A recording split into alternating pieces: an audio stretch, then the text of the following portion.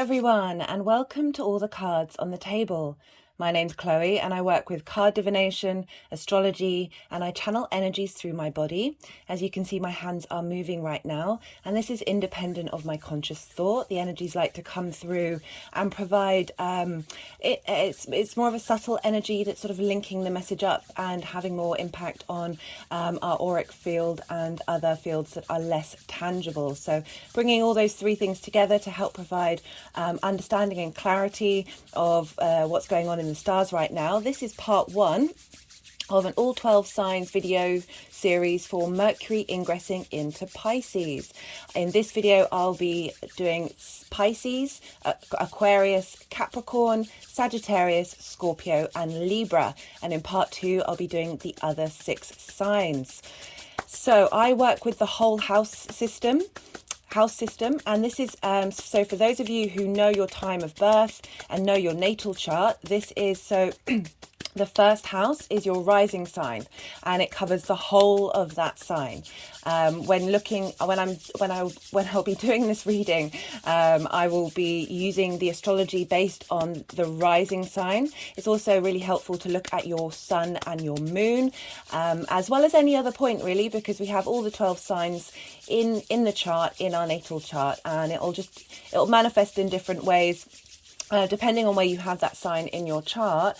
But the messages that will come through, the tarot that might come up, is going to also help provide wisdom and clarity and give you a more well-rounded idea of the different parts of you that will be interacting with this energy.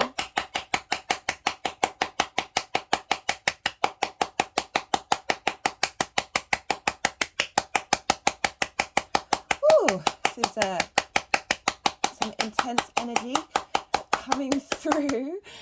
For those of you who are new to my channel, as I said, I channel energies through my body. During the readings, the energies might want to move the cards around. They might want me to stop shuffling and do some energy work for you to help integrate the messages that are coming through. So please do bear with me when that's happening. It's all part of the experience.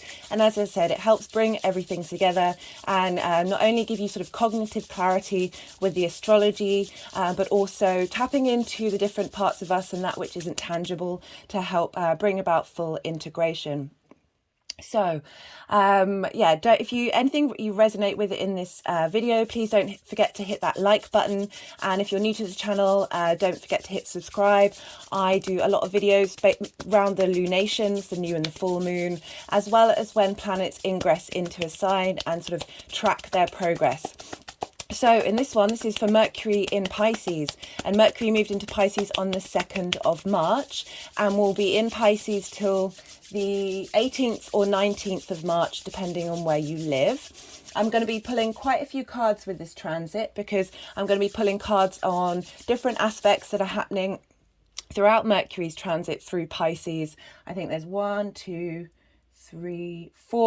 aspects. I'll be pulling a card on the overall energy of Mercury through Pisces, and then a final card for how these energies are going to manifest long term, as well as 3 clarification cards. So that is 9 cards as a baseline per sign. Sometimes the energies want to pull a few more cards to give a bit more understanding, and we just see how we roll with that one. So Mercury in Pisces. So traditionally, Pisces is traditionally ruled by Jupiter. Jupiter is one of the benefics in the Hellenistic astrology, and it wants to provide help and assistance. It's the unconditional love. Well, it's the fun kind of love. It's the soft, it's the generous kind of love, rather than the tough love that you might get from Saturn or Mars or some of the outer planets. So Jupiter, it's expansive, it's linked into wisdom, it's linked into just this sense of expansion and generosity, this sense of needing to connect and be cohesive, stepping up to your own integrity in terms of what you think and what you know, as I said, linked into wisdom, truth, justice. It's a yes planet. It can also be linked into abundance and luck. But I like to focus more on the wisdom side of it, because the more that we tap into our innate wisdom, the more we're able to create opportunities for ourselves. That's another key word for Jupiter, is opportunities. So it's whether you're going to match those opportunities and whether you're going to step up to those. But that's why I focus on the integration part and the wisdom part, because as I said, the more that we do that, the more we get to understand what our true vibrational level is and how to utilize that in this 3D world. So Jupiter rules Pisces, so there's a real sense of flow and ease. Pisces is a water sign. It's a mutable sign. It's a yin sign, so it's very receptive. It's the final sign in the zodiac. It's the collective water sign. It's helping us connect into that collective emotional unconscious. Very powerful, deep magic. Lots of synchronicities certainly have been manifesting during Pisces season, but it's the water element. It's this desire to connect, this desire to flow. Certainly notice when planets move through there that whatever they're representing, there's a bit more ease, there's a bit more faith, there's a bit more just being able to surrender to what's going on and not necessarily question things and find the small details. That's more for Virgos, which is the opposition of Pisces. Do go check out the Virgo full moon video that I've done, where I break down the polarity between the two. It's particularly important because Mercury rules Virgo, so it's bringing in that part of your chart anyway. But the difference is, Mercury likes to collect information, understand the small details, whereas Jupiter can be very much just a sense of knowing, your big picture philosophies, rather than, as I said, the tiny small details that you may get caught up in. And with Mercury being there, so traditionally, this is the sign, Pisces is the sign that Mercury is in its detriment. It's in its exile. So as I said, it rules Virgo, which is opposite Pisces. And when planets are in the opposite sign in which they rule, imagine each sign is a realm and has certain qualities to it and certain understandings to it. So Mercury has the realm of Virgo, so it's very comfortable there. And that opposition is that the thing that is unfamiliar, the land which is a place that you don't quite know how to tread around in it, but there's a sense of adventure there. There are challenges, but it's about working with that. It's also it's got a double whammy. It's both Mercury's detriment and Mercury's fall. And this can mean that Mercury can get a bit stuck here in Pisces. Mercury likes speed. Mercury's the road opener. It's very much zooming around and collecting all that information and putting it into practice. Whereas Pisces, there's a boundlessness. There's a sense of everything all at once. And that's quite hard to be tangible with. It's quite hard to put these things into practice in a very rational way. There's faith involved with Pisces. And so when Mercury's here, there's a slowness. I said this in the full moon video, asking you to just be patient with the way that the world communicates with you, that you communicate with yourself, and how others are communicating, because we're all we all have.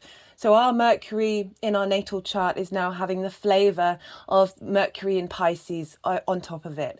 So there's this there's this real need to just be still and slow. As I said, Pisces is a yin sign, a night sign. This is very receptive. This is about being in receipt, drawing information in, processing it before, and making sure you've got things covered before taking action. There's a real sense of deep understanding with Pisces. It's a dual sign. It's linked into the duality of holding space for the good, the bad, and the ugly, and realizing we all have our own narratives, and just having a lot of compassion for everybody in this space.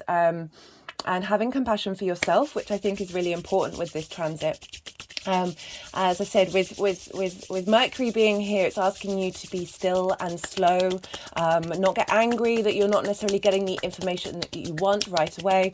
Think about when, something slipped your mind and it's on the tip of your tongue, and you try and force it. You're like, it's gonna come, and it doesn't. But then if you let it go, surrender, usually around 20 minutes later, it will pop into your head. That's Mercury in Pisces. There's a big link to poets and mystics and psychics. So I'm going to read a list of people who have Mercury in Pisces, because Mercury in Pisces gets a bit of a bad rep. As I said, it's in its exile. and it's in its fall, and these words can sound quite heavy and quite negative. Yes, there are challenges, but in those challenges there's beauty, and it's not necessarily challenges, it's just a different way of Mercury operating in this space.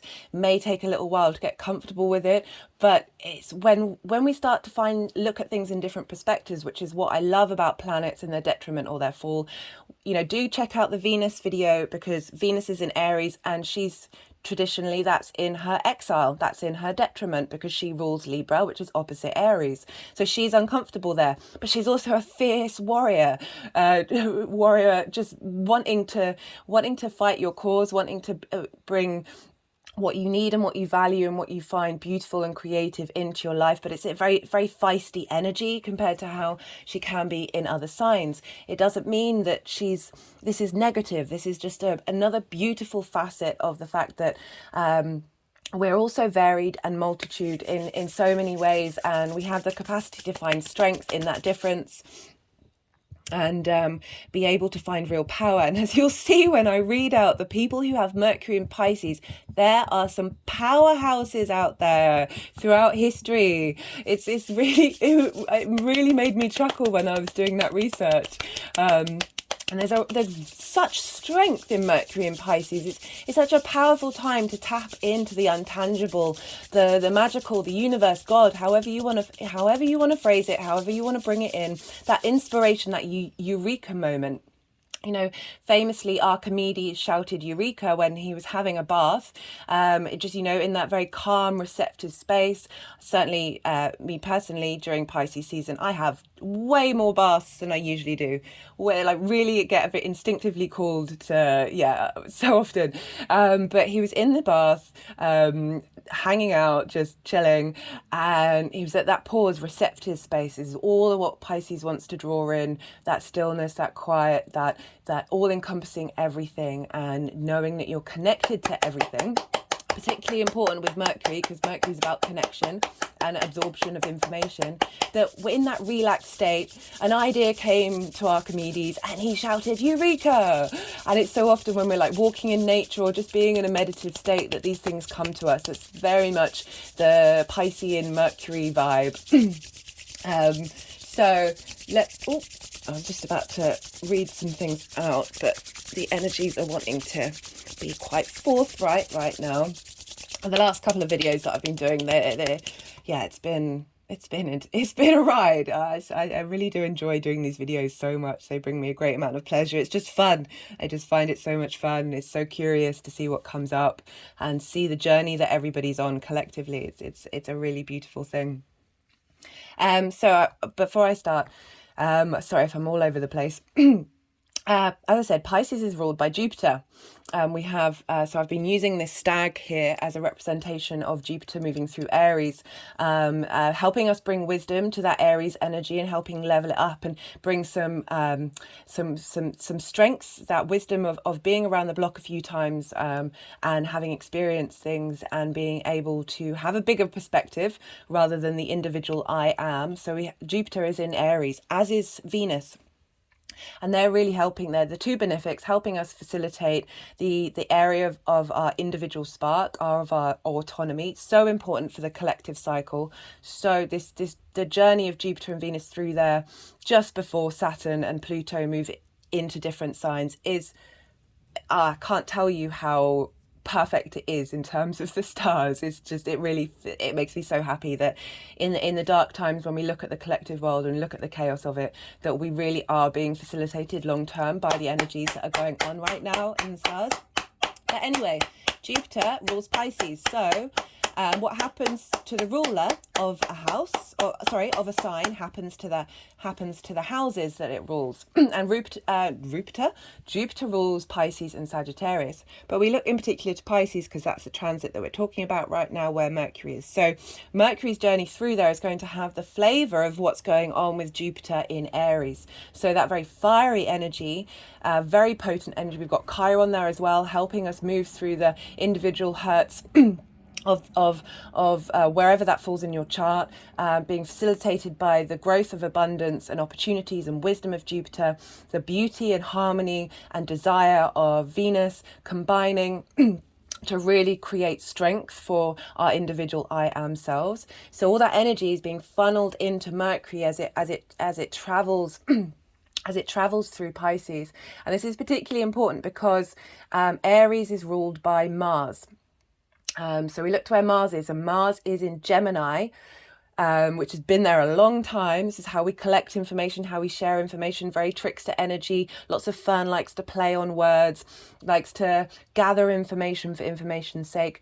Gemini is ruled by Mercury. So we have the ruler of Aries, where Jupiter is, that rules Pisces, in a Mercury-based sign. So we've got some communication here. We've got Mercury being supported, even though it's in its sign of detriment, sign of fall. We've got some more Mercury energy being funneled into the Aries energy, where Mars is.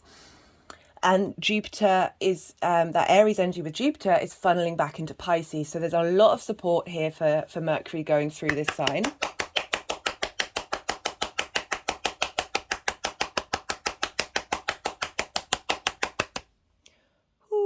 And that brings me to these two beautiful cards. So I shuffled these before doing the reading while I was meditating on Mercury through Pisces. Let me just get the book. This is the Mystic Shaman Oracle book deck. This was very sweetly given to me by a friend at Christmas. Very powerful cards. I've started using them for all the readings because the messages that are coming through are so on point. And I pick them just before the reading, after I've done my own meditation, own notes, and it's been quite phenomenal to see the parallels and the connections between what's come up for me naturally and what comes up through the cards. So we've got the fire card here. And I'll read from the book.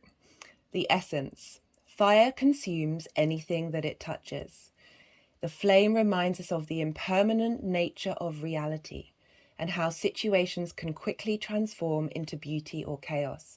Fire is passion, and its dancing flames invite us to reach to the sky. Warmth and light are heavenly, yet too much heat can scorch us. To fully step into the energy of fire, it is to be utterly transformed, like the phoenix rising from the ashes. So Aries is a fire sign. It's the first fire sign. So many of the transits right now are dealing with the first and the last signs of the zodiac. Very, very potent energy. So we've got Venus, Jupiter, Chiron, all in... We've also got two asteroids, Vesta and Juno, commitment and sacred motion in the home, all in that sign, really helping bring transformation. I love the phoenix rising from the ashes. When planets move into Aries, they're starting a new cycle. We're being refreshed with the water from Pisces combining with fire. So water and fire, that passion and emotion. How can we bring those two together? Because they traditionally don't really, fire and water struggle to find things in common. But it's really asking, there's this tempering of the fire with the water and this heating up of the water of creating this motion, this ability to connect our emotions into our passions and really find that depth there with water.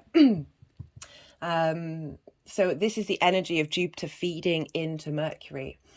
The invitation: warm your hands and your heart by your inner fire. Let it burn away your hardships. Let it consume your pain and your sorrow. Has life become too rigid, too cold, or too superficial?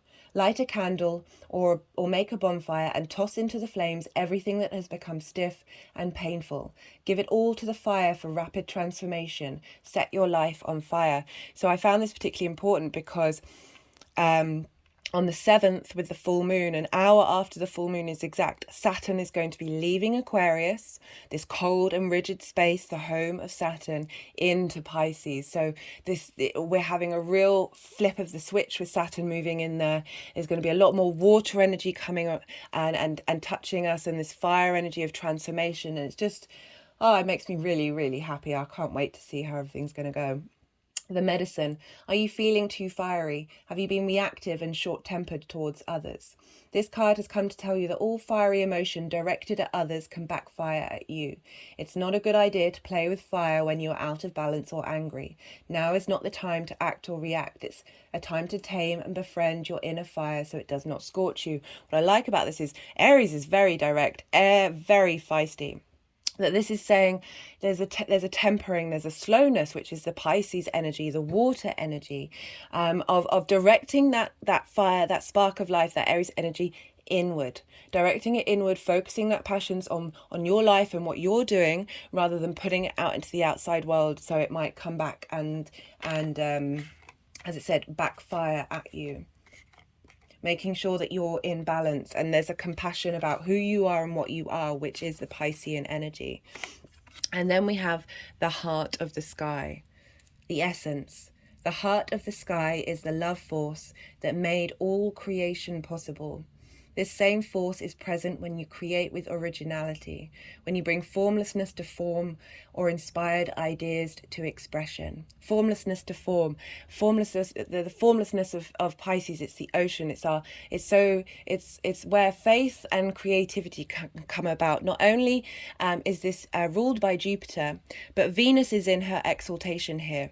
That means Venus and everything she represents is made high. She is ever elevated. It's as if there's a huge, massive temple in the Pisces realm for Venus, and whenever she's there, she is truly celebrated. And also, because it is where the big temple is, there's an element of Venus that comes into whenever planets are transiting through Pisces. Even though she doesn't rule that sign, there's a connection there. Where was I? Bringing the formlessness into form. We've got that spark of life with Aries and that boundlessness of everything, connecting to everything, where it might not feel that tangible. It's not many boundaries. You can't really put it into form. We've got this huge combination of planets and energies right now that are really facilitating all the positive aspects of these signs together in order to create magic. Just had an energetic release there. Oh, I meant to say at the beginning, I'll say throughout the reading when I do the energy work whether I have energetic releases or not. That's usually when energy leaves through my mouth. Sometimes energy comes in. It all depends on what I'm saying and what I'm doing, but I just wanted to let you know. This primeval force does not know good or bad. Again, linking back into that duality of Pisces, of the good, the bad, and the ugly, not limiting it by preference, but being open to the possibility of everything.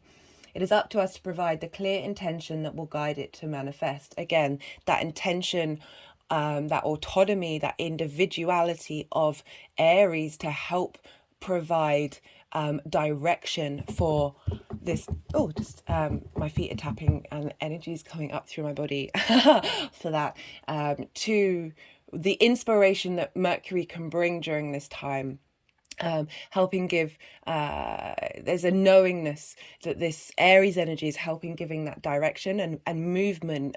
Fire is very much linked into motivation and movement and passion. The heart of the sky helps us call in beauty from the invisible world and birth it into the world of matter.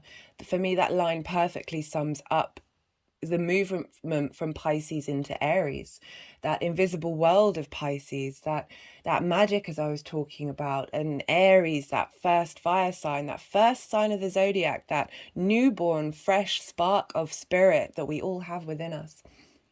The invitation, the heart of the sky, brings you to a sacred reminder. You are a channel for the original energy of creation. Become the paintbrush, the canvas, and the artist, all guided by the heart of the sky. Set your intention ethically and clearly, and allow the universe to take care of the details. Again, that's bringing in what we were talking about with the fire card of try not to use that fire energy and direct it outwards with anger to others. About really being integral with that spark of who you are and how you want that to impact the collective. Because, you know, the third water sign, Pisces, is the collective water sign. It's really asking you to think big. The medicine. You may, but also, and allow the universe to take care of the details, that surrender element. Don't sweat over the small stuff of the Virgo. Don't try and plan everything. Have a big picture idea. Have an idea of where you want to be, what you want to do, where you're headed. From a place of integrity, with Saturn moving through there, it's really going to be honing down that integrity. I can't wait to do the Saturn videos. They should be out next week, hopefully, fingers crossed. And really bringing the integrity of how we operate in the collective, because it can go both ways.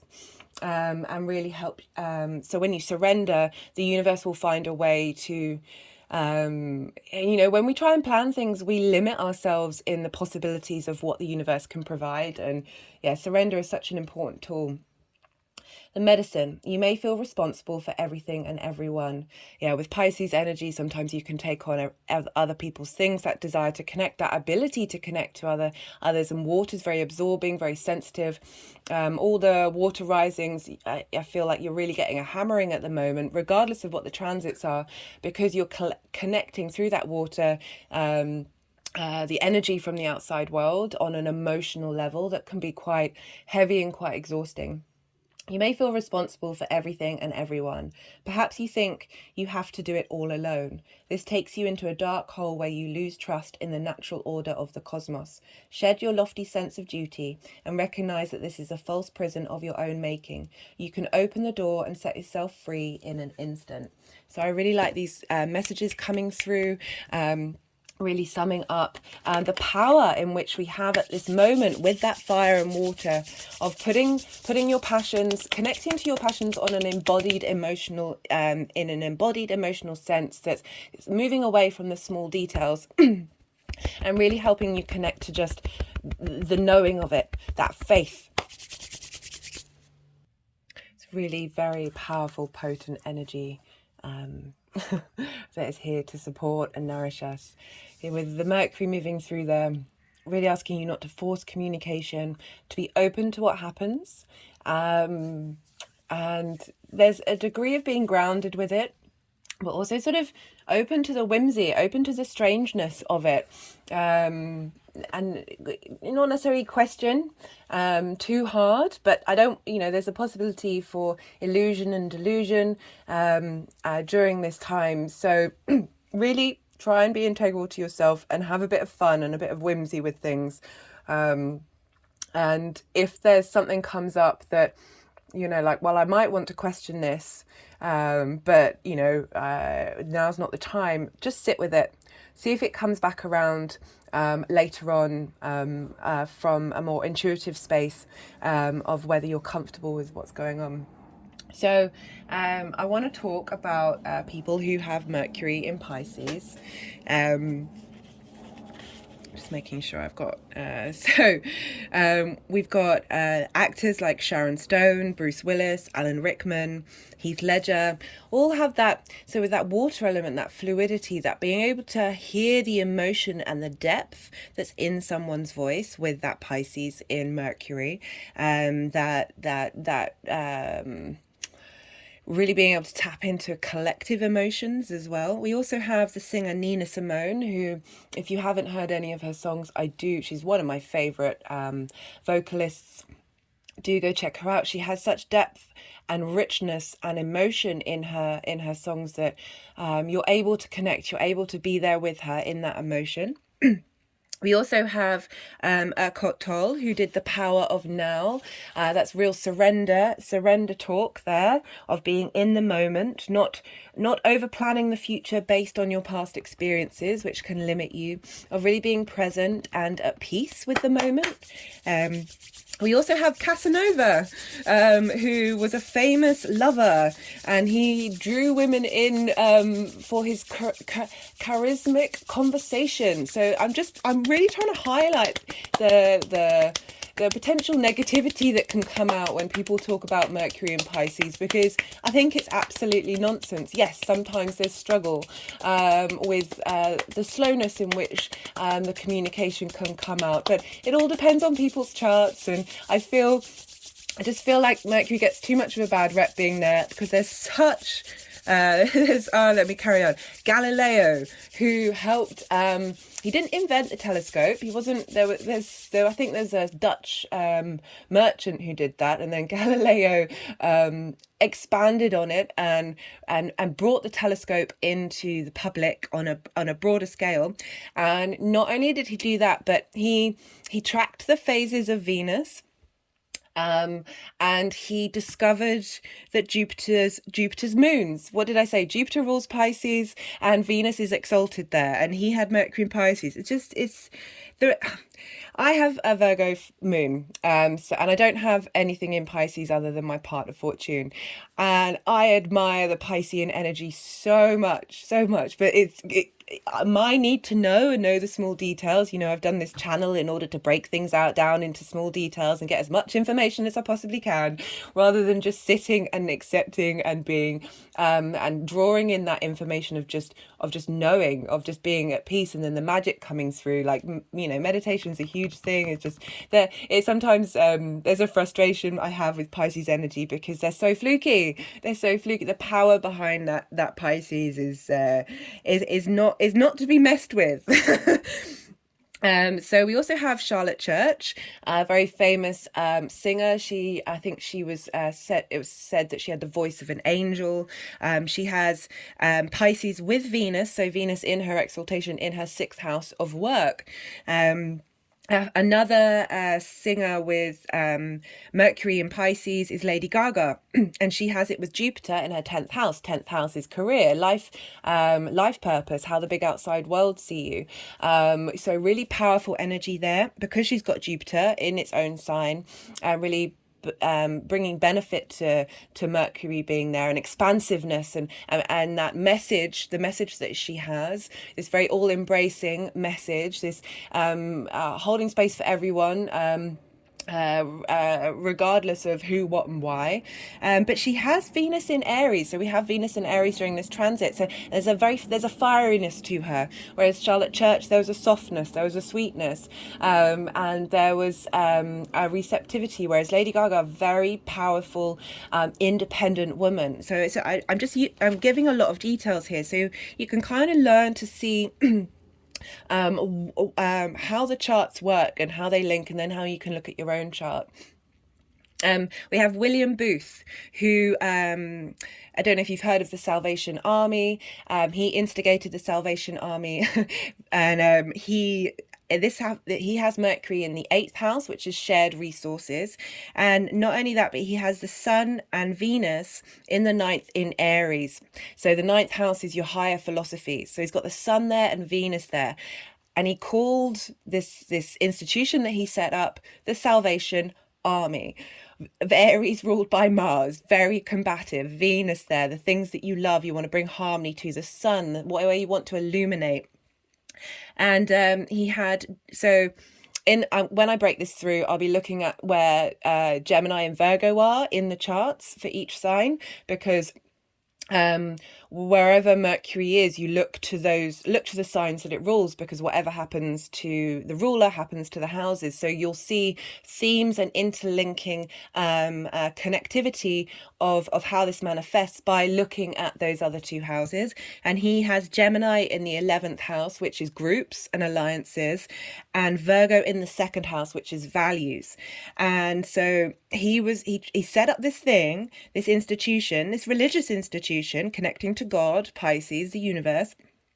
And he did it in order to fight injustice. He saw that people weren't being treated very well, weren't being cared for, and he wanted to set up this institution to be able to fight for the vulnerable people, as well as deepen a relationship with God. So you've got that this is the reason why I bring this up, because of the Aries stuff as well. You've got that balance between that warrior spirit and the desire to connect with everyone and raise everyone up. That's something that I'll be talking about with Saturn in Pisces, because that is one of the themes that we see when Saturn moves into Pisces, is giving form to the support of the collective. We also have Rupert Murdoch. If you don't know who Rupert Murdoch is, he owns a corporation that owns pretty much all, I don't know whether I'll get striked for this, all the media outlets in the world. yeah, he's got a finger in every pie there, and he has Mercury in Pisces. And I wanted to do this, and rather just say, oh, this person does this, and this in terms of what we deem as positive. I wanted to highlight other things as well, and arguably a lot of the media projects bad things, negative things. The amount of times when I read a paper, I'm like, well, where are the good stories? Where are the stories where something has happened that isn't, oh, this person's hurt this person, or this, it's clickbait, it's fear bait. We know this. This is just facts. It's just frustrating. And he has Mercury in Pisces in the 3rd house of communication, and this is very much linked into papers, things that are produced every day, the things that you do every day. It's your day-to-day routine and your local community. So arguably where we get our news from comes from those sources. We also have so this is showing the sort of the shadow side. As I said, Pisces is duality, is the good, the bad, and the ugly, of highlighting that emotional collective consciousness that we have, that is this, you know, from our repressed trauma comes this.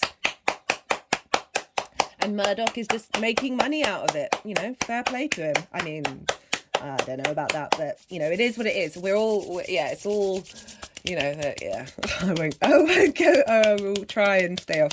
Anyway, we also have Harry Houdini, famous magician, like to disappear. He had Mercury in Pisces in his 2nd house of his values. There's a lot of magic around Pisces, because we also have Edgar Cayce, a very famous psychic, and he has Mercury in the 8th house, which can be linked into the occult. It's also linked into the dead, and it's also it's inheritance. And I link it into cosmic inheritance. That and the 12th is very powerful energy in terms of connecting to the unseen and also the cycles of life.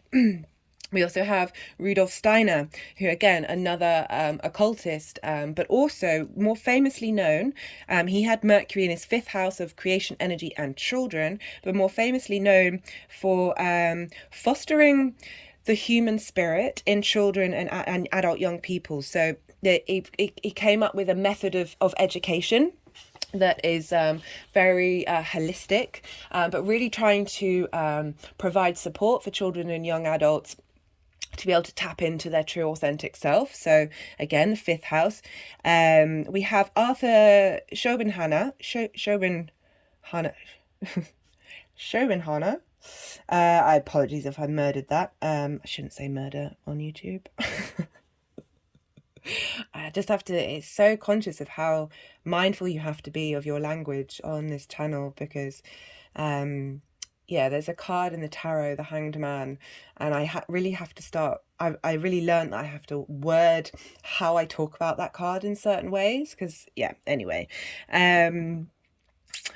So he was a philosopher, and his main, and he had Mercury in Pisces in the 9th house, higher philosophies, how we map out the world and the universe.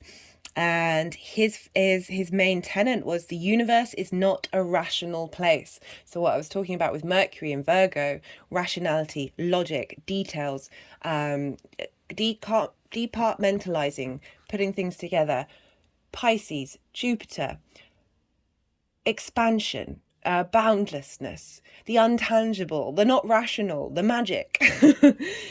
We also have Napoleon Bonaparte, very prominent figure in world history.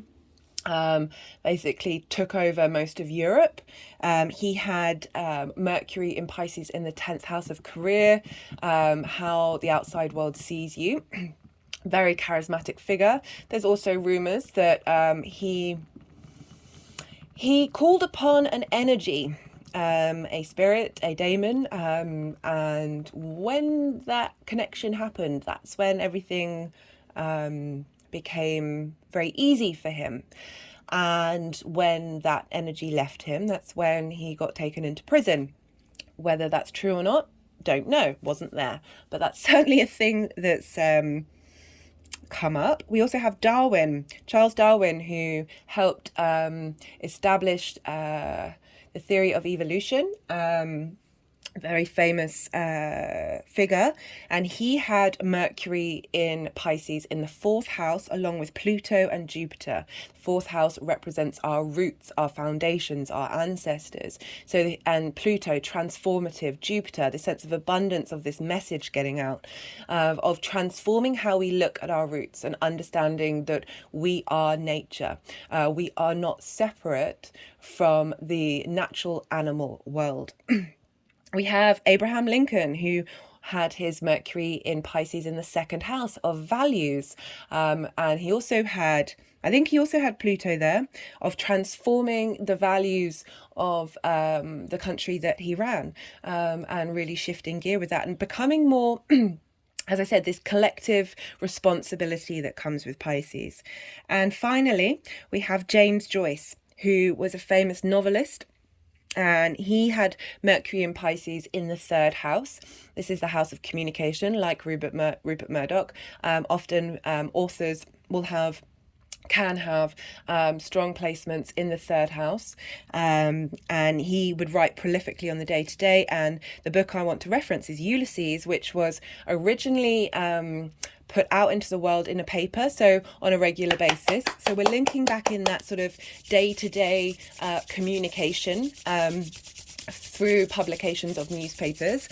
And his book Ulysses was based on Homer, this epic from the Greco-Roman period, Homer's Odyssey. And this was Homer coming home from the Trojan War.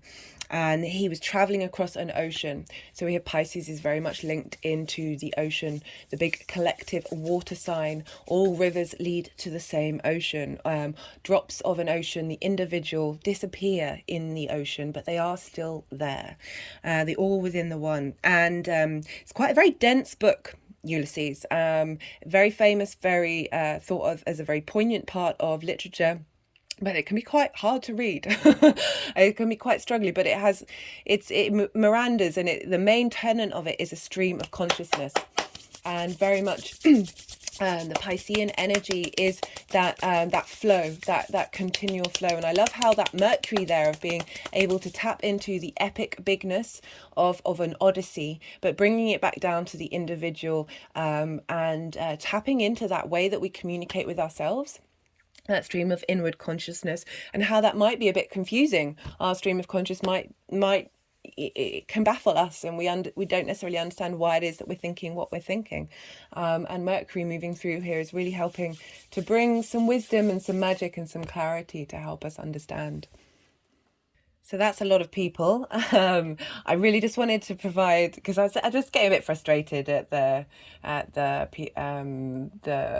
negative connotations of Mercury and Pisces, because I think it's nonsense, and it can come about in many different forms.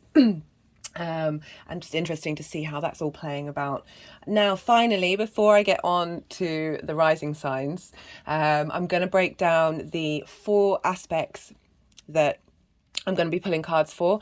I'll be going through it briefly when I'm doing each rising sign. But I just wanted to talk a little bit. So this is particularly linked into, for those of you who've watched the Venus in Aries videos, you'll have some understanding of this.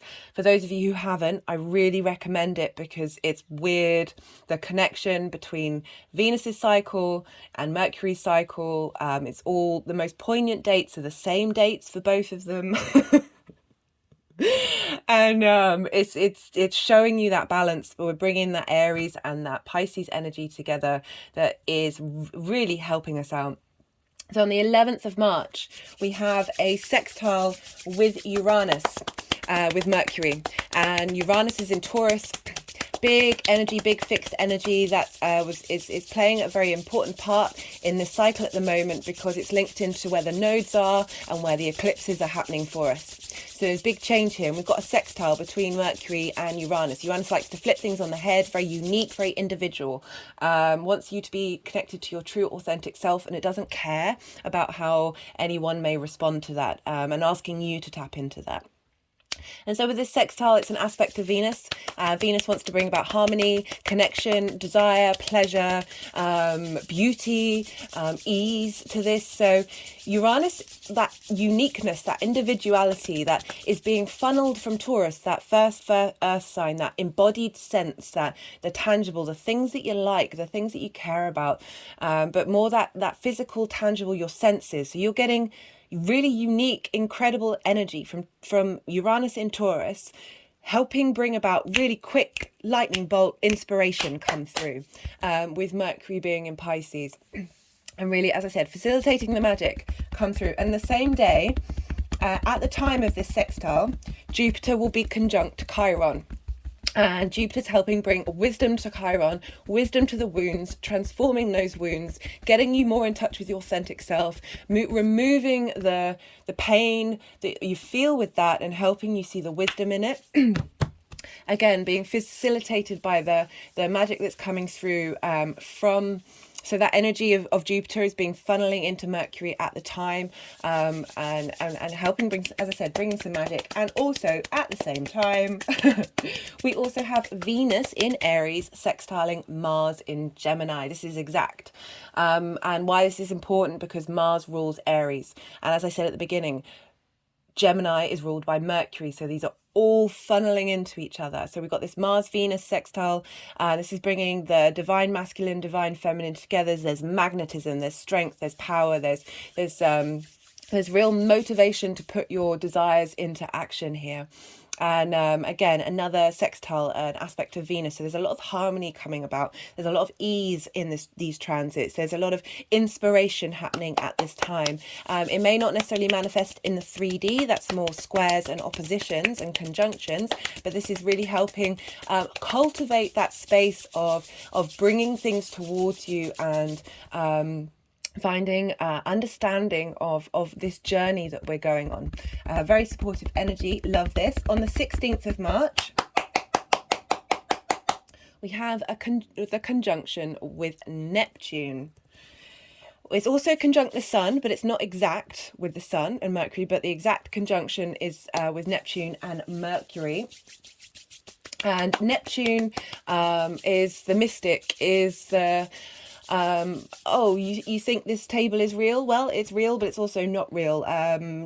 Nothing really matters. Everything matters. Very, very sensitive, very powerful, watery, untangible. So we've had Neptune in Pisces for a while now. It's the co-ruler for in modern astrology. They see Neptune as the ruler of Pisces. That's personally not my practice. I see it more as a co-ruler.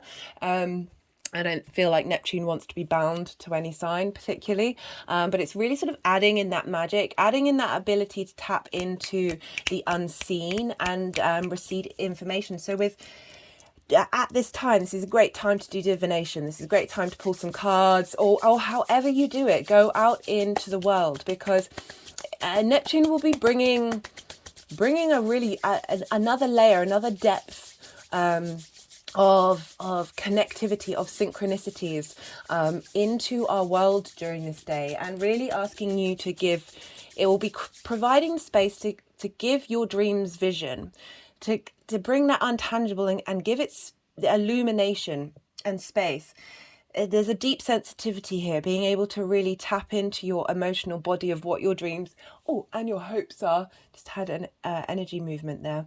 And there may be omens come up in the world, signs and synchronicities that help provide you with understanding of what your dreams and hopes are, but also whether you're on the right direction.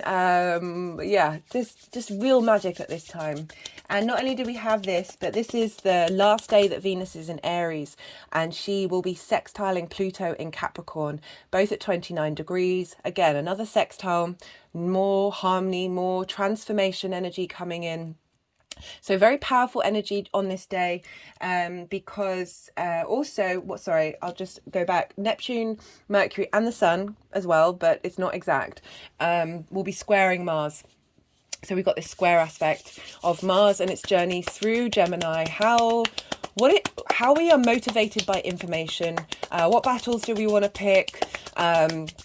how we want to, holding space for duality in terms of ideas, really bringing some wisdom to Mars's actions, and being able to use information to be able to take the right actions. So we've got this square here between Mercury and Neptune, and the square between Neptune and Mars can bring about a fogginess and an illusion, and but it's the spiritual warrior. So bringing in that spirituality of Neptune with the information of Mercury, communicating your deepest unconscious soul desires into Mars, and how you then collect the information in the outside world and what you do with it, happening at this time, with Venus sextiling Pluto, crossing that square of bringing the long-term legacy of the tangible Capricorn in Earth into the individual, Venus in Aries. Beautiful energy. And we'll also have the moon in Capricorn squaring Jupiter. So this is why I'm bringing the moon in, because we talk about Jupiter squaring moon. So the moon in Capricorn, long-term legacy, with Jupiter in Aries, individual self, the wisdom of it, your emotional needs, and how you nurture yourself as an individual. So that square energy of either highlighting your emotional needs and what you may need to work on, or bringing into manifestation the long-term responsibility and respect and integrity that the Capricorn has into that individual spark of self, that leveling up, that not reacting too quickly. And we also have the moon trining Uranus. So bringing in that radical, quick change, embodied sense, clearing out emotional wounds that help facilitate who we are as an individual. Because Jupiter will also be sextiling Uranus. Again, that wisdom, uniqueness, all funneling together. Oh, there's so much going on. The third aspect I'll be pulling a card for is on the 17th, Mercury will be exactly conjunct the Sun, and this is called a Cazimi. This is when Mercury is completely at the same degree, they're on top of one another, the same degree as the Sun. This is when the illumination of self, that truest form of who we are, that wisdom, that passion, that motivation, sorry, I'm struggling with words. I think it's because when planets are very close to the Sun, they can get burnt up. They can struggle to be seen. So it's so funny that I'm struggling over my words. And when Mercury is in the Cazimi, it's usually when we get just a flash of inspiration come through. A message is coming through directly from our Sun energy, and our Sun is the portal to the rest of the universe. And that divine light, that we are light beings. We know we eat things that can only grow because of light, we are, as I said, we're light beings. So a real, like, an inspiration bolt is going to come through during this time. It may take a little while to process because of the receptivity of both the Sun and Mercury being in Pisces. It may come about in unusual ways. You might need to it may be instant, you may get it straight away, or it may take a little while to integrate as Mercury moves away from the Sun and integrates what it's learned and is able to communicate in a way that you can connect to as it moves on. And at the same time as this Cazimi, the Sun and Mercury will be sextiling the Moon in Capricorn, and so our emotional needs, our instinctive responses, forming a sextile, again the aspect of Venus, harmony, connection, beauty, desire, integration, is funneling in Capricorn, and having gone through those other aspects of bringing that wisdom and putting it into connecting the luminaries together, very powerful, of bringing something that may have been hidden to light, especially because the moon is in the same sign as Pluto. And all of this is happening with the same square to Mars. So again, that energy that I was talking about with Mars in Gemini, your passions, your motivations, your drive, where do you want to be the warrior for yourself, is being harnessed by this information that is coming through. And it may pop up in that area where Gemini is, of how you want to take action moving forward. Mars will be moving out of Gemini at the end of the month, so there's going to be a shift of gear there where we integrate what information we've got and how we care about it on an emotional level when Mars goes into Cancer. The final aspect is on the 8th. I'll write all of this in the description box. Is on the 18th or 19th of March, depending on where you live, and this is when this is the final day. Mercury's in Pisces, and same as Venus's transit, she makes a similar aspect 2 days before on the 16th, when Mercury will be sextiling Pluto. Deep transformative energy here, this desire to get to the bottom of things, this desire to uncover that which is hidden, and with Mercury having gone through all of that, bring some very intense motivated transformative energy from Pluto, because Pluto will be moving soon into Aquarius. So we're getting the last bit of wisdom come through from Pluto's journey through Capricorn, from Mercury's journey through Pisces, to help us provide a bit of layered understanding, bringing the jewels that are dug deep in the earth and being dug up by Pluto, and how Mercury's then going to incorporate that transformation journey we've gone on since 2008 with Pluto being there, and how we're going to move forward with it. Love it. Okay, that's the end of the aspects. I will be starting with Pisces. I really hope you enjoyed this introduction. It's certainly gone on a lot longer than I thought it would be, but so much information, and I'm really happy to share. Goodness me, in all my chatter, I completely forgot to light this candle to Mercury, the road opener, to help facilitate the messages that are coming through.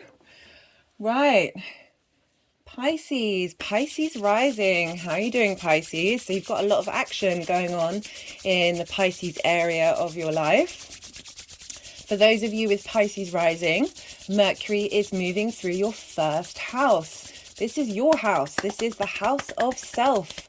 This is the lens in which your sun or your moon, depending on your night chart, moves through the world, and how you embody that thought, that who you are, that sort of untangible concept in through your deeds, and how you respond to the outside world in your day-to-day.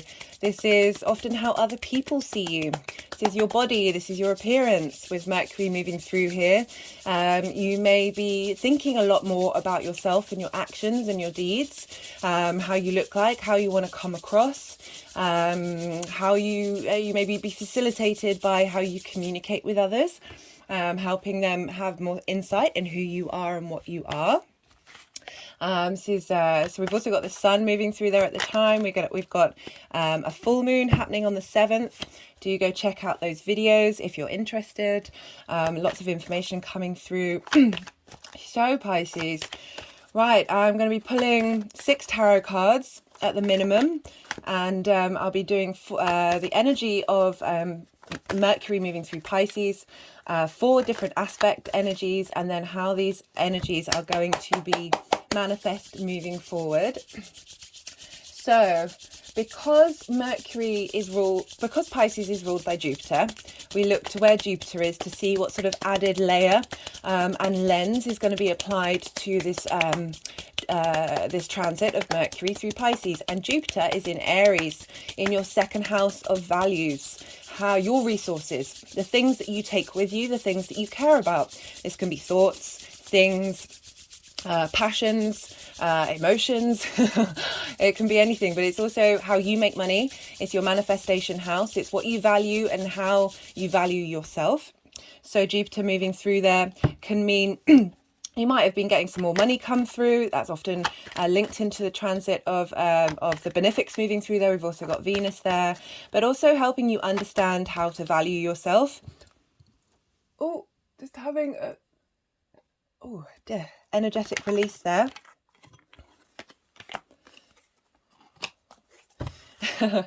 I won't read the cards until they all come out. So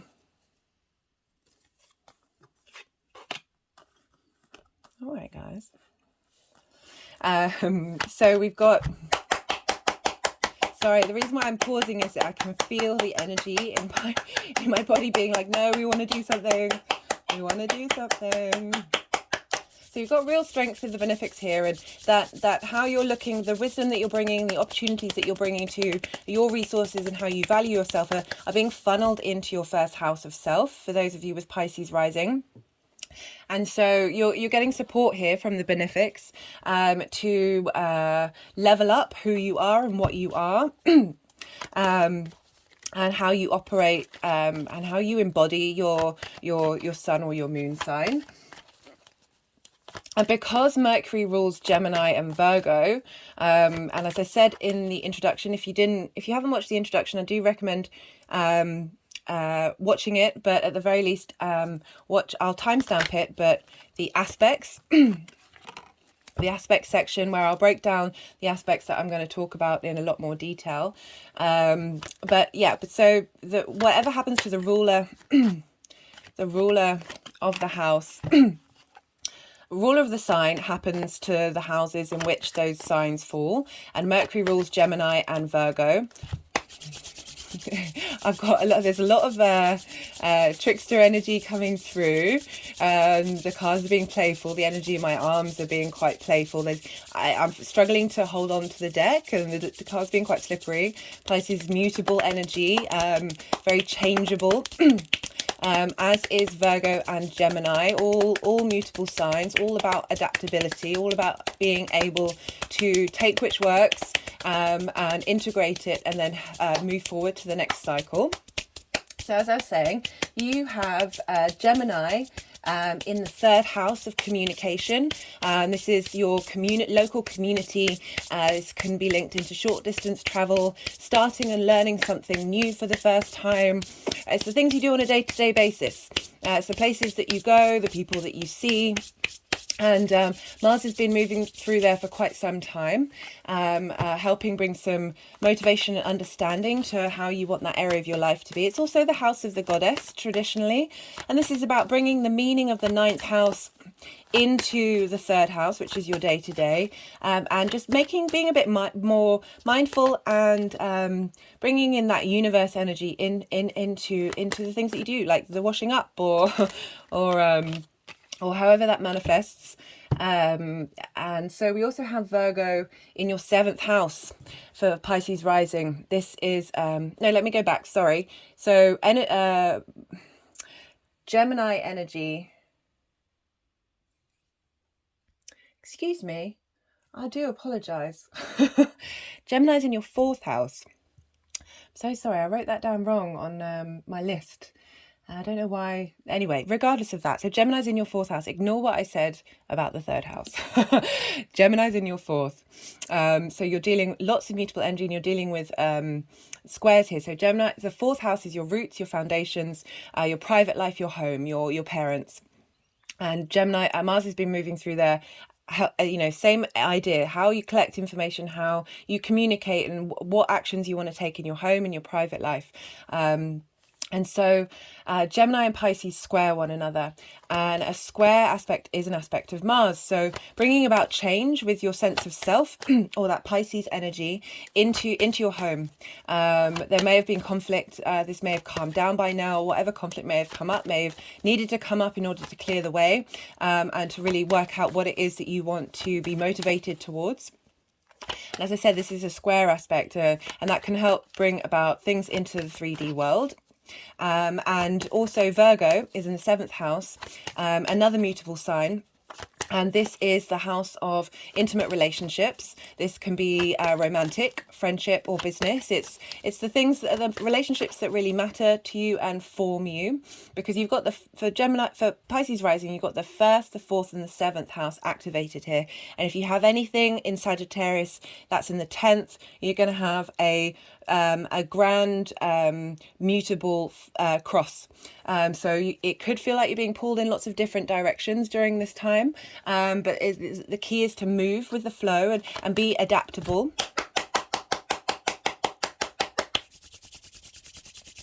but this is lots of intense energy. These houses are the powerhouses of your chart. They are the fundamentals of how the wheel turns. And so lots of change coming up in how you think about these things. And so my hands are just going to sort of the top of my head and moving to the crown chakra. Which I'm not surprised, Pisces, very much crown chakra energy you have with that Pisces energy. So so things may turn up in your fourth house of home and your intimate relationships that are linked into what Mercury is trying to communicate to you in its journey through your first house, for those of you with Pisces rising. For those of you who are looking at the sun or moon or anything else, when I talk about aspects and what kind of energy they're bringing into force, they're still the same. That energy is still the same. So there's still this squares. We've got this opposition and square happening here, so it's a T-square. So we're kind of looking to your home life, or looking to that Gemini area of your life, to see how to make change and how to shift things. Wait, I need one more tarot. So we're doing 4 aspects and two other cards, one beginning and one end. So yeah, I talked about a lot of the aspects. I'll break those down more when I'm reading the cards.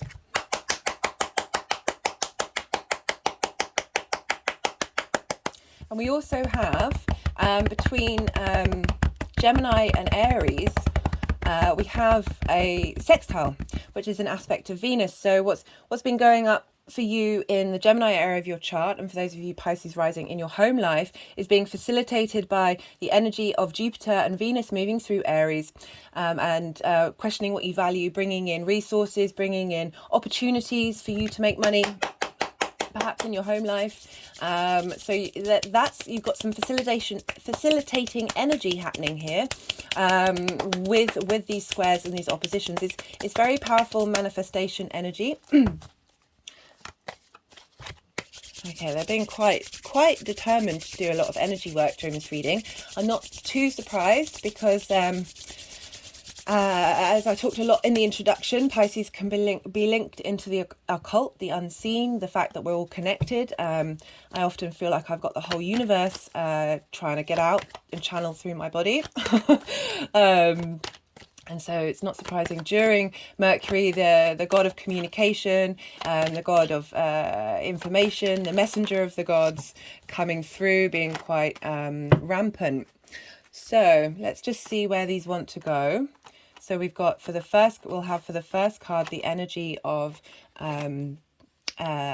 Mercury moving through Pisces. And then we've got the 4 aspects. Yeah, they're not all going to fit, are they? Let's move that a little bit that way. So do bear with me for a moment, because the energies can tend to want to move these around. Sometimes it makes sense, sometimes it doesn't. Again, very, very Piscean.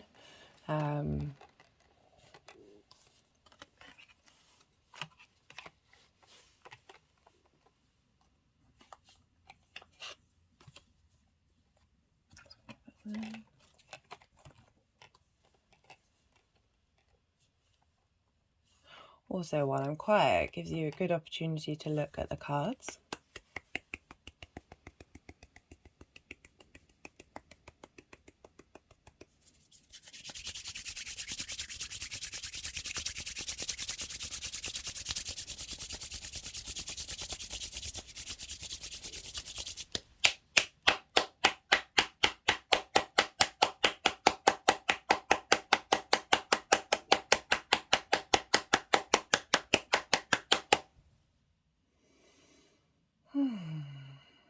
I will wait a moment. Sometimes I'll pause and then they'll move them around again. And I want to make sure that the right messages come through for this reading.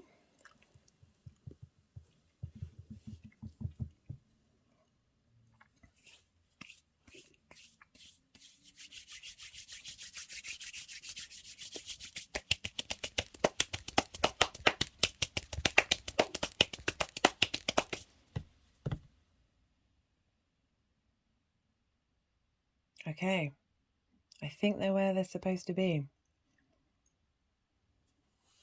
So we have, for Mercury moving through the sign of Pisces, for you, Pisces rising, this is the Ace of Wands. And I feel like this is very much what I talked about in the introduction of bringing in that Jupiterian energy in Aries. Wands are passion, our motivation, our desires. There's movement here.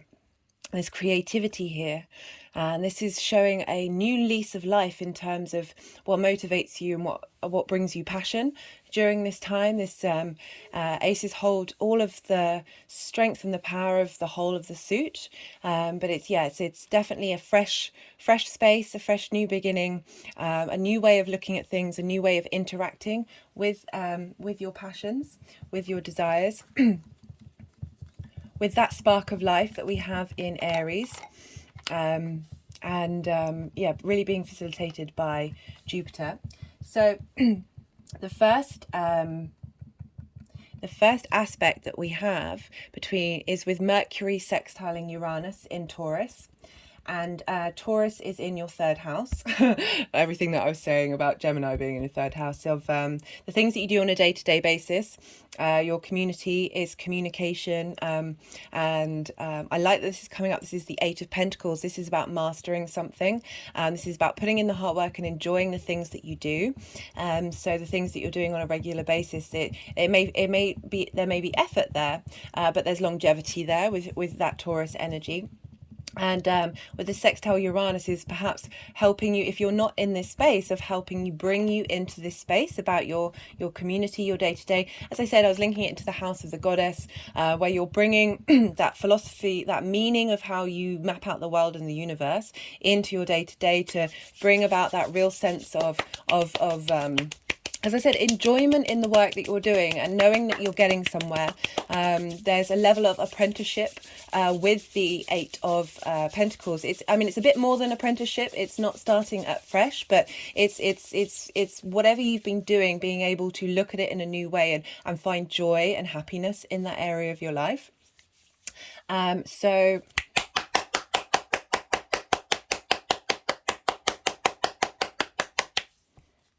particularly as we've got that Ace of Wands, this passionate, this new way of looking at things, putting motivation into the things that you do. Pentacles are an earth sign. You have Taurus there, of really being able to utilize this energy into your third house with Uranus moving through there. And so for the second aspect, we have the conjunction with Neptune square Mars in Gemini. So this is bringing down structures that don't serve you. This is a major arcana. You've got two major arcana in this spread. And the Tower card is a Mars card, and it can feel very disruptive and very chaotic, because you don't necessarily have control with what the Tower is bringing down. But the card in the major arcana that follows the Tower is the Star card. Deep emotional healing, getting back to your authentic self. And so the Tower card is coming along, breaking down the things that do not serve you on your journey, that perhaps you may not have been able to do yourself. And so we have this conjunction with Neptune, this bringing light to potential illusions, bringing light to your hopes and your dreams, and being able to think about them in a different way, breaking your different mindset. Gemini is an air sign. It is about collecting information about the power in which we frame our hopes and dreams, and how they may be limiting and may have got in your way and have kept you in a certain space. That this shift and change and growth, like this is adding on further growth to really bring you back to your authentic self and really bring you into a space of because I love it, you've got the Temperance for the last one, but I won't jump to that this is facilitating movement. This is constructive, whatever's coming about, and however that manifests, it's really breaking down illusions and helping you tap into your true dreams. Love that, because we've also got the Sun involved here, but then so this is a combination of going through that and having sort of perhaps lightning bolt moments of thinking of things in a different way. And I like how this is coming up with Neptune. Neptune, there is no structure with Neptune, and how this is breaking down those structures that have got in your way, because the next...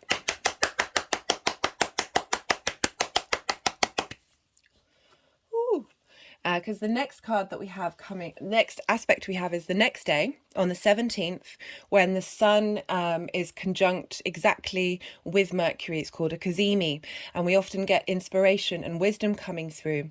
And I feel after this sort of breaking down, there's this communion of joy, of being with like-minded people. This also could be the different aspects of self, and how you interact with yourself and the joy that you bring to yourself, but also could be interacting with people that you care about and you love, and how they're able to see and celebrate you, because this is for Pisces rising in the first house. And when the sun moves through the first house, it really is bringing illumination into who you are. So perhaps something is going to come through, either other people witnessing you in this way, or you looking at yourself in a new way. Oh, they're just patting on my head here. Again, like, you know, Aries rules the head. We also have the third eye and the crown chakra around the head, that like really being able to look at things in a different way. And certainly, you know, that Tower to the Three of Cups, that's really shifting gears, being able to appreciate what's happened and be able to celebrate the change, and as I said, being in a state of harmony and celebration. So we have for the final aspect, and this is on the 18th or 19th, depending on where you live, when Mercury will be sextiling Pluto. And I'm enjoying this card come up. So Pluto's in Capricorn, and Capricorn is in your 11th house. But either way, it's a sextile between Pluto and Mercury of helping you uncover the fact that you have a deep innate sense of creativity and being able to be in command of it and take action through it. Kings have a sense of authority. They're very, they know what they're doing. They're okay with what they're doing, and they're not really looking to the outside world for support. They are the ones in control, and the king is very much in control and in balance with their emotions, and being able to tap into that intuitive, creative space of the water element, of the water sign. And you know, with the Ace of Wands and the King of Cups here, there's a real sense of growth, particularly as I was talked about. You know, this Mercury sextile is bringing information, highlighting what we've learnt with that Pluto transit, and helping us level up, grow up, adult up, just be more. That doesn't mean we can't be children. I mean, it's all, we have the capacity for everything, but it's really tapping into your innate power as a Pisces. I love that. And for the final card, how the energies are going to manifest long term, it's Temperance. This is bringing every part of yourself into being, and there's a sense of distillation, of purifying, of harnessing the best bits of what you are, and using it all together to create magic. Yeah, really being facilitated by that Eight of Pentacles and the Ace of Wands, that you are capable of bringing things together. You know, Temperance is about belief and discipline as well, like having gone through the forge of the fire, having had those moments that feel like tower moments, but they're actually tempering and distilling and purifying what it is that you need and how you move forward, and giving you real strength at the end of it.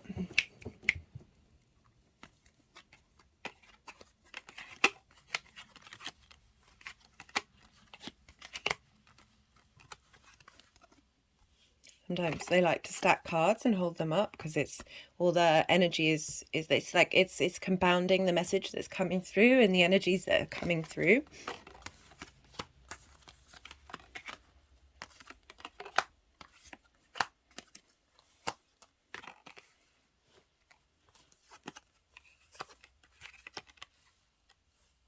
I'm going to pull a numerology card. It might be a clarification card for one of the tarot cards, but it could also be an overall theme for you Pisces. Yeah, there's lots of mutable energy with this transit, because Mercury rules the two other mutable signs, and Jupiter rules, so Mercury and Jupiter rule all the mutable signs.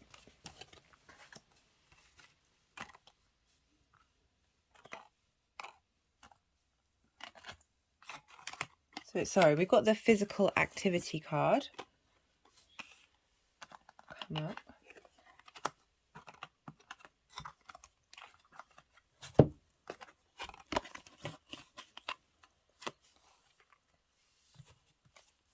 I'm going to pull one more card for you to get a bit more clarity on that. You know, you are, for Pisces rising, you are dealing with, as I said, the 1st, the 4th, the 7th, and potentially the 10th, depending, well, wherever Jupiter is, Jupiter's activating that house as well. So you kind of, it's all possibly of this all coming up in all those areas of your life, your 10th is your life purpose, your career, how the big outside world sees you. But there's a lot of motion here. As I said, they're very powerful houses, and we're dealing with mutable. For those of you who don't have Pisces rising, so there's a lot of movement here. There's a lot of change that may come up in the physical world. But I feel that's in particular with Pisces rising.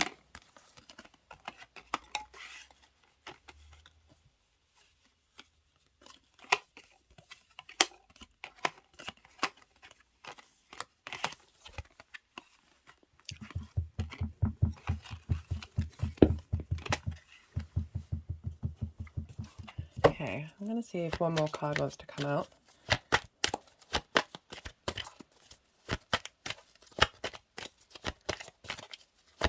I mean, it could also be by doing physical exercise, because you're dealing with your body in the 1st house, and Mercury, and we've got parenting come up. I always see that parenting is like parenting yourself, helping you be the adult in the room for yourself, because it's physical activity, and we've got Mercury in Pisces, and it communicates in a different way. That perhaps doing some physical movement during this transit is going to bring about how Mercury communicates its wisdom to you. Just had an energetic release there. So that I'm really interested by that. Pisces, do let me know how that resonates. Oh. So now I'm going to pull a card from the first light. No. And with the parenting card, you know, we've got the King of Cups come through, and the Temperance, which is about putting in the discipline, putting in the hard work to understand self and bring it together. That can take some discipline, hard work.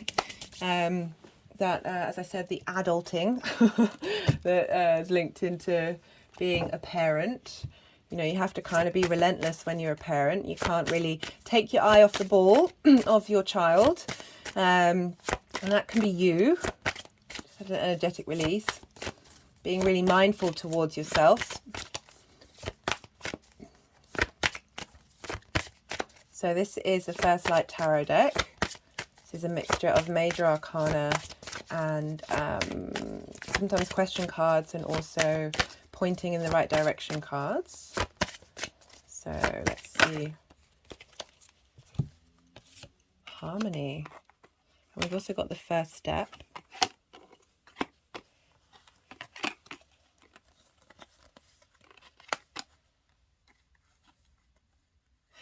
That's interesting. I hadn't made that connection. They're putting the 8 of Pentacles. They're putting the 8. Can you see all of that? I'll just put the tower there.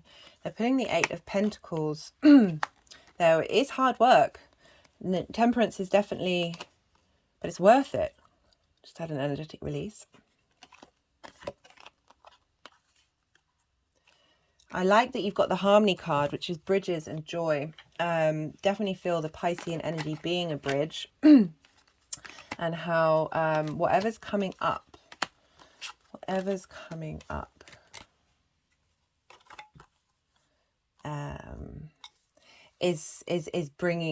leading you to a state of harmony.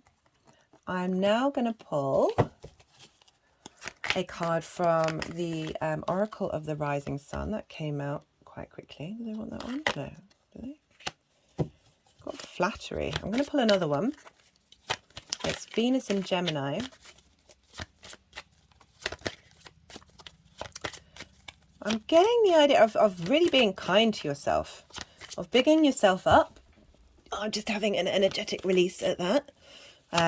You know, Gemini, duality, mutability, lots of mutable energy, really holding space for yourself and like giving yourself props where they're due.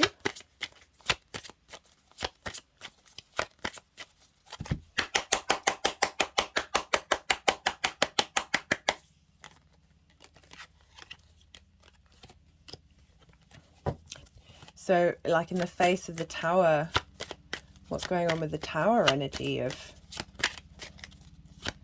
really holding a space of not leaning into the fear. Am I getting an energetic release here? Like I'm not getting crazy chaos vibes here. Nothing that you probably can't handle. Oy. So we've got inspiration. Mercury in Pisces. Perfect. Perfect.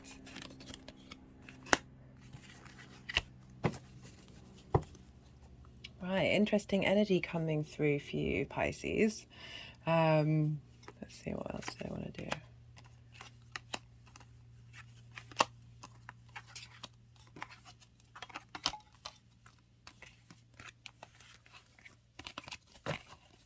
So I'm just going to hold these up one last time and then I'll leave it with you there, Pisces. Do let me know if anything resonates. Really appreciate that.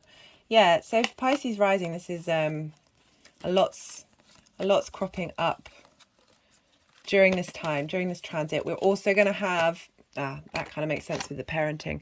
We're going to have Saturn move through your first house, Pisces rising. And Saturn is all about, he's basically the grown up in the room. Getting you to be the grown up in the room. Saturn moving through the first is an intense transit. Definitely recommend either doing your own research or booking a reading, because it's powerful stuff, because you'll have your ascendant there, and yeah, but you know, I can't wait to do the Saturn in Pisces videos, because it's going to be a completely shift of gear for what we've had with Saturn in Aquarius. And you've just had Saturn moving through Aquarius in your 12th house of integration, which makes sense why I was picking up on this in terms of integration of self and celebrating yourself. You've gone through the ringer a bit about the hidden house, the hidden parts of you. And now it's sort of really asking you to be inspired by that and move forward with that, and be kind. And as I said, big yourself up, Pisces. I really hope that helps, and be well until we meet again. Aquarius rising. How are you doing, Aquarius? So the astrology that I'll talk about will follow those of you who have Aquarius in your first house. If I'm talking about aspects, for those of you who don't have Aquarius in the first house, the aspect energy will still apply to wherever this is coming up in your chart. So the sort of energy that's coming up will still be relevant, as will potentially the messages coming through in the tarot. So, Aquarius rising, you're having Mercury move through your second house.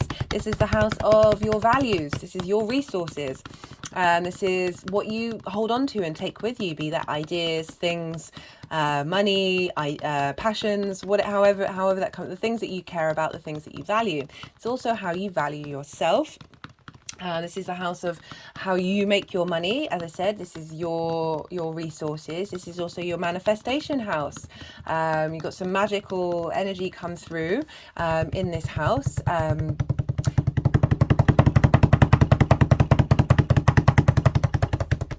Sorry, I stopped talking because I should imagine you might not be able to hear me over that knocking. Just want to say that the energies of being, there's a lot more energy healing going on in these readings, which I guess is the Piscean energy trying to cut through all my talking and all my details, all my very Virgoan energy. So my left hand is now tapping, well, clapping, beating on my heart chakra.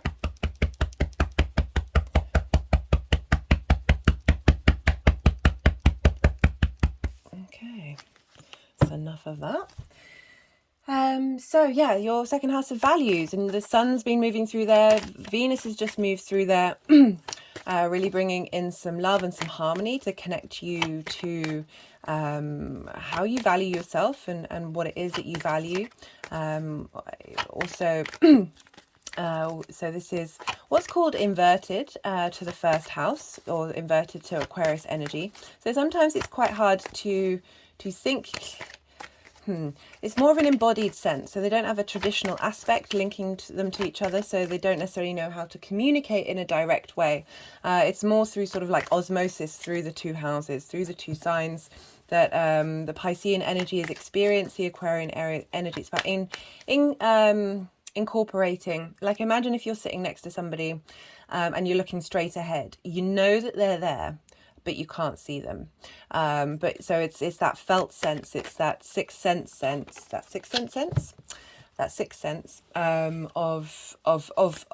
tapping into this energy. And it's you know, you're being facilitated by Jupiter, and Jupiter is in your third house of day-to-day. It's the house of communication. It's the local community. It's short distance travel, or the things that you do on a regular basis, the people that you meet, the places that you go. It's also the house of the goddess. So it's about incorporating your philosophies into your day-to-day actions. And Jupiter and Venus are moving through there, providing support, helping you upgrade that very passionate, motivated Aries energy and bringing about a sense of wisdom and harmony. And this Aries sextiles Aquarius. So that's an aspect of Venus that's bringing about a sense of connectivity, harmony, desire, pleasure, beauty between Aquarius rising. It's your first house, is your sense of self. This is your house. This is how you embody your sun or your moon in your actions. It's often how other people see you. It's your body, it's your appearance. So you're getting a lot of fiery support from Jupiter and Venus in Aries to help you understand who you are and how you are in your day-to-day. So all of this energy is being fed into your values. So with the third house, with Jupiter and Venus, it might be that you meet people who have wisdom or very powerful female energy to help provide support, or you are embodying that in your day-to-day. And this is going into your second half of your values. So the more that we're confident in our day-to-day, the more that we have the ability just to get on with things and be very much in the moment. Aries is very quick to change and not quick to start things, and not necessarily let other people's opinions get them down. So this is really helping you understand what it is that you value. Maybe opportunities are coming up in that area of your life that are helping facilitate your income and how you make money.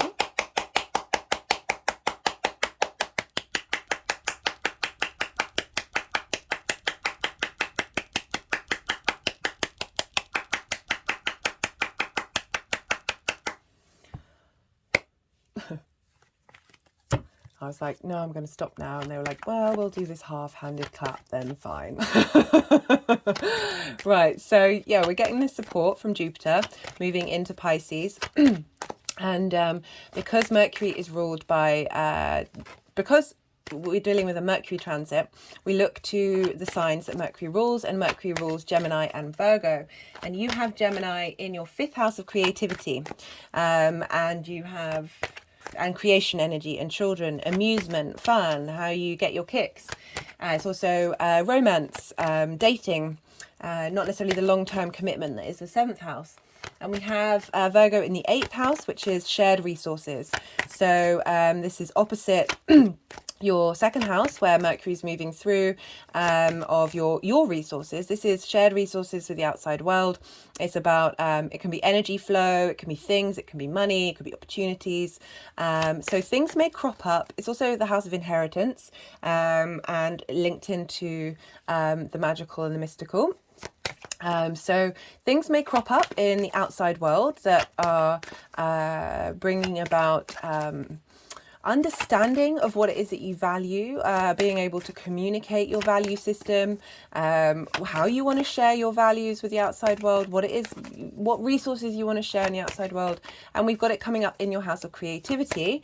And for Aquarius, Gemini is a fellow air sign, and this means that there is a trine going on between Gemini and Aquarius. So you've had this Mars retrograde going through your 5th house for a long time, and you've had the actions of Mars.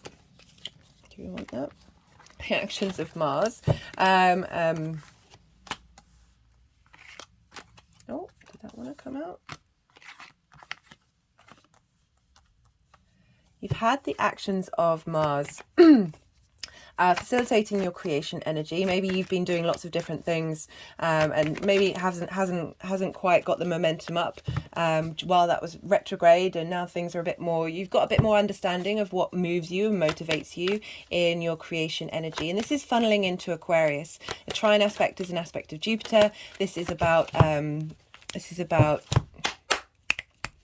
bringing about opportunities, wisdom. There's a sense of generosity with Jupiter, wanting to facilitate you with inspiration between your Aquarian energy and your Gemini energy. So for Aquarius rising, this is your sense of self. This is how you move in the world, in the day-to-day. Yeah, it's very much facilitating and helping you out here. So things may crop up in that area of your life, opportunities of helping you understand your values, and also how you collect resources and how you make your money.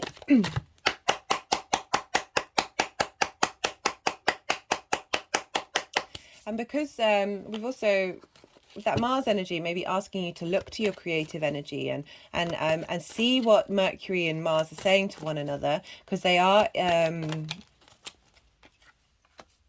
how many is that? 1, 2, 3, 4. One more.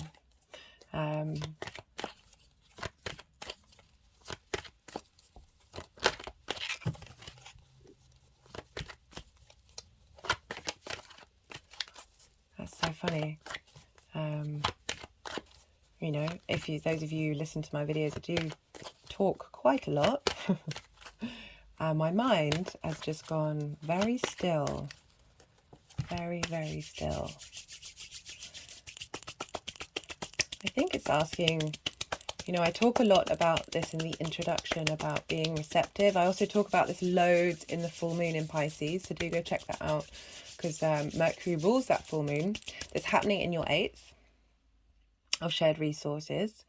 That there's a sense of stillness with this transit, even though we've got a lot of mutable energy coming through, and that's all about adaptability and change. But it's us. It's too many. I just want the one, thank you. Asking to be with the flow. Just had an energetic release with that. Yeah, I've got a real sense of peace and calm and finding faith in who you are with this transit. We're going to have Saturn moving in there on the 7th and helping you bring structure and form to your values and how you make money. And Jupiter's all about faith, and especially Pisces, well, and Sag, of faith with not needing to know, being receptive in that faith. And you've just had Saturn moving through your 1st house, Aquarius rising, or wherever you have Aquarius, sun or moon. That's going to have been intense. Saturn in its home sign, where Saturn is very much in control. It's got all the resources it needs. It's going to be moving into Pisces, a sign that it may feel a bit uncomfortable in, or at least not have the same impact, that coolness that we've had with Saturn moving through Aquarius, that distance, that iciness, that isolation, that very higher perspective where now we're going to get in our feelings. But be more at peace, because Jupiter is it's the openness, it's the expansiveness, it's just the sense of knowing. It's so strange, this energy that's just come over.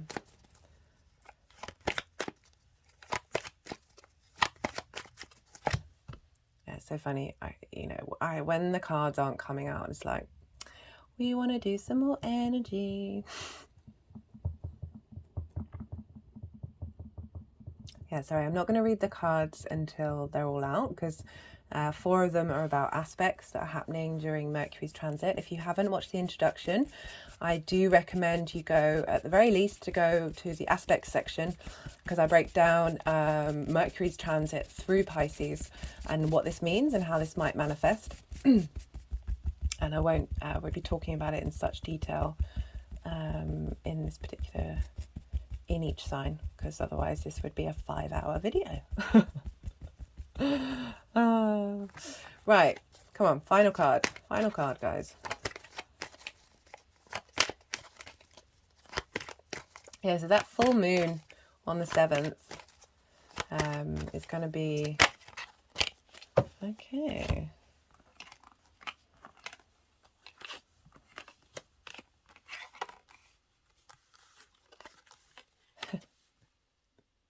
Just got a flash of what that card wants to say.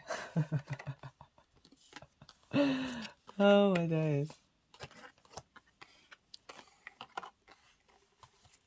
So bear with me. I'm probably not going to speak very much now, because I sometimes find it difficult to channel because I'm not moving these cards around and think and talk at the same time.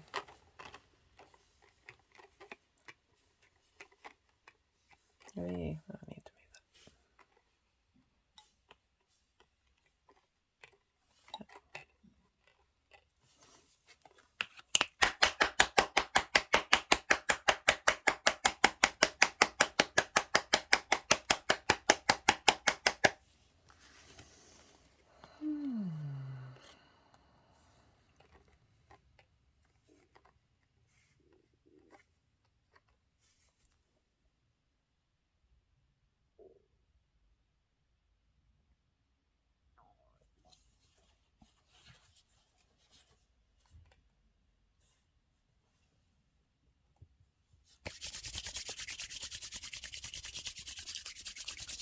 Just having an energetic release as I'm doing this.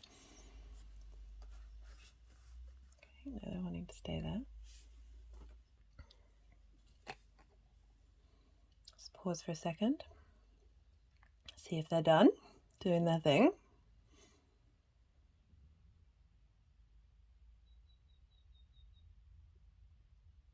Okay, right. So what popped into my head when I saw this? So this is the energy of Mercury moving through Pisces. As an air sign, Aquarius, you're very much thinking, thoughts, concepts, especially Aquarius. It's about the collective truths. It can be quite fixed. It's fixed energy, so it can be quite stubborn. And needing to use that part of how we operate in order to find your way with yourself and in the world. And this card, what screamed out to me was like, this is Mercury in Pisces stealing your thoughts, helping you calm down that thought process, calm down that active cognitive mental space, because that's not what Mercury in Pisces is asking you to do. I love it. Mercury in Pisces is asking for a bit more stillness, a bit more receptivity, a bit more clearing the chatter. This can also be a card of procrastination, but the message that was just yelped out at me from the card was very much this is Mercury, because if you look at it, it's a very bright card, it's a very happy card. It's not all doom and gloom, even though there's some trickster energy coming through here. But it says still 2 swords standing, that what is going to remain in the way that you go through this transit is to last for a long time, particularly because we've got Saturn moving through there, of what it is that you value and how you value yourself, and how that value is then projected into the outside world.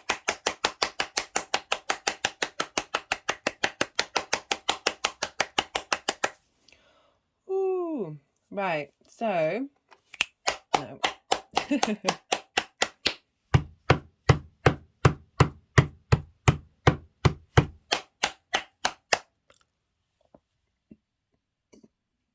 I just had some energy come into my mouth. Yeah, I need to find a better way of phrasing that. Oh my goodness, it does make me laugh. Right, so we have for the first transit that's going to happen, which is on the 11th of March, when Mercury is going to sextile Uranus in Taurus. And so you have Taurus in your 4th house, Aquarius rising, of your home, your private life, your parents, your ancestors, your roots, your foundations. And so we have a sextile energy, which is an aspect of Venus wanting to bring in harmony, beauty, creativity, connectivity. There's an ease here. She's wanting to provide inspiration. And so this is a sextile between Pisces and Taurus, where Mercury is in Pisces and Uranus is in Taurus. Uranus is about flipping things on its head, unique ideas, unique individuality. It's the path clearer, the road clearer. The chain breaker, and really wanting to get in tap with your authentic self. So we've got the Knight of Swords, which is the fastest knight in the deck. I'm really feeling the Uranian energy with this, of coming through, having cleared the way, having Mercury spending time clearing the way. This sextile, which is bringing inspiration about your value system, and coming up in things that maybe you're meditating at home.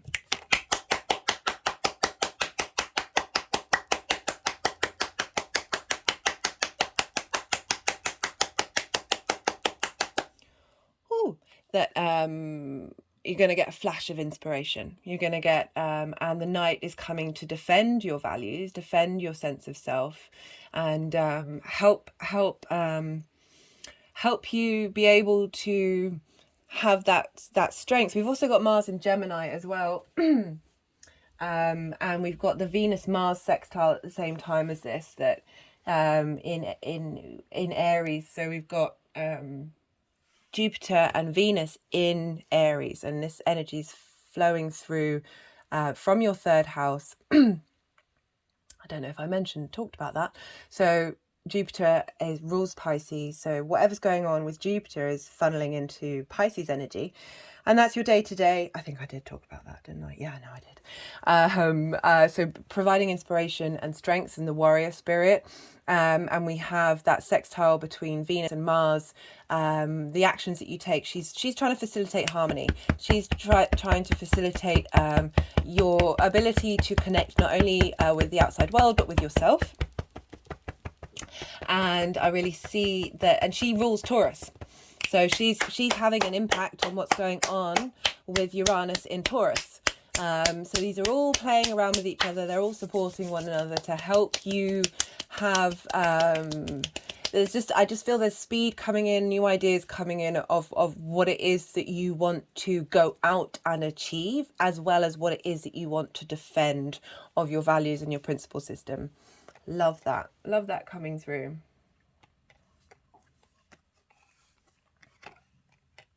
Oh, really?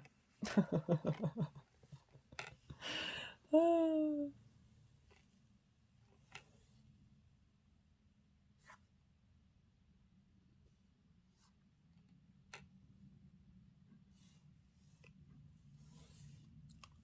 I just had an energetic release at doing that. Don't know what that's about. It's one of the things about my channeling is, and why I get annoyed at Pisces, because I still have some blocks in the way that I channel, and I'm not very good at meditation. And I'm sure if I took up that practice, if I practice what I preached by saying to people that you should meditate at home and then some inspiration will come to you, I have quite a restless spirit.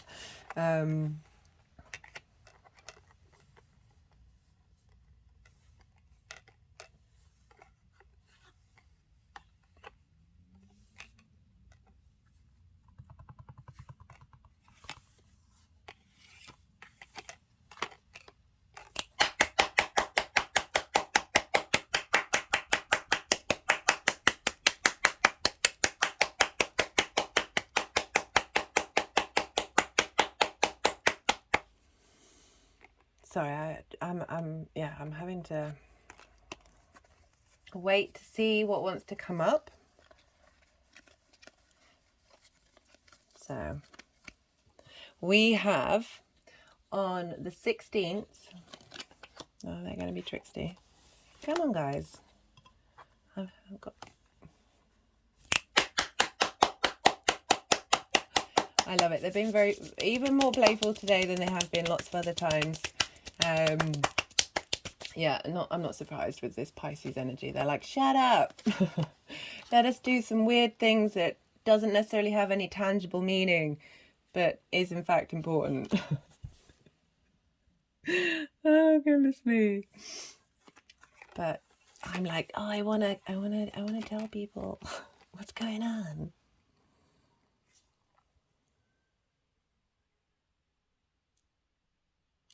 Just picking up a bit more about the Knight of Swords, of facilitating that Mercury energy of stealing the swords. The Knight of Swords can come through and cut out those ideas, cut out those thoughts, particularly because of this Uranus sextile. I can see it being both of those things of providing inspiration as well as severing and facilitating the work of Mercury, of clearing out that which, and transmuting perhaps limiting beliefs.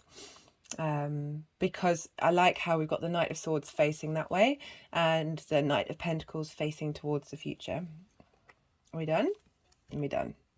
Okay, right. So on the 16th, Mercury will conjunct Jupiter.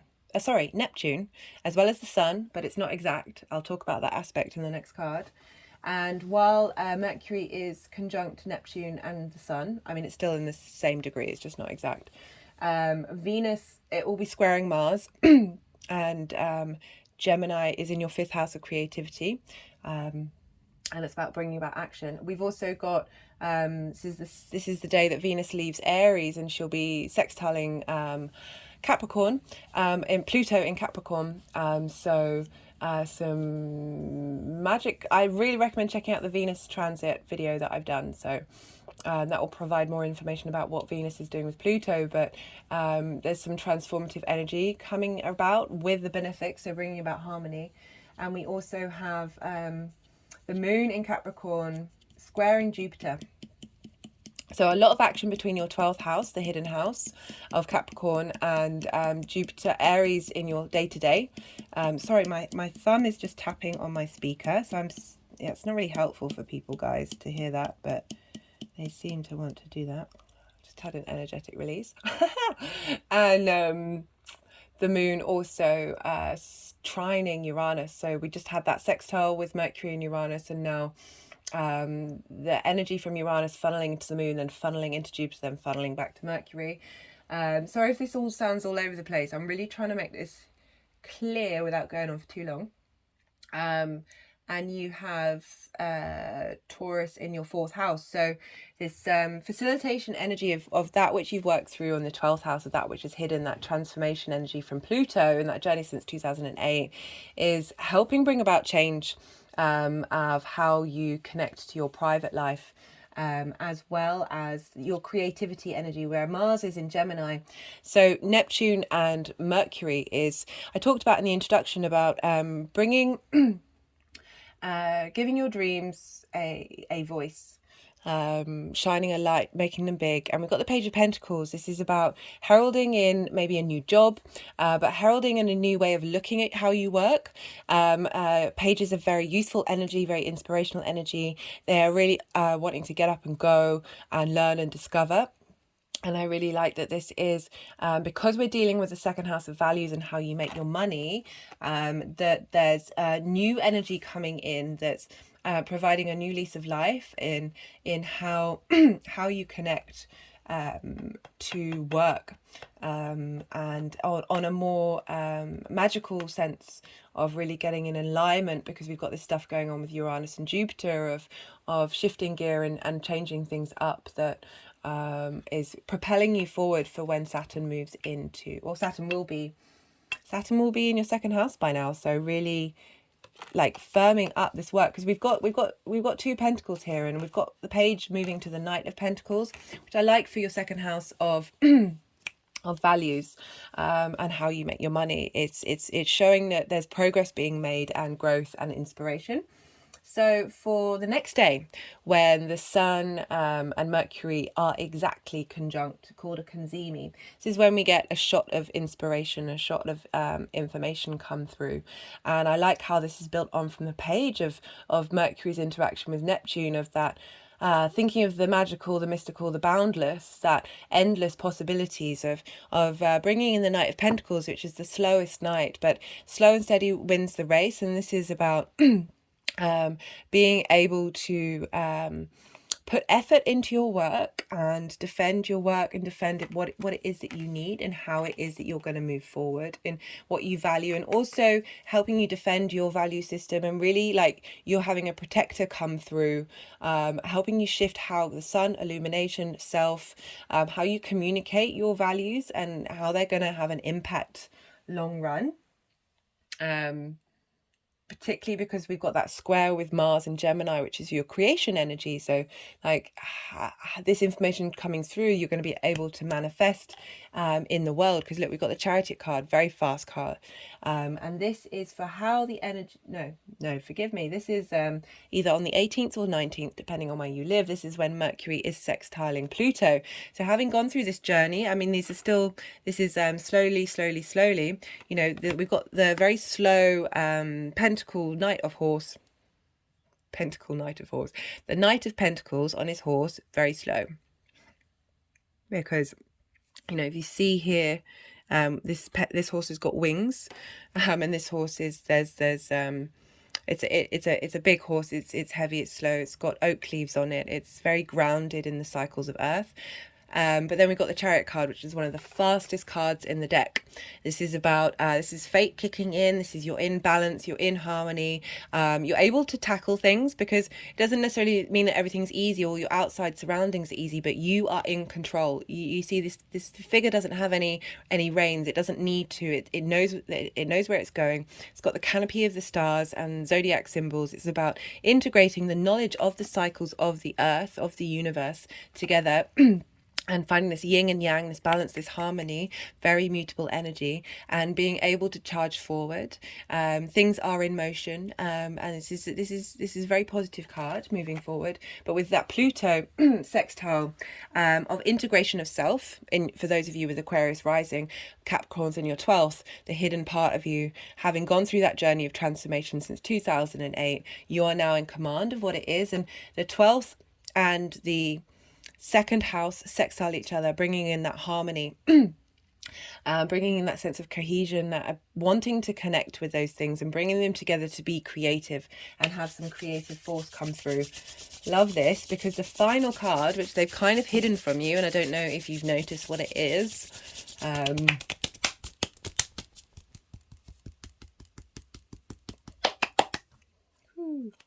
had an energy, is the Lovers card. This is how the energy is moving forward and integrating, manifesting long term. And the Lovers card is about choice. This is the Gemini card. This is about duality, but this is making the right choices for you. And this also can be linked into relationships. I guess when you are able to appreciate your own value in the second house, you are then able to bring in the kind of relationships, because we're also doing with Mars in Gemini in your 5th house of romance. It's not quite life partnership or a deep intimate partnership that you get with the 7th, but you've got romance here, you've got fun, you've got creation energy coming through. And I love how the Lovers is coming up, especially as you have Gemini in the 5th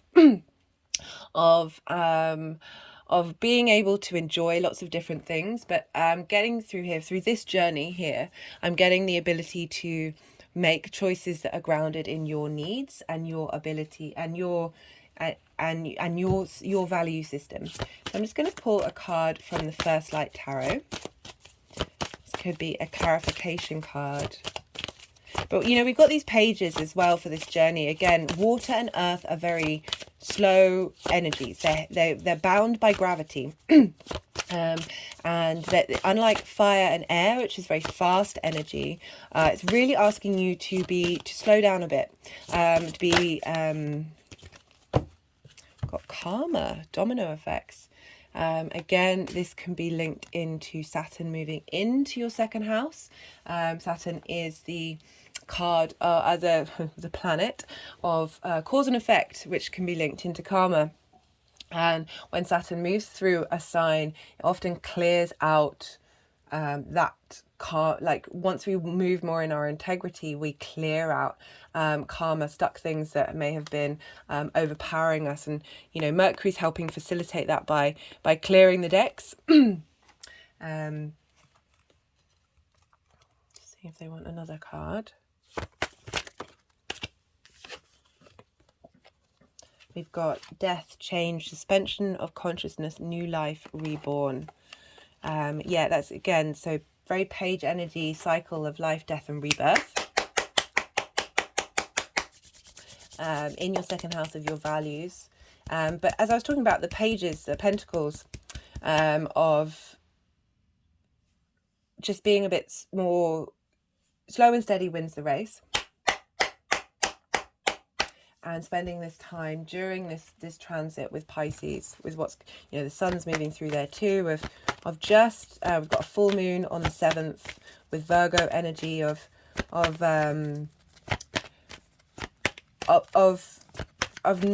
moving away from just needing to be direct in action and being more receptive, just having an energetic release of that. So I'm just going to pull a card from the numerology deck.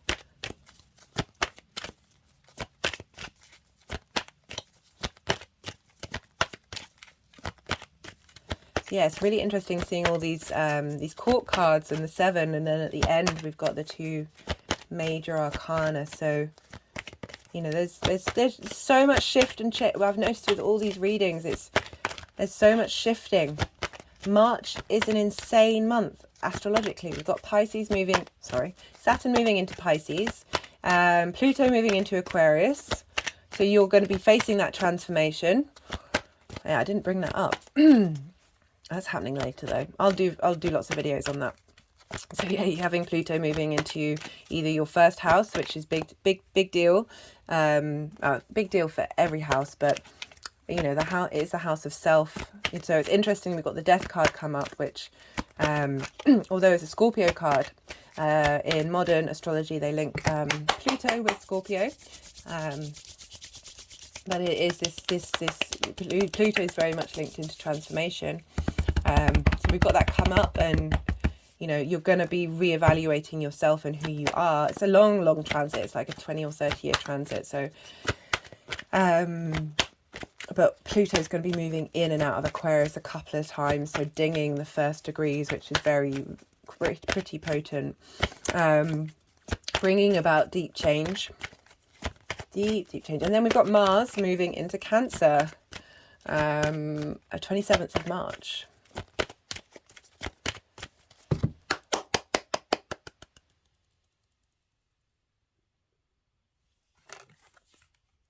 All the energies could be so funny.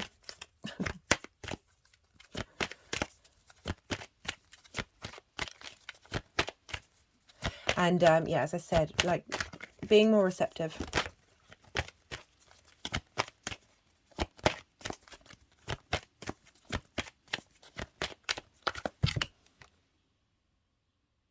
Yeah, sorry, these cards, I think I said it at the beginning of this video, but if a card's not coming out, it's usually because they're wanting to do something.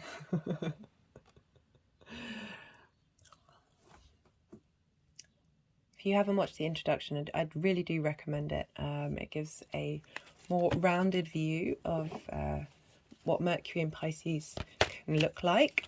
I pulled these 2 cards, and I talk about those. And they really bring in the energies of Aries and Pisces. It's very prominent right now.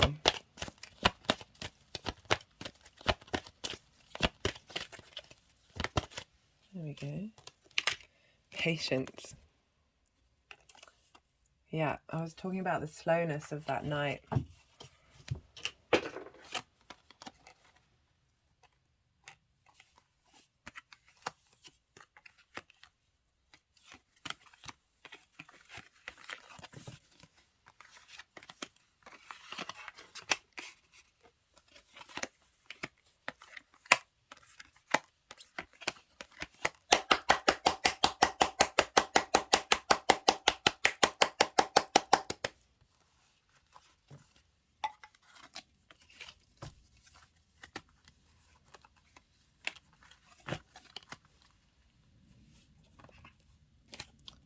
I'm going to pull one more card from the Oracle of the Rising Sun. See what other messages want to come through for you, Aquarius.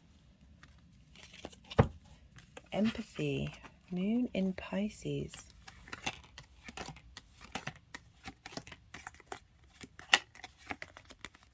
Interesting.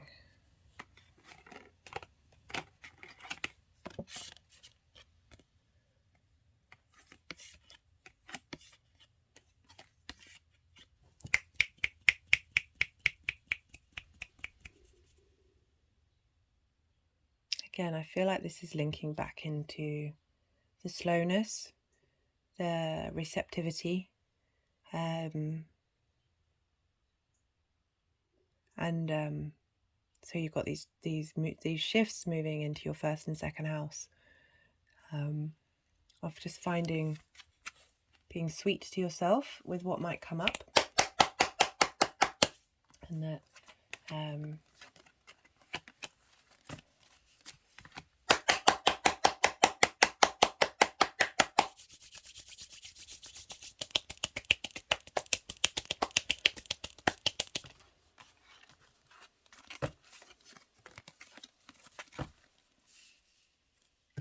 okay, I'm going to leave that there with you, Aquarius.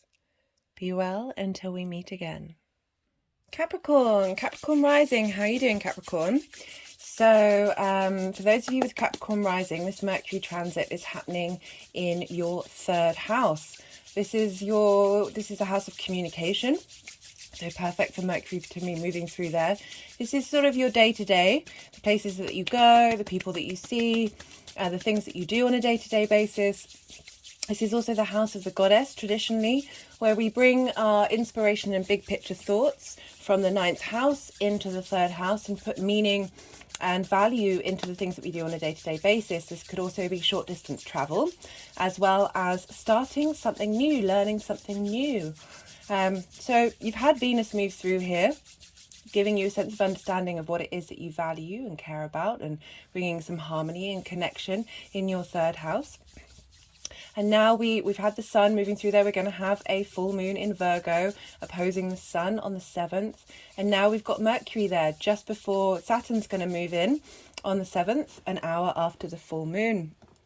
So Mercury moving through the 3rd house, that's about facilitating communication in your day-to-day, helping you understand what it is that you need and want from that area of your life, how people may be talking to you during this time, providing wisdom.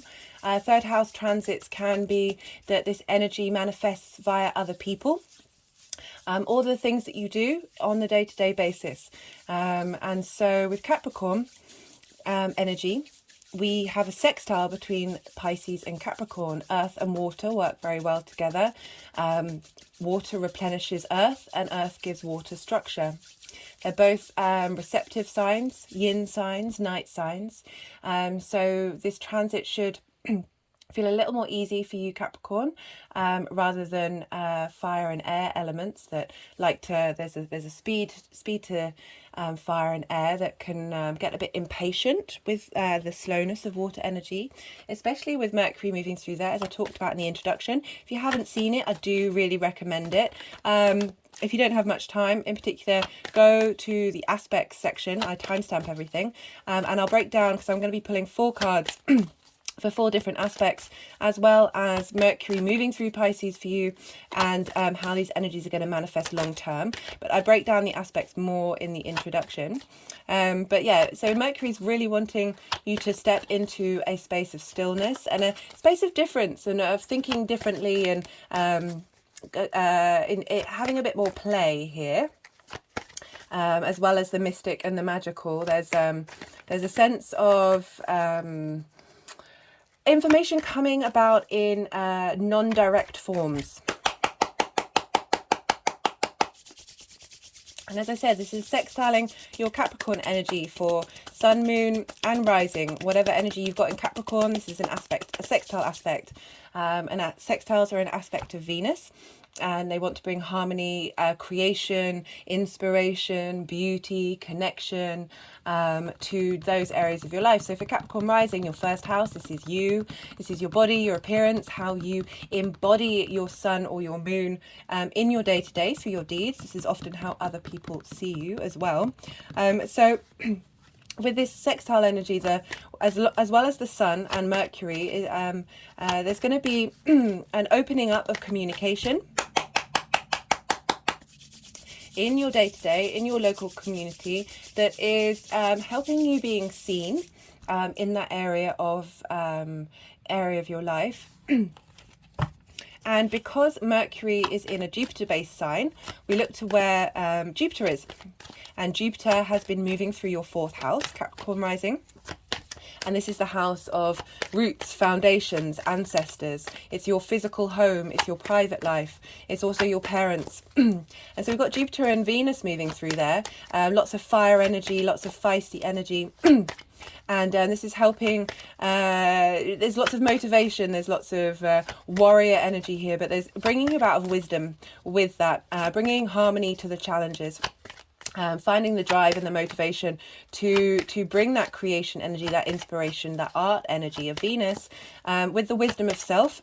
I do recommend checking out the Venus transit video, because the transits of Mercury and the transit of Venus this round are very interlinked in terms of the poignancy of the aspects that they make on their journey. So all this wisdom that you're learning, the sort of leveling up that you're getting in your home life, is funneling into your day-to-day. So perhaps you've felt more supported in your home, or you've been able to tackle things a little easier. For Capricorn, Aries squares Capricorn, and a square aspect is an aspect of Mars. And this can bring about conflict, but it's also very much bringing friction. And friction is what we need in order to manifest in the 3D world. So it's bringing things into reality. So that's a very powerful square energy you've got between Capricorn and Aries right now. And that energy is being funneled into your day-to-day. And Jupiter wants to bring support, wants to bring understanding, wants to bring wisdom, wants to bring opportunities. So I really feel that you're cultivating this space of opportunities that are going to come about in strange and unusual ways in your day-to-day. And because Mercury, we're dealing with Mercury here, and whatever happens and Mercury rules Virgo and Gemini, and whatever happens to the ruler of a sign happens to the houses. So we want to look to where Gemini and Virgo are in your chart. And you have Gemini in the 6th house, Capricorn rising. And this is what's called an inconjunct. So the aspect will be relevant to Capricorn rising and Capricorn energy.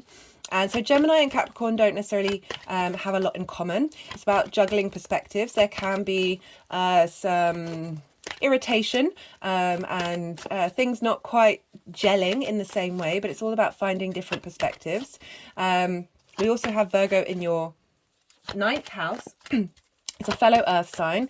In your 9th house is the house of higher thinking, how you map out the big picture world and your place in it. It's also a place of mastery of things that you've been learning.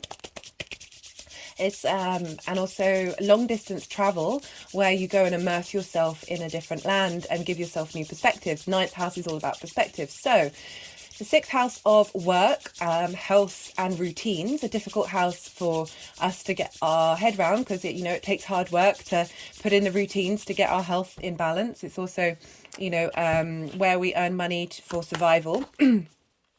And so things may crop up in this area of your life as well as in your ninth house. But as I said, it's a fellow sister earth sign.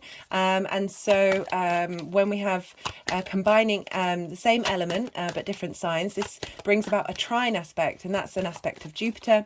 And that's wanting to bring opportunities and facilitate your internal growth. And so that can expand outwardly.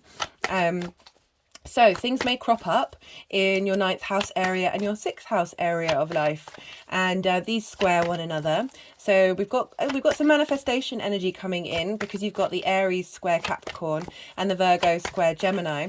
That there's a sense of movement, there's a sense of momentum in your 3D realm, in your day-to-day, the third house. That you know, getting your work-life health balance in order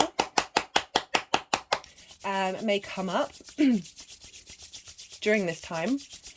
And that also squares your third house. Your sixth squares your third and is opposite your ninth. So we've got a T-square here of where things may come up and what the purpose of them is. So finding balance in your work-life health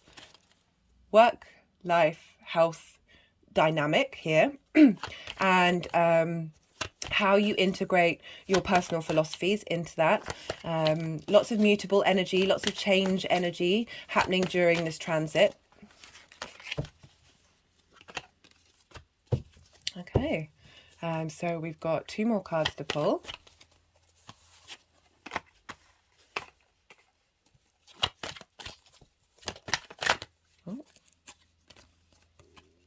Oh, that's 3.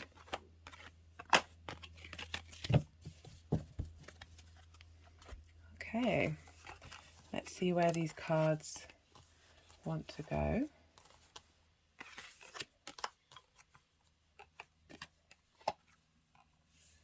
don't know if you can see that, Capricorn.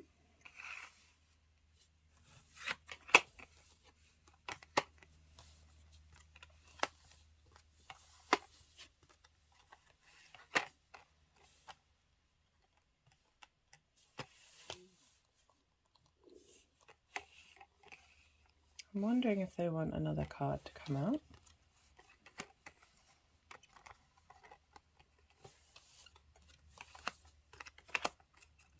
Because I get a feeling that this Queen and the King are very much wanting to be together. Heavy earth energy coming through.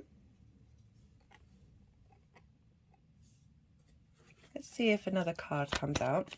I mean, there were 3 cards that came out, and I was a little... Oh.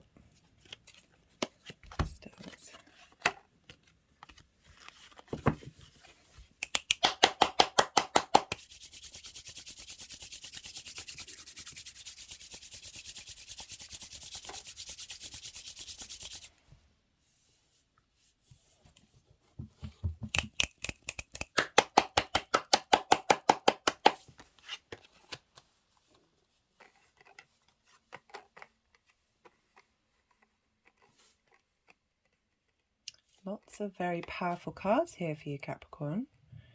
This transit, as I said, is sextiling you. So there's a real strength in what's coming through.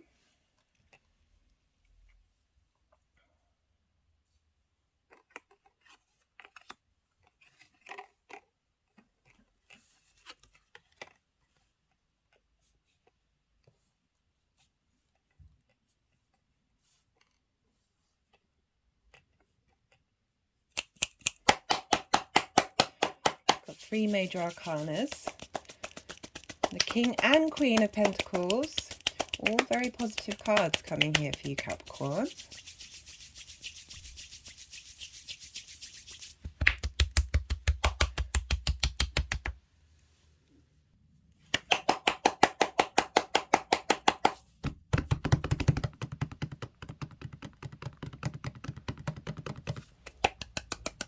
I'm sorry, I'm not reading the cards until I'm pretty sure that they are where they are meant to be. The energies during this reading have being very Piscean. I think sometimes the energies get a bit frustrated with my Virgo sun.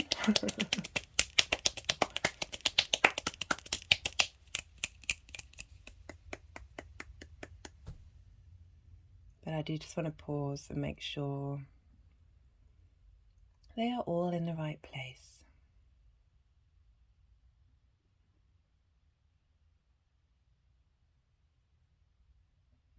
Okay, that's long enough. So,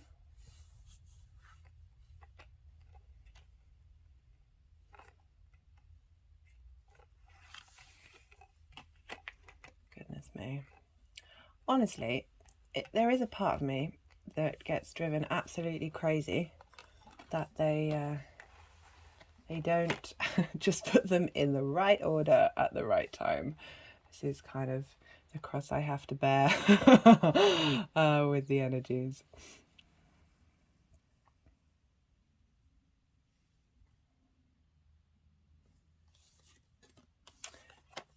And it's very sort of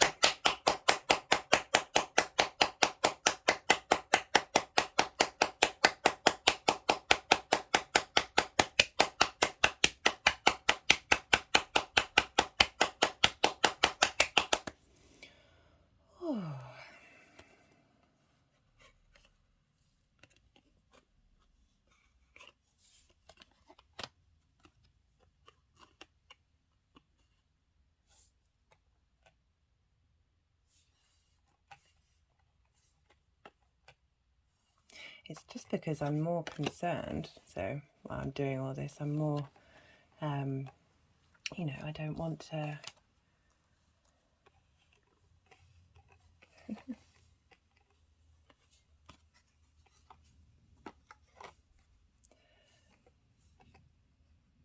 I guess while I'm doing this, you guys can see what the cards look like.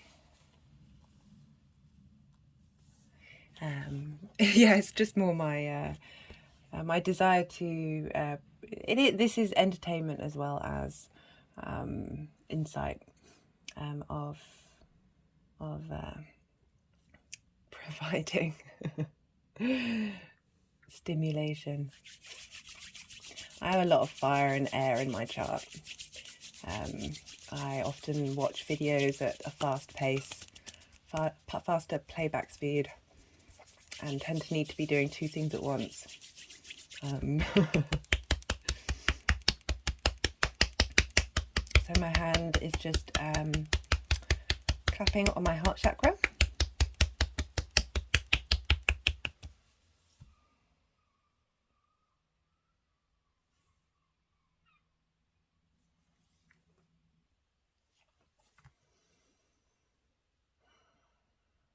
Okay, so we have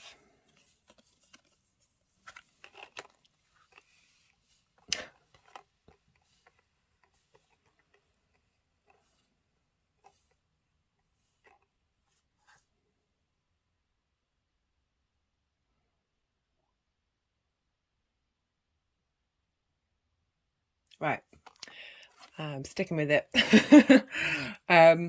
So we have for Mercury moving through Pisces for you in your third house. This is the Page of Wands. This is about your passions, your motivations, your desires, and the pages are youthful energy. They're wanting to bring in a new revival, a new space for you to interact with your ideas. It may be that you may meet people in your day-to-day who kickstart and you both bounce off each other in terms of inspiration and how you can put your passions into practice. Page of Wands are also, as I said, very useful energy. It's about enjoying learning for learning's sake and like exploring without any particularly not having any fixed goals, but not putting the pressure on yourself. There's a real sense of vitality coming through with Mercury moving through that sign. As I said, because it's the third house is very much dealing with the sort of other things that aren't just to do with you, that It could be an interaction with other people in your local community that you both spark off each other, and new ideas come about, new creative ideas come forth, or you're embarking on a journey in your day-to-day community that can feel a bit fresh and a bit new, and you've got a lot of vitality behind what it is that you want to do. And we have so on the 11th of March, Mercury will be sextiling Uranus.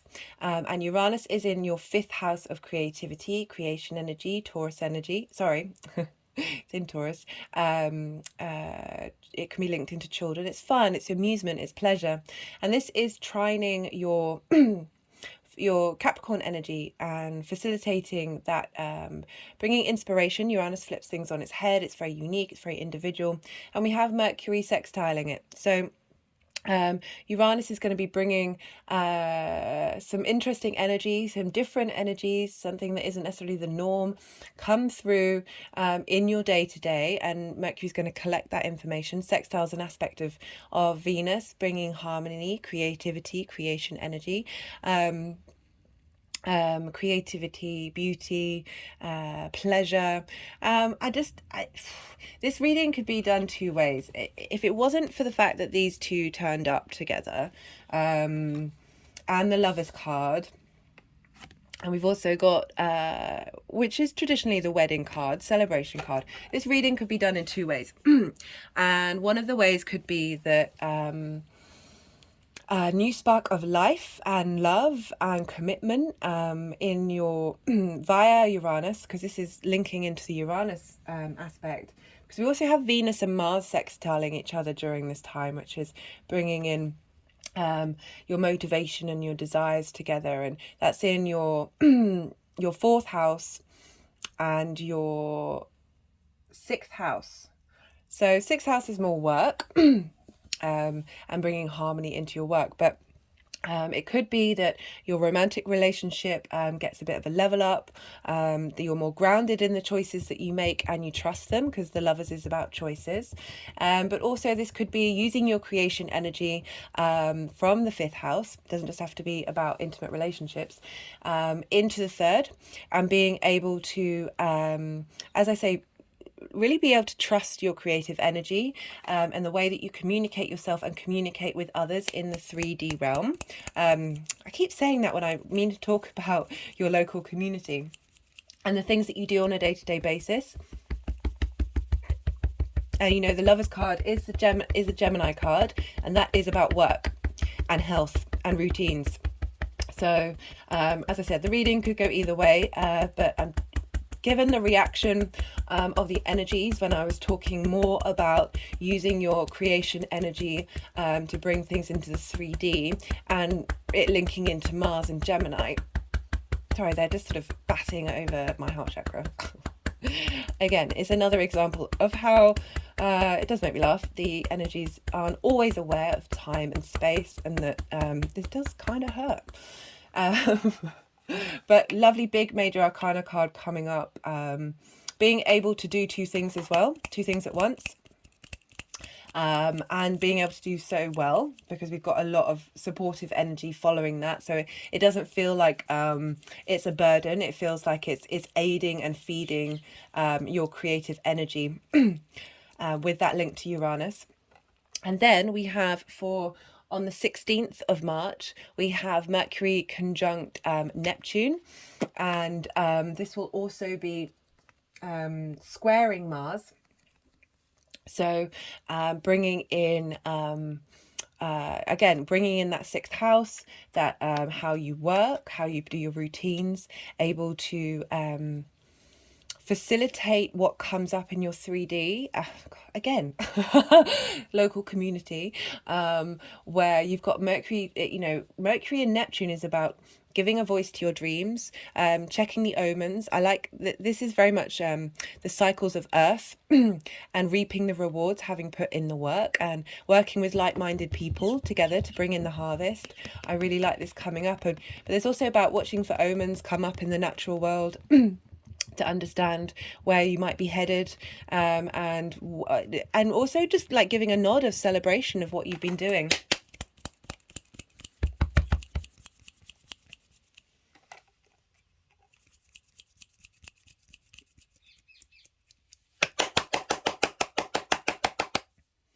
yeah, really like that. It is a celebration card. It's linked in. We've got the Page of Wands, and now we've got the Four of Wands. So this inspiration, this spark.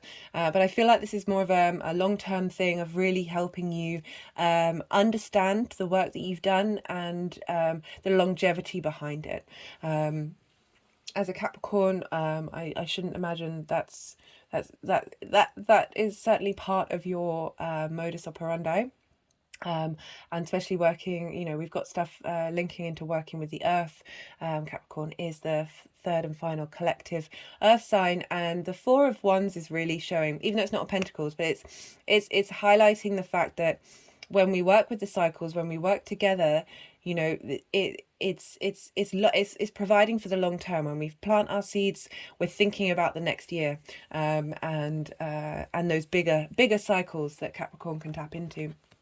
And then, so that was also conjunct the sun as well, but it's not quite. The Cazimi is the next day, and this is the Cazimi card. So there's an illumination on the work that you've been doing, and how you can build upon those dreams that you've already worked on and make them bigger and make them more magical, because of this Neptune conjunction. And yeah, lots of positive support coming through. And we have the Emperor card. So this is on the 17th, when the sun is exactly conjunct with Mercury, which is called a Cazimi. And this tends to be when we get some insight come through, some wisdom come through, that helps provide us for our journey ahead. And I love that the Emperor card's coming through. This is an Aries card, so we're bringing in that wisdom from Jupiter, from, you know, finding some leveling up that's been going on in your home life, in your private life, perhaps how you interact with your parents, your ancestors, your roots, your foundations. But there's a real strength here of who you are and what you are, because we've got the Emperor card. This is all about knowing your own inner sovereignty. This is the King of Kings. This is very much in command of where you're headed and what you're doing, and knowing it. I feel like what's coming through with this Sun Mercury, if there are some doubts, if there are some uncertainties, the Emperor energy is coming through to really go, no, you've got this. You've got this, and you know, this is all good, because we'll have the moon in Capricorn during this transit, so we'll be potentially going over your Capricorn placements. For Capricorn rising, this is yourself, so really integrating your emotional needs into your value system, and getting the feedback back to that moon of you're good enough, and you're more than good enough. You're in command and you're in control, and you've got this. And then for the final aspect that we have on the 18th or 19th of March, depending on where you live, we're going to have Mercury sextile Pluto in Capricorn, again in your sign. And this will also... yeah, no, that's it. So you've had Pluto move through your first house, Capricorn rising, since 2008. You've gone through some deep transformation, and I love that the Guru cards come up. Be your own guru. You are your own guru. You've learned so much. You're able to share this wisdom of what you've gone through, the transformation that you've gone through. And I like this coming up with the sextile into your third house, because that's about communicating things, communicating the wisdom that you've learned and the authority that you have behind it. You know, you're not messing around. You know your stuff. You're good. You're grounded. You're solid.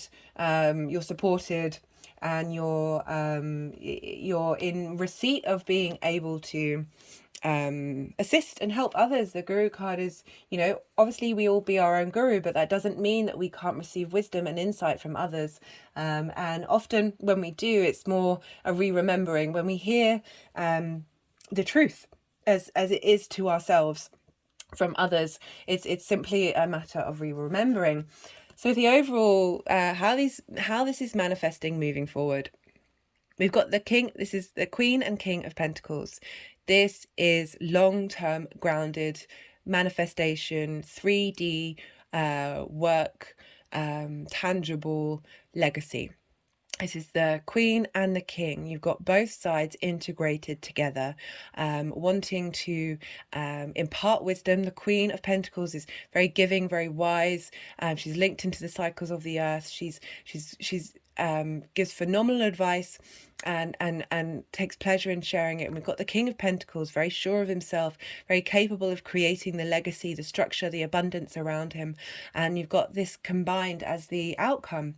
And I feel that this is helping you in your local community, and you're supportive. You're being of support to the local community, and being respected and received and valued in your local community, wherever that may be. You know, it's a transitory thing.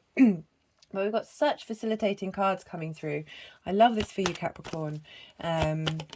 Let's see what the numerology cards want to say.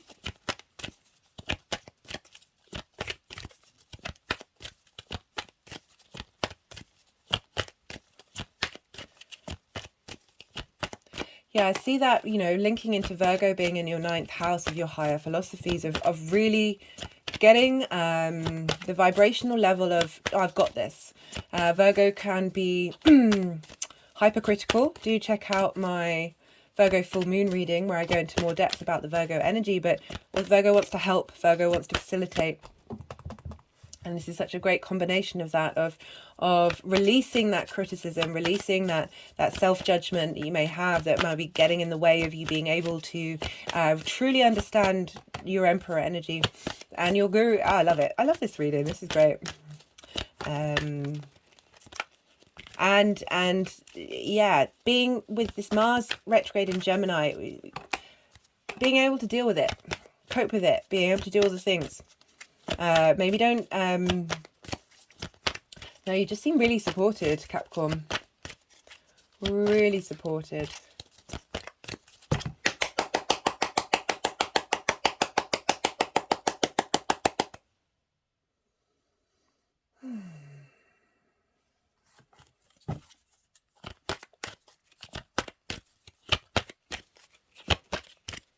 Just gonna put these here as well, so you can see them.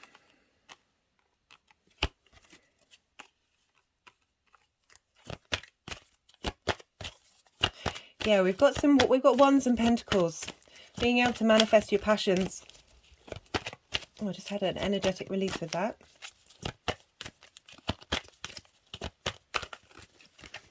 You know what? This numerology deck for these readings have been, yeah. Perseverance. So the deck was like, no, we haven't. We've been fine. They're just going to come out at the right time. This makes so much sense with these pentacles. Keep doing you, boo. Keep doing you, Capricorn. Stick it out. You got this. Yeah, I don't know why I don't normally say you've got this. We've got karma, domino effects. Yeah. Feels like you've you've been putting in the work a lot, and love it. Oh, got the achievement card. Sun in Capricorn. How very appropriate. Yeah, this is you know, you got Aries, Saturn moving into your 3rd house, bringing reform and structure and support into that area. I can't wait to do the Saturn videos because it's going to be a very different vibe to what we've experienced the last however many years. Was it 2018 that Saturn went into Capricorn? And it's been in its own signs for that long.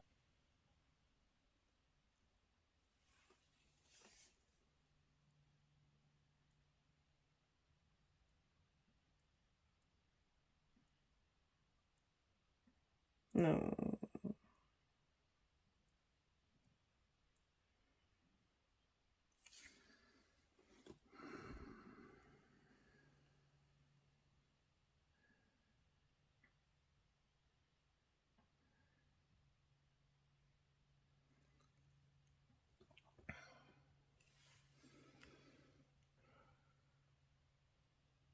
Okay, so if you heard me groan there, Capricorn, look, I'm really sorry. I paused the video because I had to cough, but I cannot for the life of me remember where I paused it. and how much, when did I last kick off? I've done your whole reading. If I stop this video, it's going to add on about 5 hours to my life, by having to paste these together and put, yeah, it's going to cause a lot of, so I really am sorry. I'm just going to run through quickly what the reading was, and it's a great reading. So wherever I left off, I do apologize. Please forgive me. I'm a little, yeah, the energy's been quite funny today, quite draining as well, but it's good. It's all good. Great reading, great reading, great reading. So I'm going to quickly run through, as we've got so inspiration coming through in your day-to-day and your local community, your new way of looking at things, a new way of interacting with your passions in your day-to-day world. We have, for the lovers, this ability to this is coming up with on the 11th with the sextile with Uranus, bringing in your creation energy, and also the lovers card is a Gemini card, and Mars is in Gemini, which is squaring the third house for Capricorn rising, and it's the sixth house is all about work, routines and health, and I feel like you're really being facilitated by Uranus sextiling Mercury on the 11th of bringing in new inspiration, so you're able to make the right decisions and the right choices, and being harnessed by the energy of Mars in your work and your routine and your health. We have, for when Neptune is conjunct Mercury as well as the Sun, we have this celebration card. This is about what really came through was letting you know that you've done the hard work. You've been toiling the land. You've gone through a whole harvest cycle, and now's the time to reap the rewards and think big and dream big, and give a voice to your dreams, and appreciate where you're at and what you've done and the achievements that you've had, and then expand on that and make it bigger. But this is about interacting with other people who you've all been in the same harvest together. So linking back into the third house of community, really good to just acknowledge the work that you've done, and potentially with Neptune and Mercury conjunct, which will be squaring Mars, of realizing the hard work that you've done and who you are, and being able to dream big about the kind of routines and health you want to put into place. And yeah, I'm just thinking a bit further forward of that kind of magical and mystical ability of Neptune to be like, you got this. You've really got. I mean, that's the whole message from this reading, is that you've got this, because for the next when we have the Sun conjunct Mercury, exactly called a Cazimi, I really felt like this was, because this is an Aries card, and this is really letting you know that you are the emperor. I just get the feeling that there's something might be a bit stuck in your ability to look at your achievements and look at your own sovereignty and look at how much you are in command of your own life. You know, the emperor is the king of kings. He's got his stuff. He's got his, I was going to swear there. He knows what he's doing, and he's not bothered. Like Aries energy aren't bothered in general about the opinions of others, that criticism that might come through. And with Virgo in the ninth house, because we look to Gemini and Virgo, because they're ruled by Mercury, Virgo can be critical. It's amazing healing capacity and the ability to facilitate and understand and break things into small details, but it can be in a constant feedback loop. Do go check out the Virgo full moon video, where I break down that energy even more, especially linked into judgment and perfectionism. That the emperor, the sun is passing a message on to Mercury to take to you, and I really feel that Mercury is here to help you understand your value and give you faith in what it is that you do. Because the final card, well, not the final card, the card for the final aspect is when Mercury will sextile Pluto in Capricorn. Also, the Cazimi and this one, they're both square Mars. So it's really bringing in everything that you've been learning with that Mars retrograde and Mars's journey through your sixth house of, no, you are very capable of doing more than one thing. We've got the Lovers card, but you know, don't burn yourself out, but also you are very, very capable, with the moon being there during this transit, that the moon will be there when with the conjunction with Neptune and with the sun Cazimi, really helping facilitate your emotional needs and your sense of self into that energy and really transform it. I'm getting big transformative energy. And so this is for when Mercury sextiles Pluto, which will be leaving your sign. It's been there since 2008. You've gone through some deep transformation. This is saying you've learned, you are your own guru, and you are also more than capable of sharing your knowledge with others and helping others with the information that you've learned through the hard work that you've done and achieved, with that surety of your own sovereignty. The Guru card's coming along, like Pluto's message to you is like, you've got this, you know who you are now, and not to let, because with Virgo in the ninth house of just being a little bit critical about where you fit in the world, can probably potentially get you down. I say that as someone with a Virgo sun. But yeah, these cards are saying you are facilitated, you are loved, you are held.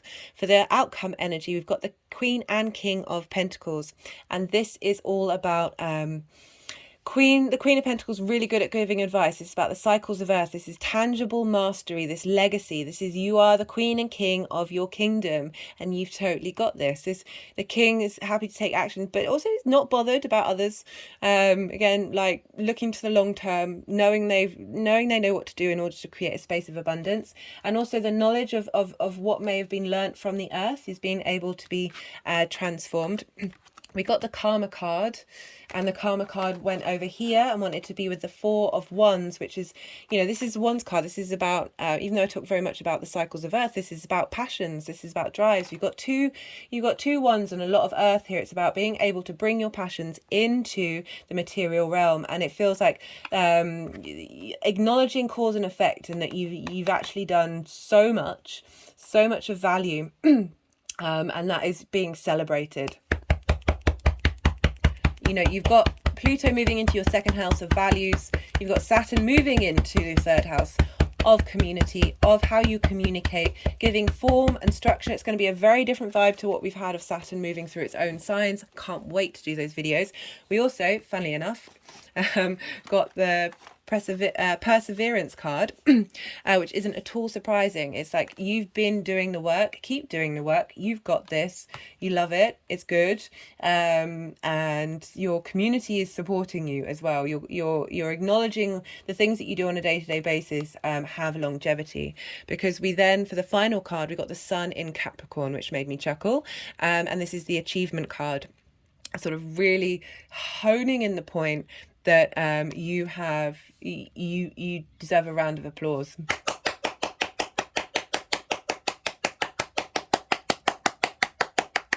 Now, I'm really sorry, Capricorn, if that was a bit of an overlap, but I appreciate you holding space for me messing up with technology. Sagittarius rising. How are you doing, Sag? I hope you're well. So you're having this Mercury transit happening in your fourth house. This is your house of roots, ancestors, foundations. It's the home that you live in. It's your parents. It's your private life. So you're having Mercury move through here. As I said, this is quite a receptive sign. There's a stillness, there's some magic that you may find in your home life that comes through, being able to tap into the wisdom and collective consciousness in your home life. That there's very mutable energy for you, Sag.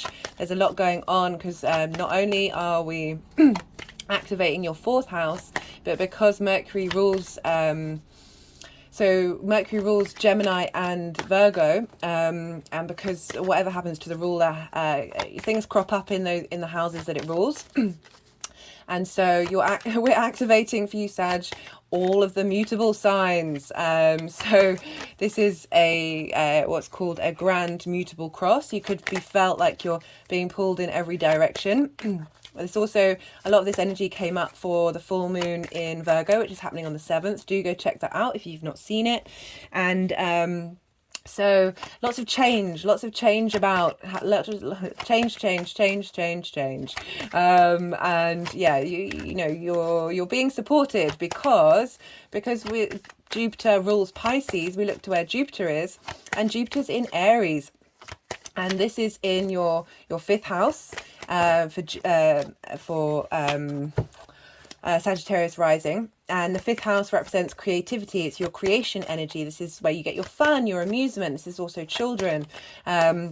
So you've got Jupiter and Venus moving through there. The two benefics really helping you get inspired and be finding inspiration. That's the same thing.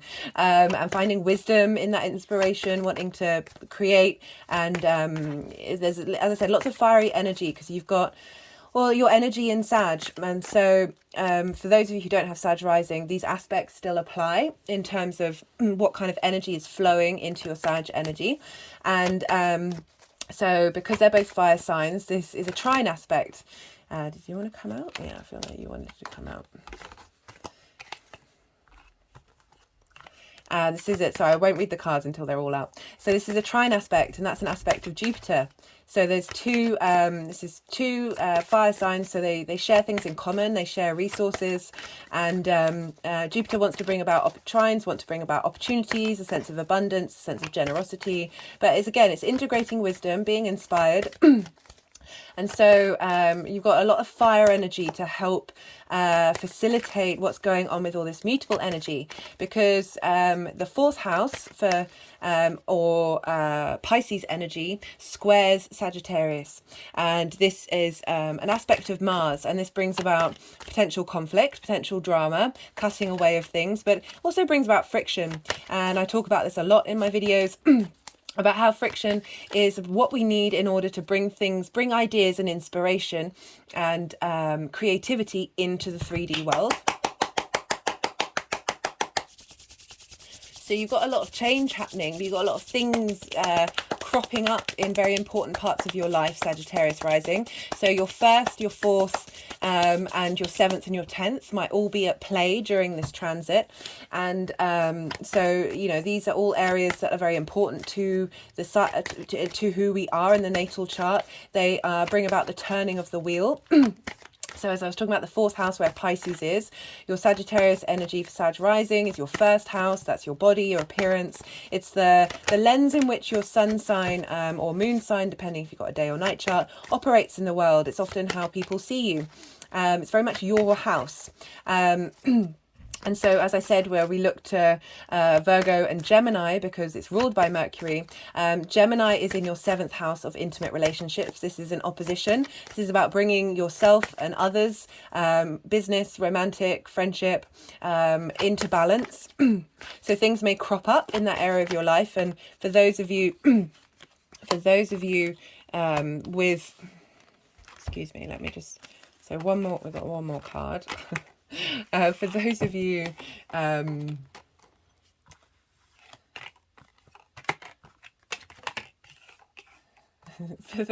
with just with Sag energy, you're still going to have this opposition. So things, as I said, may crop up in whatever area of your life that need to be brought into balance, or you're finding harmony in your Sagittarius and your Gemini axis. We also have Virgo, which is ruled by Mercury, and for Gemini rising, that's in your 10th house. And that's a square aspect to your Sagittarius energy. And so this, again, it's another square. We've got essentially 4 squares if everything's getting activated, which turn into a fixed cross. So it's sorry, that's not very good. So square, square, square, square. And the middle point, as I said, you could feel like you're pulled in lots of different directions, but it's finding balance right in the middle of it. It's tapping into the right at the center of our natal chart is spirit, and really tapping into that higher power, that crucible of all this energy coming up. So Virgo for you, Sag rising, is in your 10th house. That's your life purpose, your career, how the outside world sees you. So the lessons that Mercury wants to bring in, the information and the magics that Mercury wants to bring in your fourth home, your private life, your personal space, may crop up in your career and in your intimate relationships, and really asking you to contemplate what you want your personal life to be like. How do you want to bring these things into balance? Maybe one's been taking priority over the other, and it's asking you to really connect to your needs and the people around you on a personal level. My hands have just gone over my heart chakra. Your sense of your home and how you operate with that. And, with Pisces being your your fourth house. And Sag, you do like to travel. It doesn't necessarily be to far off places, but there is a sense of momentum with you, Sagittarius. You're also ruled by Jupiter, so your what comes up with Jupiter. So Jupiter will, sorry, Jupiter rules Pisces.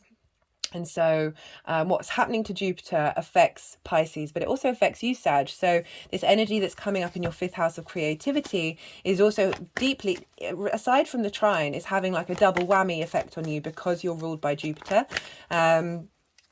And so, like, you know, I was going to say with Pisces as your fourth house, it may feel like the world is your home, and how you balance that with the rest of your very changeable existence. Obviously, it all depends on your personal chart. It obviously differ. These are more generalizations, but so we all have our own individual specific needs and wants and desires.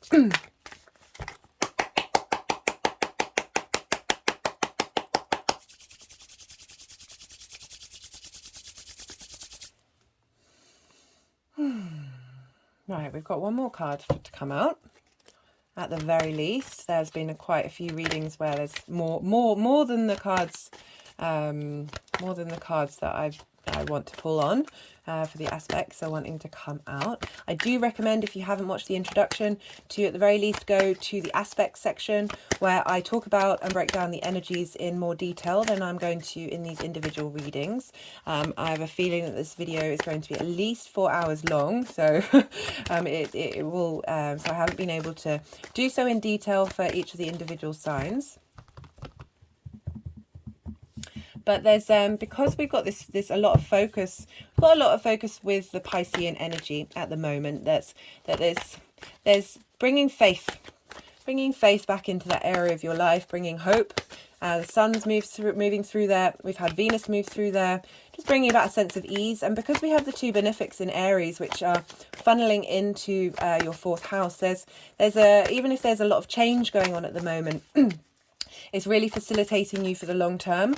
We're going to have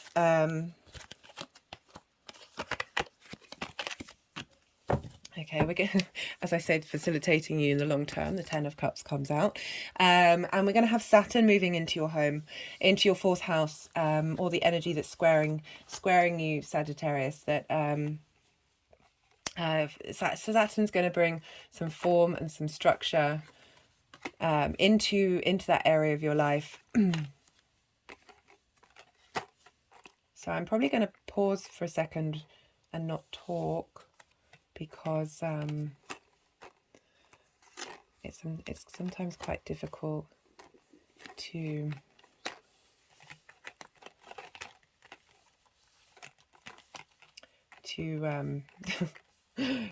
to channel, because I'm not moving the cards around right now, think and talk at the same time.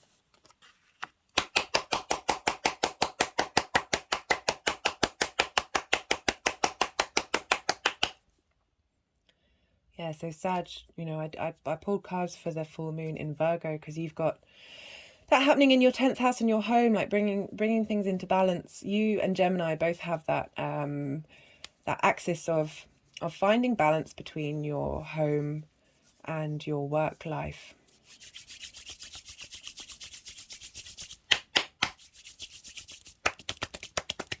But these great cards come up for you, Sag.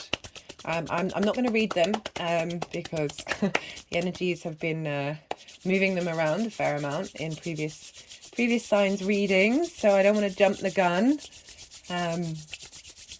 But I can kind of get an idea of the picture that's coming through. It's interesting that we've got 2 8s here.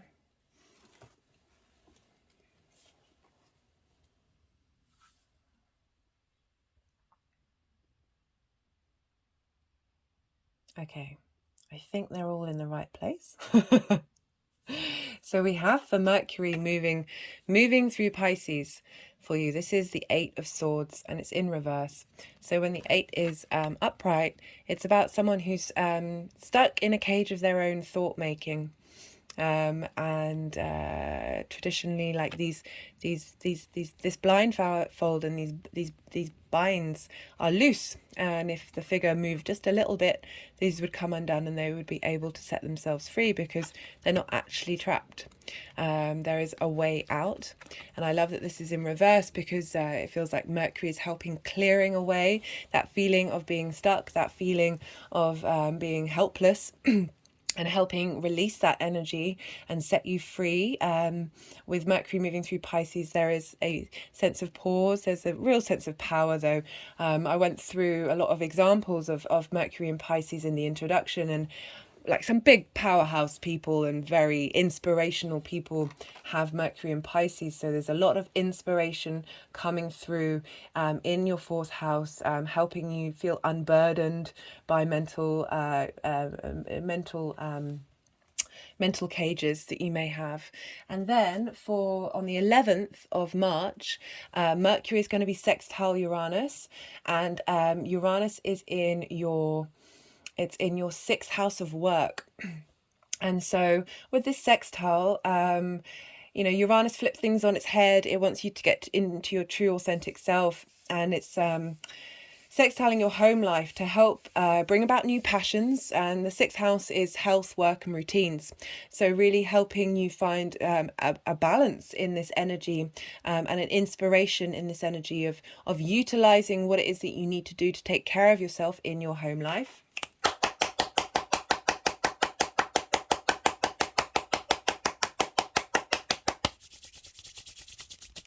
This is also happening when Venus and Mars are sextiling. So Venus is in your fifth house of creativity and Mars is in your relationship area, of, again, bringing in that balance of what it is that you care about, what you're motivated in your intimate relationships, and how does that reflect on your creative energy. So I really feel like these energies are coming together to bring, it's a sextile, it's an aspect of Venus, of bringing inspiration, bringing creativity, bringing beauty, bringing harmony. But there's this quick action. Pages are very youthful energy. It's helping you look at things in a new way, bringing in new passions, bringing in new motivations to get you to be able to take care of yourself in a way where you don't feel unbalanced. Taurus is very slow and steady energy. It could have been you taking time to get to that space. Also rules Venus, so she's at play with this as well in Aries, really helping you get creative with your routines and with your health and with your work.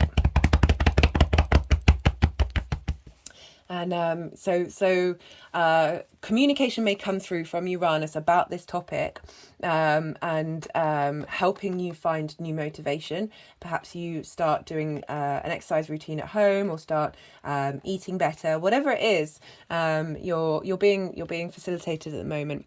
And so for the next aspect, we have Mercury conjunct Jupiter. It's also, it's not exact, but also conjunct the Sun.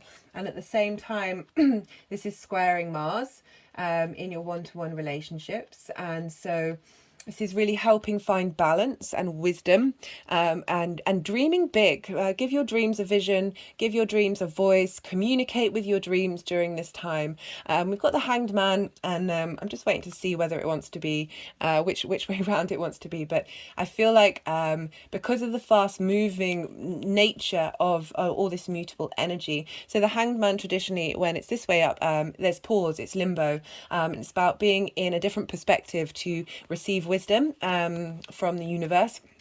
And I feel like there's a real shift happening here because of this mutable energy, because of this fast energy linking into the square with Mars, of how you're able to bring the wisdom that you've learnt and have it harnessed in your one-to-one relationships, and also transforming how you look at your home and how you care about your home, in that balance, as I said, with the Virgo and energy in your 10th house of what it is that you want to get out of the world, and how you want to move in it.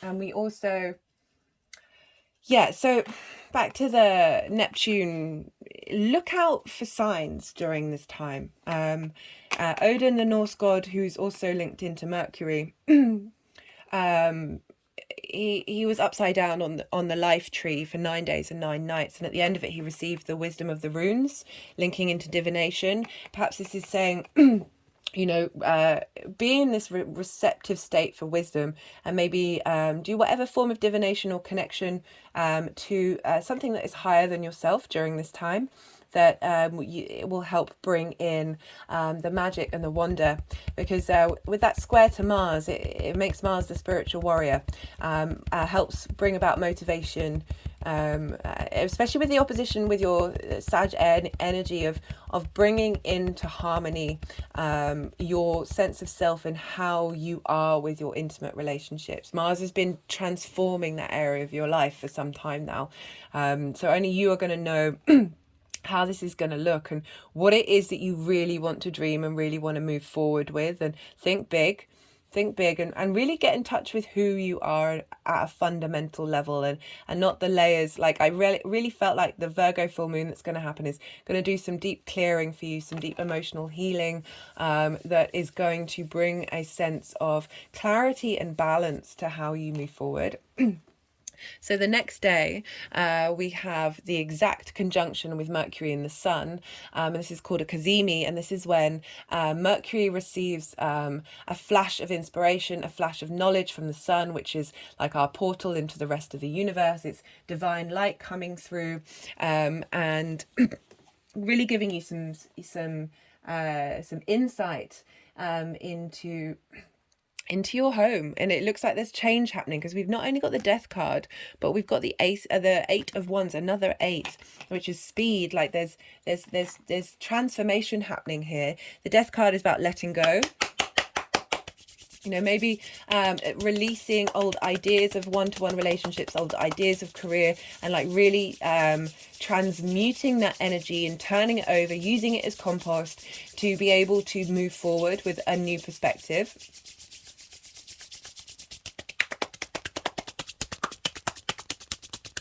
Because we have the moon in Capricorn at this time, which is sextiling this Cazimi. And Capricorn is in your 2nd house of values.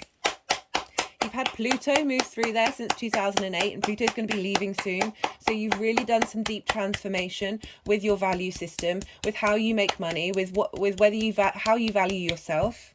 And I really feel that this is a final purging moment, but it's facilitated because it's a sextile energy happening here, with the moon, your emotional needs. Just before this is happening, the day before Mercury then sextiles Pluto. So the moon is sort of gearing up and putting your emotional needs of what it is that you value and how you care about yourself into that Cazimi, and really harnessing the energy, the two luminaries working together, harnessing the capacity for Mercury to bring, he's the messenger of the gods, of being able to bring the messaging through.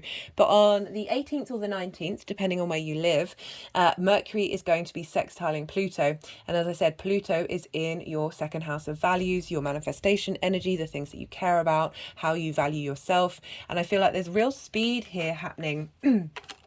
Real speed here happening to facilitate this change. Once you realize what it is that you need to let go of with the Cazimi and change with this mutable energy, the sextile with Mercury is like really speeding that transformation on.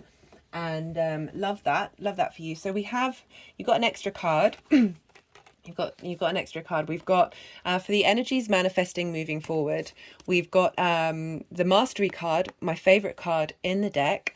One of them, actually, I think it's my favorite, but I don't like to prioritize or have favorites, but I also kind of do, you know, hold space for that duality, mutable energy, very capable of it.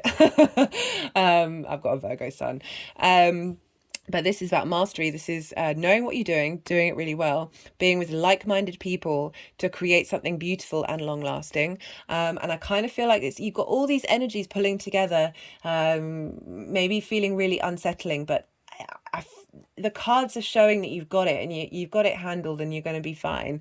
You're going to be able to be resilient to whatever change is coming, and you're going to be able to make something tangible out of it, because we've got the 3 of Pentacles. It's the earth sign. It's the physicality. It can be linked into your work, your career, where Virgo is, or wherever Virgo falls in your chart, whether you're if you've got just Sagittarius energy rather than the rising, but it's long-term capability. As I said, it's mastery. And then we've got the Ten of Cups, which is the sort of the fulfillment of your emotional desires in every area of your life. I mean, it's a big card. It kind of covers all bases. It's one of the most positive cards in the deck. So I feel like this change that's coming about, particularly facilitated by the fact you've got Jupiter and Venus trining your Sag energy during this time. Very powerful stuff. Yeah, love this for you, Sag. Let me pull a numerology card to see what else wants to come through.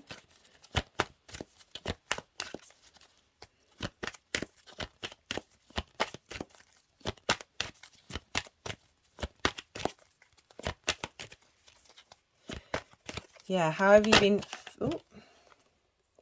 Patience. Interesting.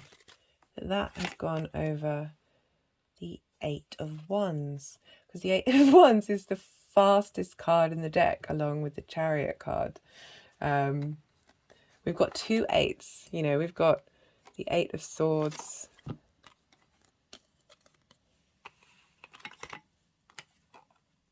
and the Eight of Wands.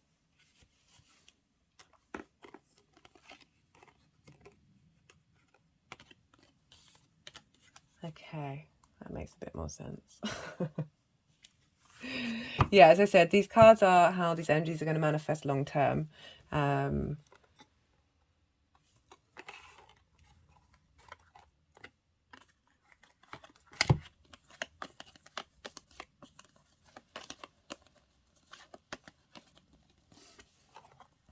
So they've just stacked the Eight of Swords underneath, and then the Death card, and then the Eight of Wands, confirming the change that I feel I was talking about that's coming up for you.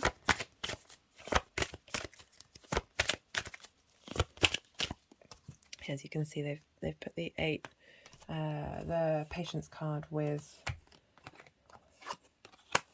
the Ten of Cups.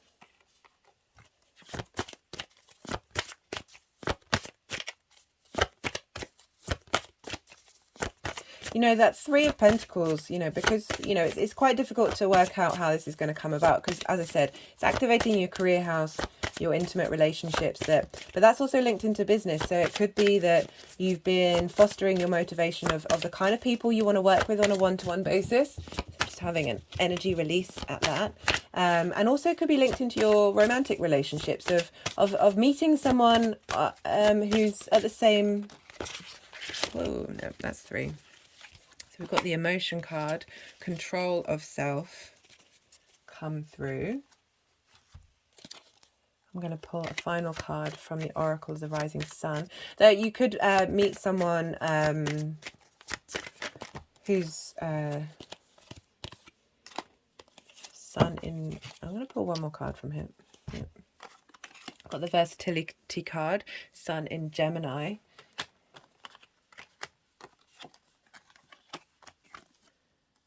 Interesting.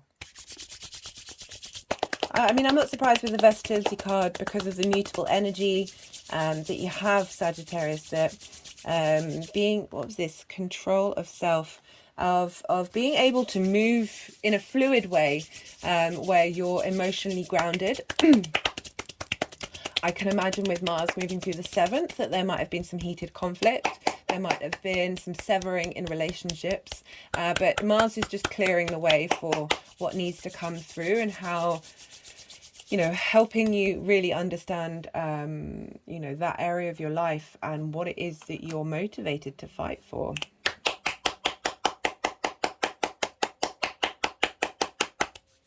I really hope that helps, Sag. Do let me know what resonates and how this shows up to you for you in your life. I'd really love to hear that, with all the adaptability, you know, as I said, with all that mutable energy, having the Versatility card come through, of being able to be in emotional flow and not let things consume you. You know, we did have this energy come through of mentally trapping yourself. It's very stuck energy compared to the Eight of Wands. Of you may have been going through some things that have hampered. You've had Saturn moving through your third house for the last couple of years, where you might not have been able to get momentum to go out in the world. And you've had Pluto moving through your second of your values, and feeling perhaps a bit stuck and a bit stagnated. But there's change coming, and there's change coming for us all. March is a very intense month.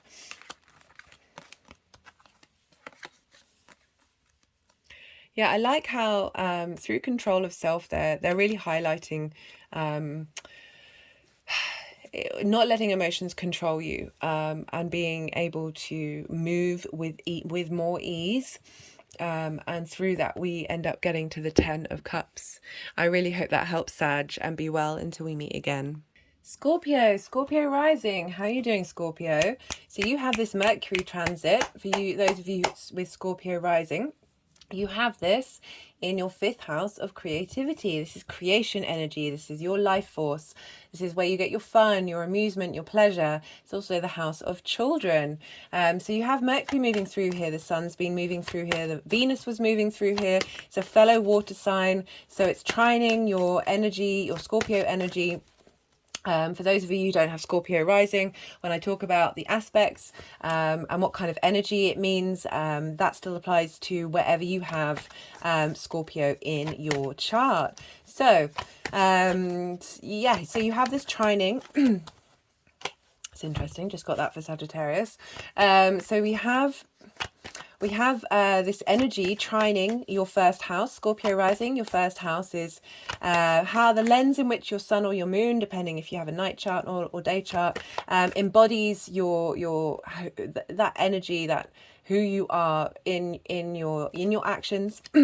It's your body, it's your appearance, it's how other people see you. It's your house, it's the house of self. And you have this trining, the Pisces, and so you've got a trine which is wanting to bring in inspiration. It wants to provide opportunities, a space of abundance, and really give you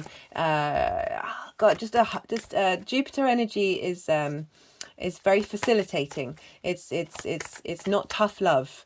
And speaking of Jupiter, we look to where Jupiter is, because Jupiter rules Pisces traditionally, and Jupiter is in your 6th house of work, health and routines.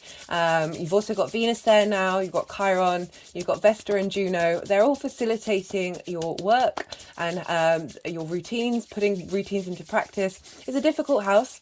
It's called an inconjunct with Scorpio. And in conjunct, they haven't really got anything in common traditionally. So they struggle to strike up conversation. And if they do, they might come at it from opposing views.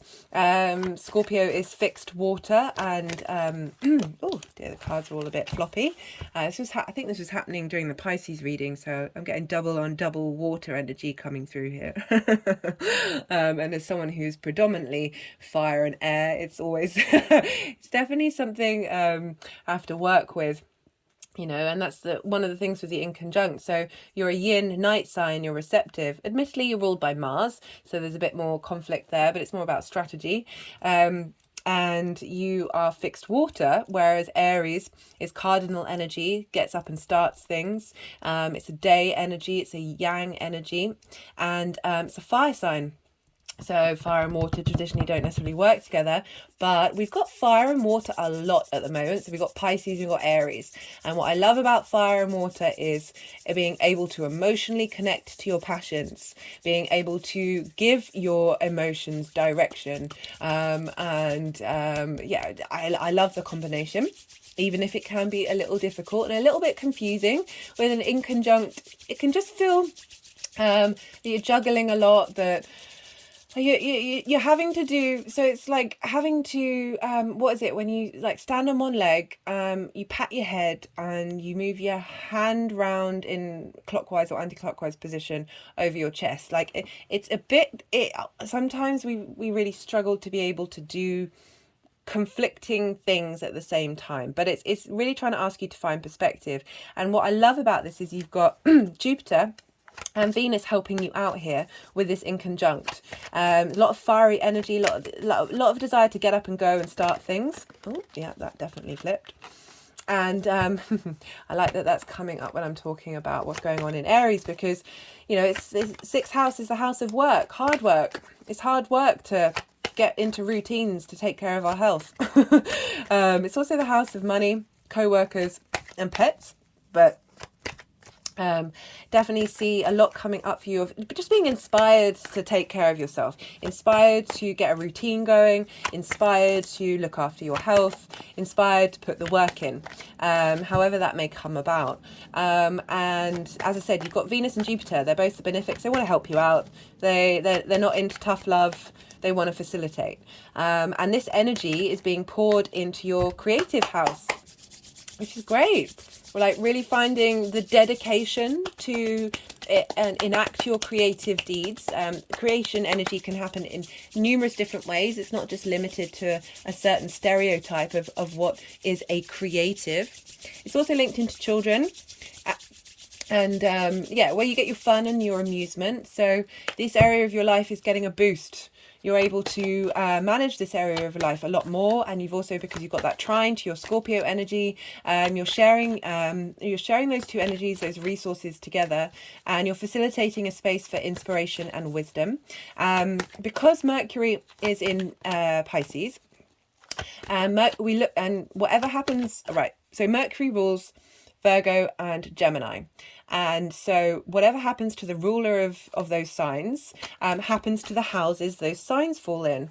So where does Gemini fall for you? Gemini falls for you in your 8th house.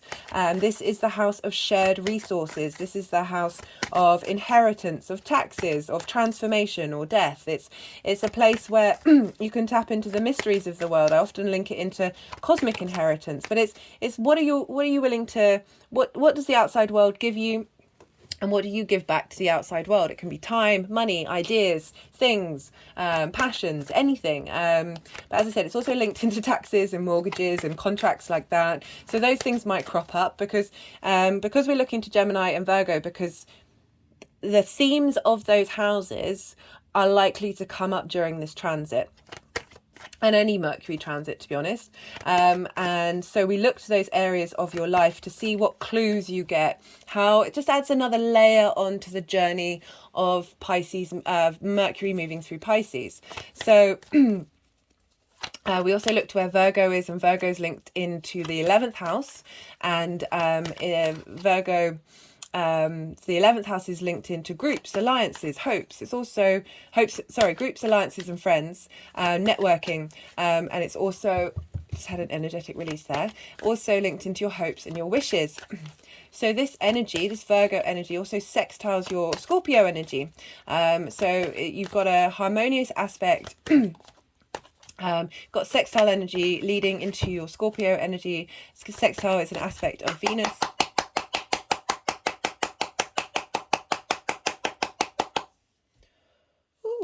Aspect of Venus wanting to bring creativity and beauty and harmony and desire. So, you know, however that manifests, it could be, you know, you start thinking about your hopes and your dreams a bit more, and how that links into your creation energy and how that manifests. And so with Mercury moving through the 5th house, like, you be still and slow, like you're a water sign, fellow water sign, so it's a familiar territory to you to just sort of slow down a bit more and be receptive to the information that may come through from Mercury during this time. I love this going through the 5th house of creativity, really tapping into the collective emotional unconscious here, to provide wisdom and support and inspiration in this area of creativity. And yeah, maybe that you're receiving a bit more support from that 8th house, which is squaring Pisces. So Gemini squares Pisces, and square is an aspect of Mars, and we've got Mars there, and Mars can bring about conflict, can bring about frustration, but also brings about friction. And as I talk about quite a lot, I talk about quite a lot is how a square aspect is as I said, it's friction. We need friction to bring things into the 3D world, whereas a trine and a sextile a trine and a sextile, they help provide inspiration and creativity. Like, it's not as tangible. Squares and oppositions and can bring things into the 3D world and help manifest. So I like that you're sort of drawing in on the resources and the motivation, the motivation and resources from the outside world to give you motivation. They want to. Okay, they're really wanting the deck to. Okay, they've not done this before.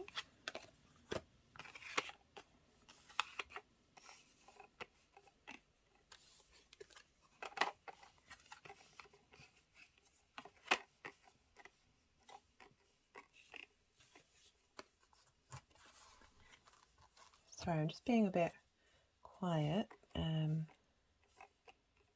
I can let the channeling come through clearly.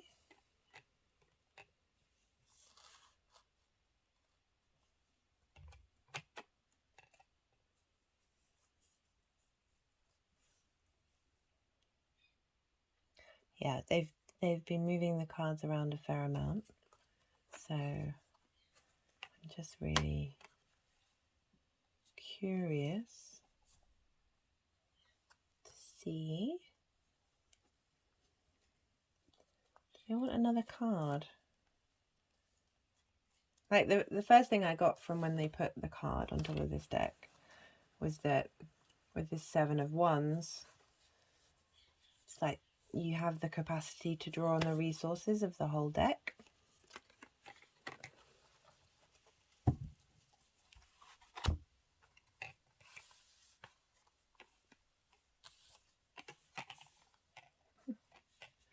Goodness me, sometimes I'm like, why did you move that there and then back again? The Virgo sun in me. God, I have been struggling. I mean, I love this Piscean energy. There's an ease to it. There's that water. When we have a lot of water, there's just a sense of flow, a sense of movement that brings me some ease. But I've talked about in many videos. I do have. I struggle not knowing what's going on. I am working on my surrender process. Okay, they're wanting to get a card. Usually I read these cards before I pull the clarification cards, but they did go to pick this deck up.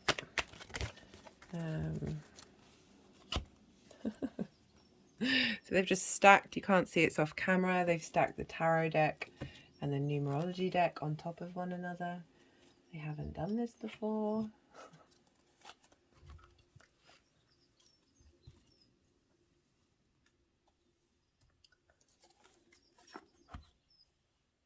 I was about to apologize, but I am slowly realizing that I have to stop apologizing for the process that I go through. This is very tame compared to the process that I go through when I do readings for myself. I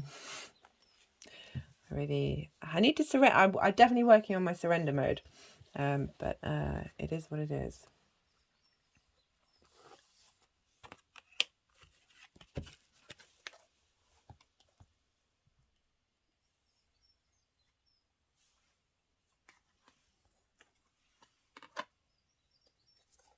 I'm going to pull one more card.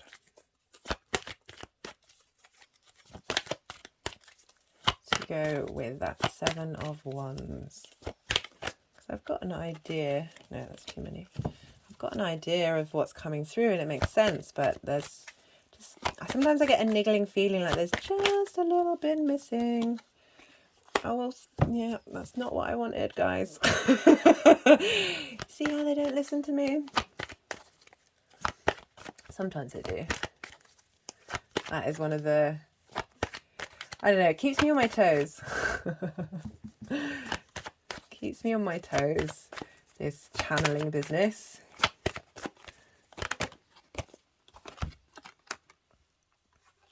Okay, right. I feel like we've got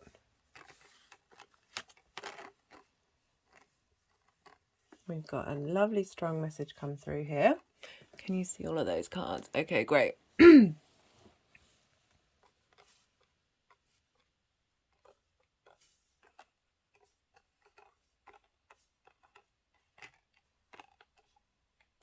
Cool. I'm going to launch straight in. So we have the Mercury moving through Pisces. So this upright, this is someone who's trapped themselves in a cage of their own mental doing, but it's not really a cage. If you see here, the swords don't surround this figure. There is a way out, and these bounds, these bonds are loose, and if they just move just a little bit, they'll fall away, and they'll be able to see that they have been free the whole time. We so often do this to ourselves, trap ourselves in a cage of anxiety, of things that don't matter, of things long term that really is just our brain after the hormone hit that keeps us in that space. And we've got the 10 of Wands. So this is in reverse, which feels like it's clearing that way, clearing that space out, releasing those bonds, and helping, you know, perhaps it's more of an internal battle that you've been going through, of being able to clear this energy out and let go and move forward. Because we've also got the 10 of Wands, which is about burden and feeling weighted down. You know, it can be burden that, you know, it's other people's burden, your stuff, you're not appreciated, it's been a long hard slog. But it can also be the burden of things that you've wanted to do and just feeling quite overloaded by it. But the 10 of Wands is a completion card. It's an end of that cycle. If you see here the figure, there's a house in the background of you're nearly home. You're nearly home. The sense of having to hold all this weight is nearly over, and being able to look at things from a different perspective. Okay, they're just smacking my forehead now. Like, I feel like it's a combination of the third eye and the crown chakra coming through. And now that's just the energies that's gone into my heart chakra. So releasing yourself from this cage of feeling like you're burdened, feeling the weight of this. These are your passions. The reason why I'm linking it more into you is because this is the 5th house of your creative energy, of these are the things that you want to do. You shouldn't feel like you're weighed down, being able to find some levity, some weight to it. And moving through this trappedness of feeling like you're caged in. That Mercury moving through this space is about communicating with faith, and tapping into the magic and the wisdom of the universe, and really being able to find that sense of surrender, of allowing something higher than you to lighten your load.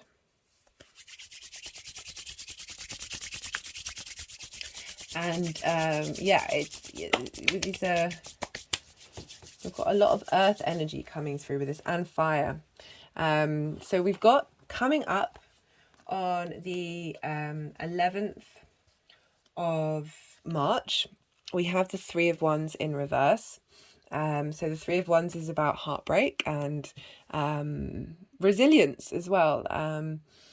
It's asking us to tend to our heart space and transmute the energy of those wounds. And in reverse, it feels like you're moving through that space. You've cleared that. Those swords are now able to fall out of your heart. Oh, just had an energetic release there. And that your heart is in the process of healing. You know, as we're dealing with the 5th house, it's sort of romantic relationships that you may have had that may have blocked your creative energy.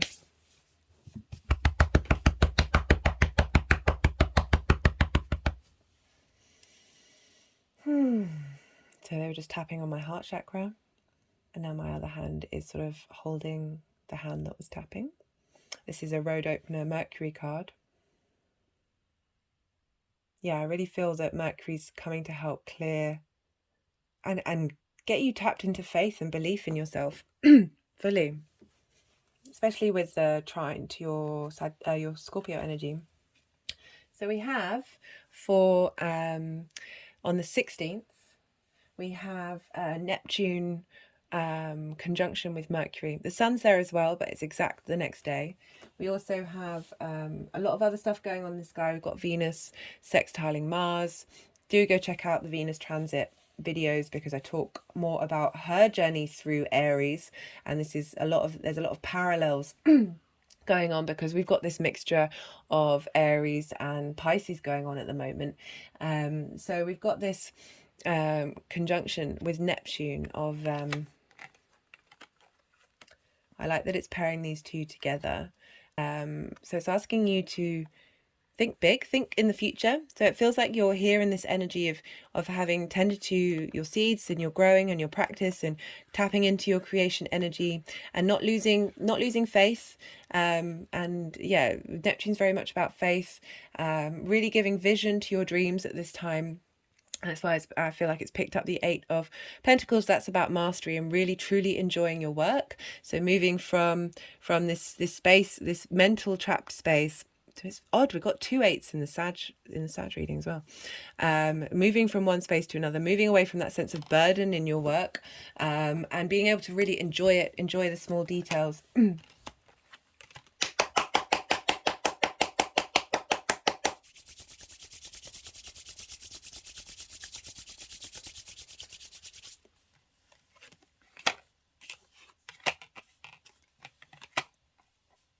Okay, so they wanted those moved around, or do they?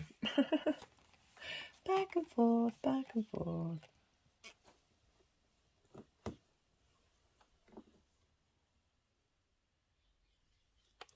So for the next day, sorry, I just paused because I was waiting to see if they move them around again. The next day, when Mercury is in what's called a Cazimi with the sun, when they're exactly on top of each other, this is a day when Mercury, the messenger of the gods, receives some divine enlightenment from the sun, and deep inspiration. It may manifest when Mercury's moved away from the sun, or happen during the day, and this conjunction will be squaring Gemini, and Gemini is in your 8th house of shared resources. It feels like there's going to be some outside support coming in, whether that's tangible or from the universe. It will vary, but this is the 2 of Wands. This is about preparation. This is about, I feel like this is acknowledgement that you've done a lot of preparation, that you've laid, so the 3 of Wands comes after this, and that's dominions. The figure has laid everything out and done everything, and now has been set in motion, like the ships are sailing out. This is just before this. This is, you've done the preparation. She's got the whole world in their hand, and there's a sense of restlessness, a sense of wanting momentum, and because they're looking out to the ocean, they're wanting to move on to another place, but it's really asking you to realize that you've laid down the foundations. This is a good manifestation card, because this is long term. This is long term stuff that you've done the work. You've got your passions. You've got your passions in a row. I was going to say you've got your ducks in a row, but you've got your passions in the row, and you know where you're at with them. You're in command of them. They know what's going on, and maybe perhaps you haven't been able to see that, and the sun is helping shine a light. You know, there's a sense of patience with the 2 of Wands, but what I like, what's coming next, is this is the conjunct. This is the sextile with Pluto, and Pluto's in Capricorn for you Scorpio rising, and Scorpios generally, but for Scorpio rising, this is in your 3rd house of the stuff you do on a day-to-day basis. Love this. It's been going through there since 2008, and this is mastery. So this is, we've had the 7, and now we've got the 8 of Pentacles, which is really getting good at what you're doing, and really enjoying the process. As I said, moving away from this burden energy with your creation energy, and really enjoying the time that you're spending doing the work that you're doing, and you're doing it well. You're learning to really hone your craft. You're heading in that direction. And I feel that, you know, Pluto is going to talk to Mercury and help really let you know that you're on that path, and give you that transformative energy in your day to day that is helping you really tap into a grounded, healthy space in how you look at your creative energy. But there's no rushing here. There's a stillness, there's a slowness. Pisces is very receptive. There is a sense of things are growing and building. We're going to have Saturn moving into Pisces after the full moon on the 7th. So that's going to be a 3-ish year journey of Saturn bringing form and structure and giving you good foundations in that area of your life. So for the energies moving forward, I like that we've got this combination because this is all growing and building and building. We've got the 7 of Wands, which is about competition, basically, being from on a higher ground. Like you probably don't need to be in competition because you're good at what you do. There's real with the 4 of Pentacles as well, which is about stability. It's about power. On the material realm, it's like bringing your passions into a solid formation. There's a legacy there. There's a long term of structure there that's really coming forward, having gone through this growth. Love that. Especially with all this facilitation in your 6th house of work. And there's a sense of levity. There's a real shift in, it's not saying you're not going to put in the work, and you've got a lot of pentacles here, but it's how you look at that work. Just had an energetic release.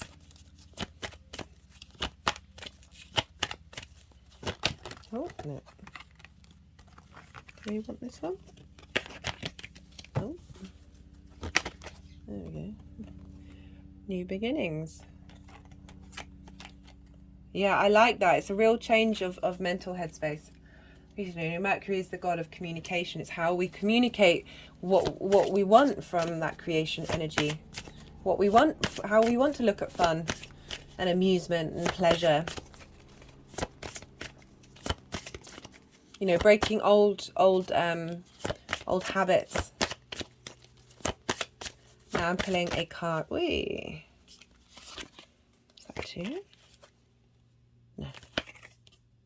Got strength, intellect, intuition, animals, telepathy. So strength is all about balancing our instincts with our cognitive thought and finding harmony. It's another pause card, and really taming those both parts of ourselves in order to establish strength, establish the ability to be resilient. I've just had an energetic release. And not let things get in your way, not let things pull you down, not let things trap you, and feel like a sense of burden. You know, there's an element of fun with the 7 of Wands, you know. But the 7 of Wands, they know what they're doing, they're good at what they do. If you notice, the other 6 Wands are below them, so they have an advantage. They have a skill, they have a passion, they have a talent that has longevity. You know, this isn't quite the 10 of Pentacles, but there is this idea of being in command and being in control and holding on to that. And holding on to that energy. Ooh.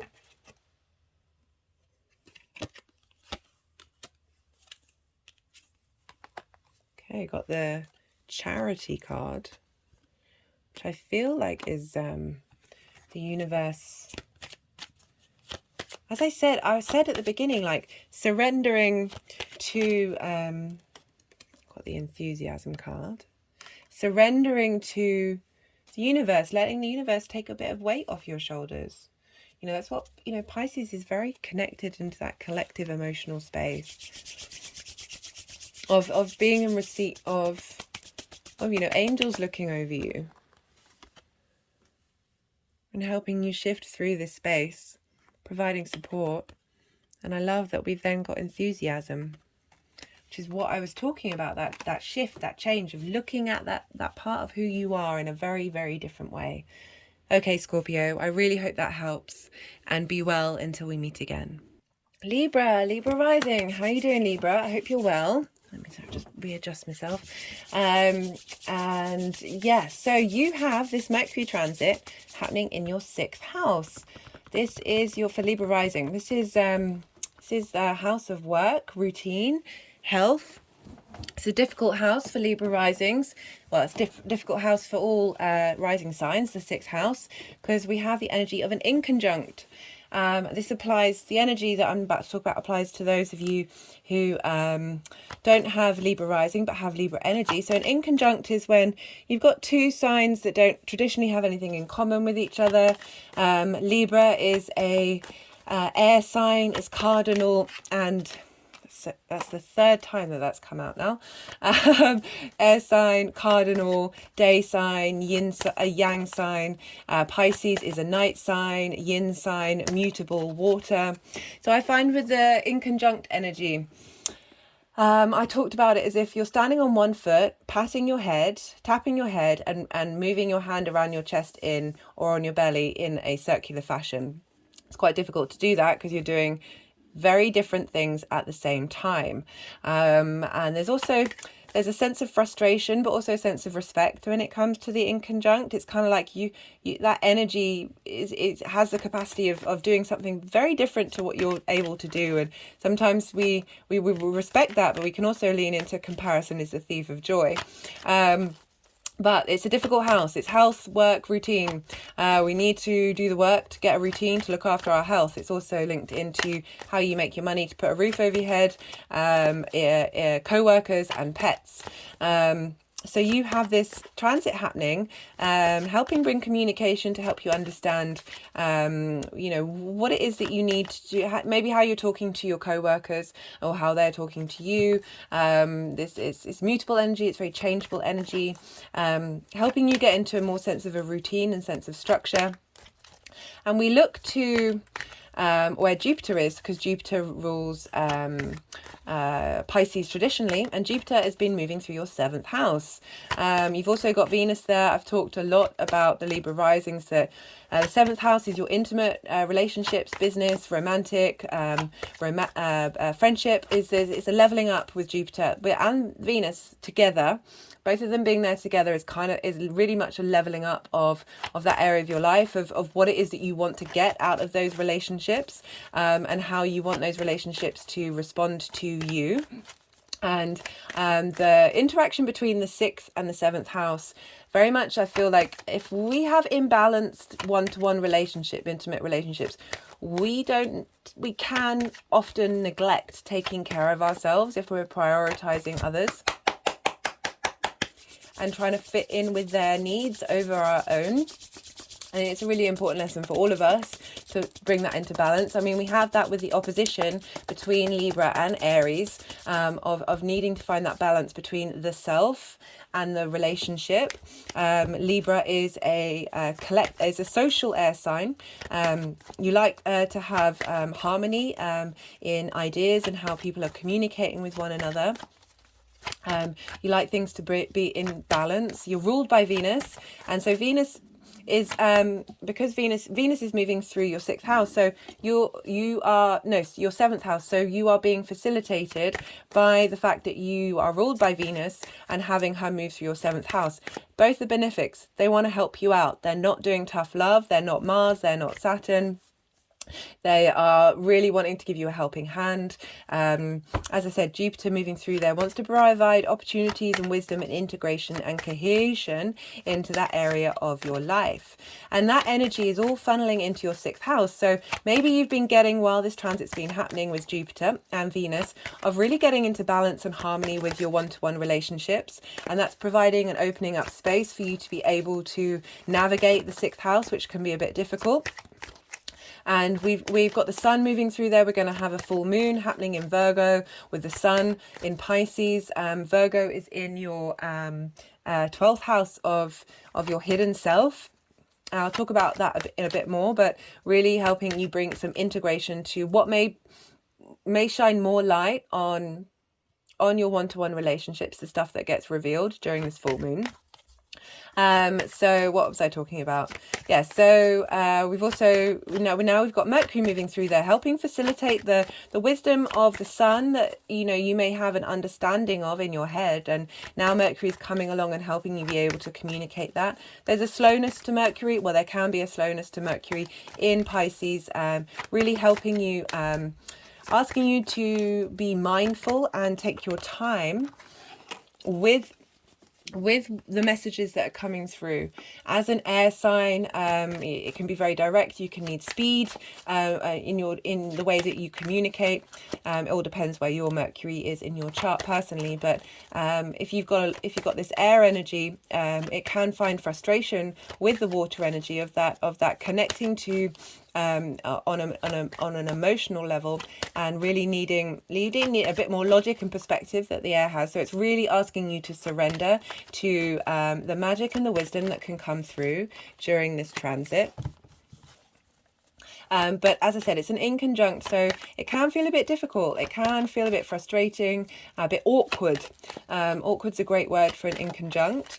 But as I said, you're getting the benefits from the Jupiter and Venus in your 7th house, facilitating with how you are able to establish and communicate with yourself about your routines and how you take care of yourself, and prioritizing your work and how that's affecting your life right now. So because Mercury this transit is a Mercury based transit, we look to the 2 signs that Mercury rules, and Mercury rules Gemini and Virgo. So what happens to the ruler of the signs happens to the signs themselves. So we look to the houses in which Virgo and Mercury rule, and Gemini and Virgo rule.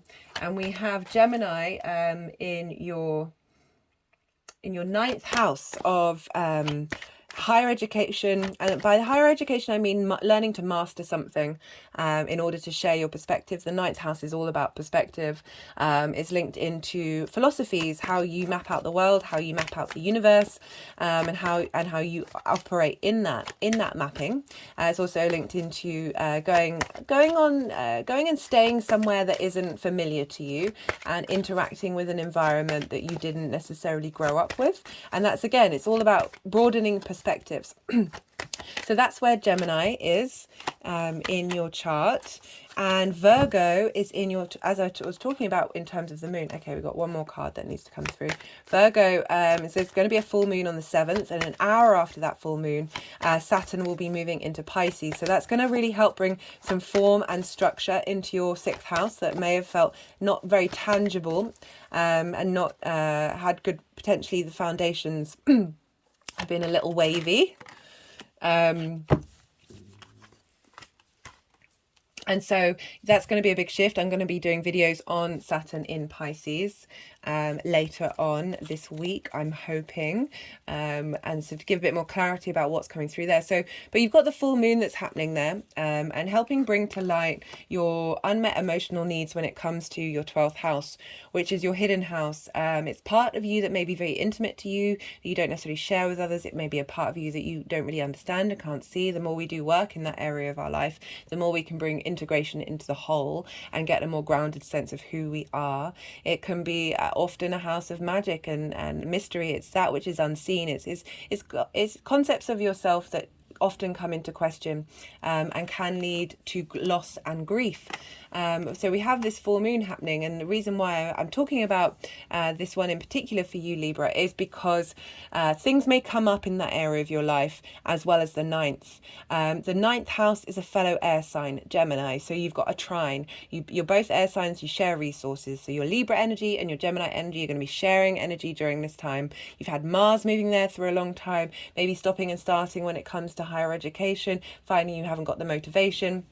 Mars has really been helping you work out what it is that you care about in that area of your life, what kind of information you want to stand up for, how you want to share that information, and what drives you. So I'm just going to be moving, the energies are going to be moving these cards around for a moment. I just want to see where they want to go, because I'm going to be talking about 4 different aspects as we move forward with Mercury's transit through Pisces. So things may come up in that hidden part of you that may feel a bit uncomfortable. It's next door to Libra, so they're kind of they're sitting next to each other and looking forward, so they know that they can feel it. They can feel that there's somebody there or that energy there, but they can't necessarily communicate in a direct way. It's more of an embodied sense. So it's asking you to sort of so the things that come up in the 12th may not be very tangible. The things that come up in the 9th may be more inspirational. It's a trine aspect to Libra, wanting to provide opportunities, wisdom. There's a sense of generosity there. There's a, as I said, it's an aspect of Jupiter, who we have in Aries, and it's with that opposition between you and yourself, of finding balance of and really leveling up who you are in your relationships. I love that transit for you, Libra.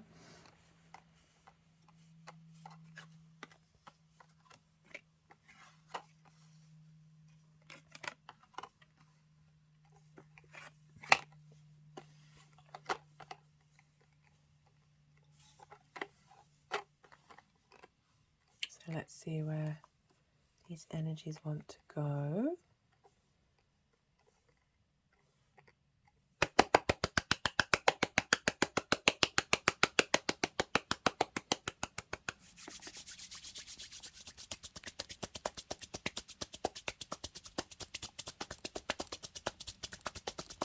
Sorry if I'm a bit quiet, Libra.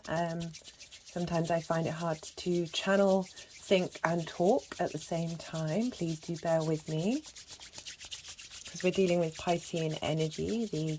The channeling through my body has been, yeah, they wanted to prioritize that almost as much as the cards.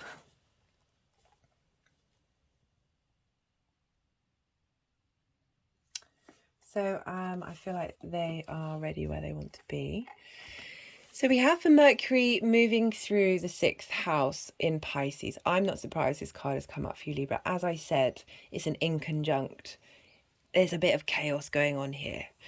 There's lots of different passions battling it out. There's a softness to this compared to, say, the 5 of Swords, where people have been defeated. This is can be about playful competition, but I just feel like there's lots of, you're tackling lots of things at once, and this transit is going to be bringing these things up. But I feel like, you know, you've got positive cards coming out the other side, that what comes up you need to bear witness to and meditate on, and sort of prioritize what works and what doesn't for you with Mercury moving through this space. We're getting a shift happen. Are they going to move these around again?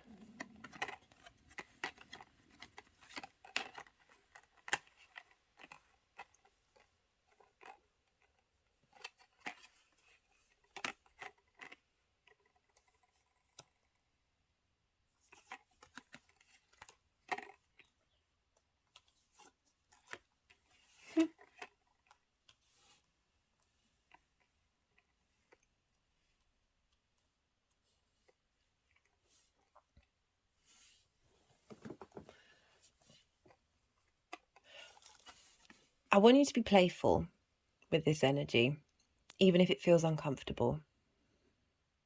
I really, that's what's coming through with that some magic's so Mercury and Pisces can come up with different ideas and strange, odd things that may not seem logical. You know, as air signs, it can be difficult.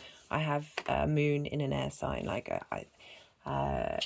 there's a definite need for direction. There's not a lot of direction. There's as I said, a bit chaos, but I really feel like some magic's going to come out of this and some inspiration. But yeah, because we have, for the first transit, which is when Mercury will sextile Uranus, and Uranus is in Taurus, which is in your 8th house of shared resources. This is so you've had Uranus move through there, so maybe like there's been a lot of change. There's a lot of trying to get you to really connect to how you want to share your resources. Maybe sudden events have happened that have changed the situation of your shared, you know, you've got stuff going on in the 7th as well. If you are in a relationship, it can be your partner's resources. Maybe you've been going through some anxiety with that. You know, the 8 of Wands is very much you're in a cage of your own mental torture, and you've done it to yourself. I say that with love, as someone who's a lot of my life has been in the 8 of Swords. And it really, you know, I talk about this a lot in my channel about how the mind is addicted to the hormones we produce when it gets us to think and feel the things that make us feel crap, because it's easier to tap into cortisol and adrenaline than it is to tap in to serotonin or oxytocin. I hope I've got yeah, I think that's rather than the drug. Either way, you know, then the mind gets as an addict and likes staying stuck because it's getting its kick. So the 8 of Swords in reverse is about how you've been able to release yourself from this cage because these ties around the woman are loose, and if she just moved a little bit, or they just moved a little bit, they would realize that they were free and they weren't in fact surrounded by this level of anxiety. So it feels like we've got on the 11th the sextile with Uranus, with Mercury in Pisces, in your how you work, how you get routines, how you tap into outside resources. Perhaps you find something in the outside world that's going to facilitate your motivation and your desire to put the work in and get the routines going and take care of yourself. I really feel like there's a big shift happening with that energy, with the 8 of Wands, 8 of Swords in reverse. Uranus is very quick, very fast moving. It's trying to get you into, it's flipping things on its head, like trying to get you to, literally she's flipped on her head, of trying to get you to think differently about how you interact with the world, and what is it you care about, but more importantly helping you get in an embodied sense of wanting to take care of yourself. Maybe you felt burnt out with over giving in that give and share of the 8th house. And because it really feels that you know, Uranus, as I said, very quick moving. There's going to be some information come through that's going to help release you from that space. And often the 8th house can be sort of the collective world, and not just in a tangible sense, but in the universe, that some bolt of inspiration is going to come through to shift this energy, because then we have, moving forward on the 16th of March, when Mercury will be conjunct Neptune and the Sun, but it's not exact. That's the next card coming along, and squaring Mars. And as I said, Mars is in your 8th house, so creating structures and receiving information that's really helping you go on your journey. So Neptune and Mercury, being able to really tap into your dreams and what it is that you care about deep down, underneath all the nonsense that we have layered on top of each other. Because we've got the 6 of Wands, I keep calling that Wands. We've got 2 6s. That's probably why. We've got the 6 of Swords, 6 of Wands. And so 6 is a healing card. So that's nice, the healing number. The 6th life path is for healing. So that's great coming up for the 6th house. Oh God, sometimes I'm so dumb when I don't pick up the messages that are coming through. But I like this because we've got a 5 and we're moving to the 6. So 5, 6 of what? 6 of Swords. They're swords, damn it.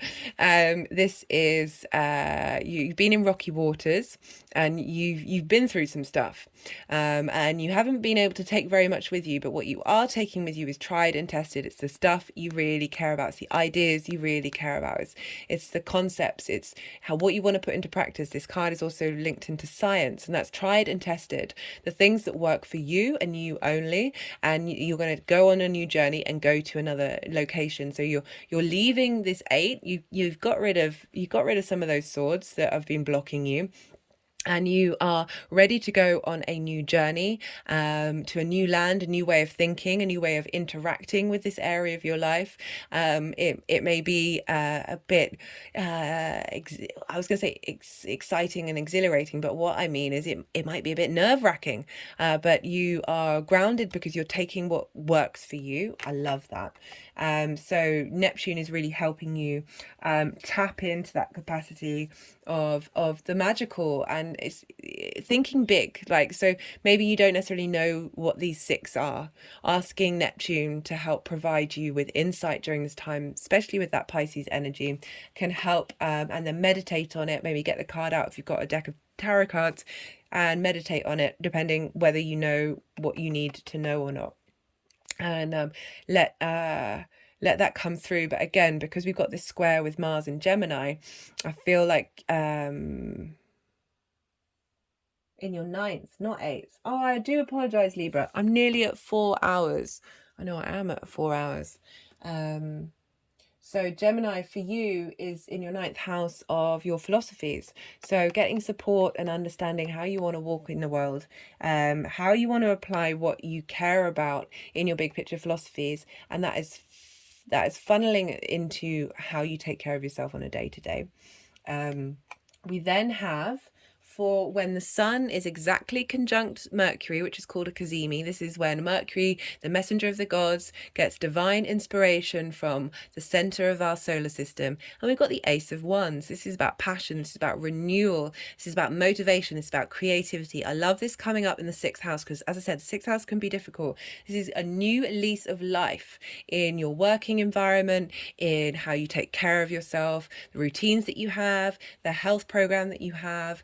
I love this for you, especially off the bat of having that full moon in the 12th house, of really helping you integrate and heal those hidden parts of you that help you then be able to look at yourself in a different way, where you do want to take care of yourself, where you do want to step up for yourself, where you want to be your own, your own parent. I always look at, we got the parenting card in the numerology deck, and for me that's very much when you parent yourself.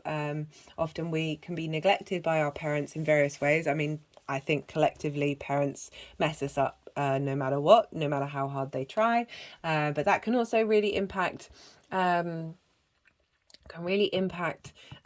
we take care of ourselves moving forward. And I talk about that because the next aspect we have, which is on the 18th or 19th of March, depending on where you live, is because Mercury is sextiling Pluto. And Pluto has been moving through your 4th house since 2008. And that is your roots, your foundations, your ancestors, your parents, the house that you live in, your private life.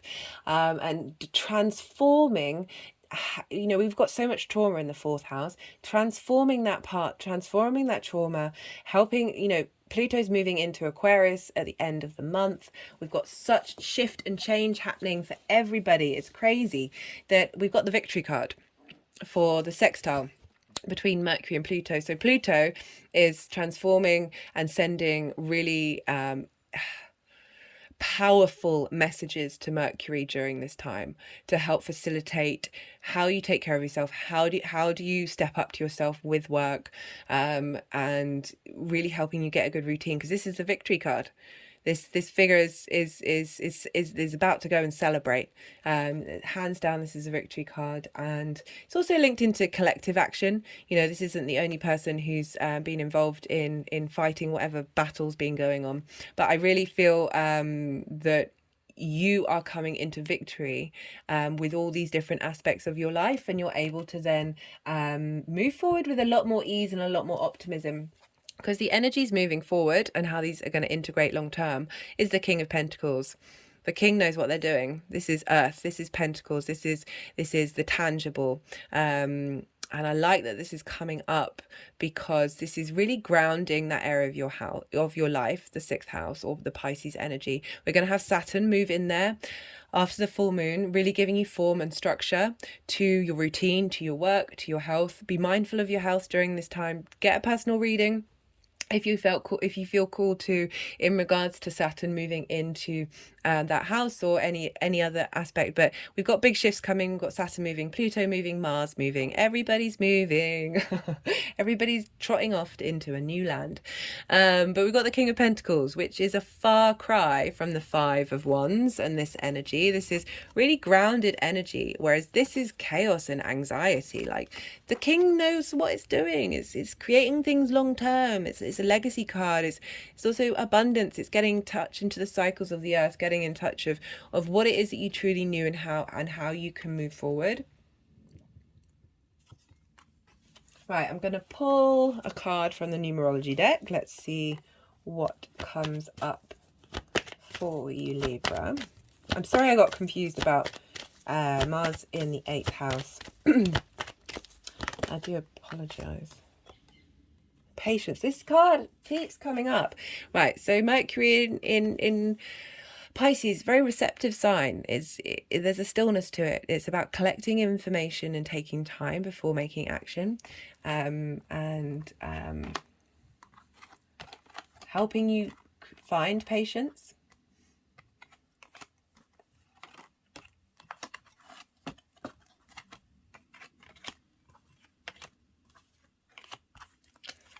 Yeah, so we've got that after the mental journey of finding patience. It can be really difficult to be patient in the 6th house. It can be difficult. The 6th house is a tricky one. You know, I think we're all still trying to find that healthy balance between work, fun, friends, hobbies, passions, and then taking care of this body, taking care of our needs, you know, making sure that we're not burnt out at work. And I like that patience is coming through, and it's coming through after you've made that journey. So it feels like, and that's a mental journey. When, okay, got the when card.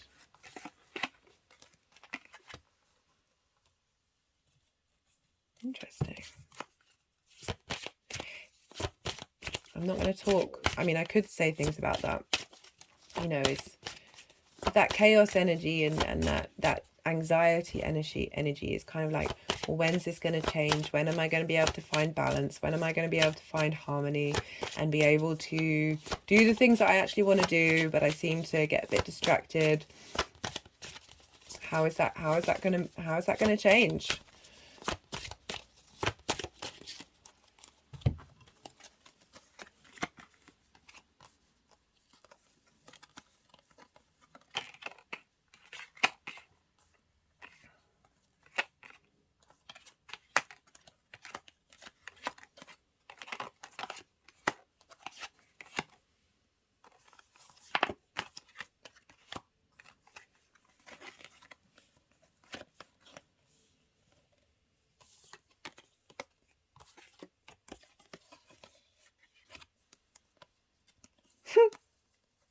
Patience with the when card. Yeah, I'm going to pull you another card because that's the universe.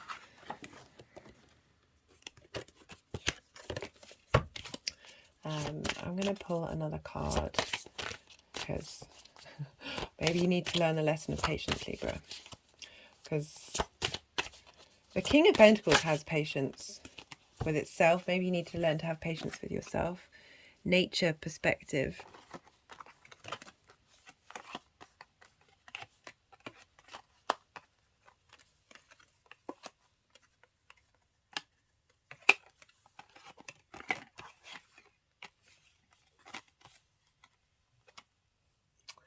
Perhaps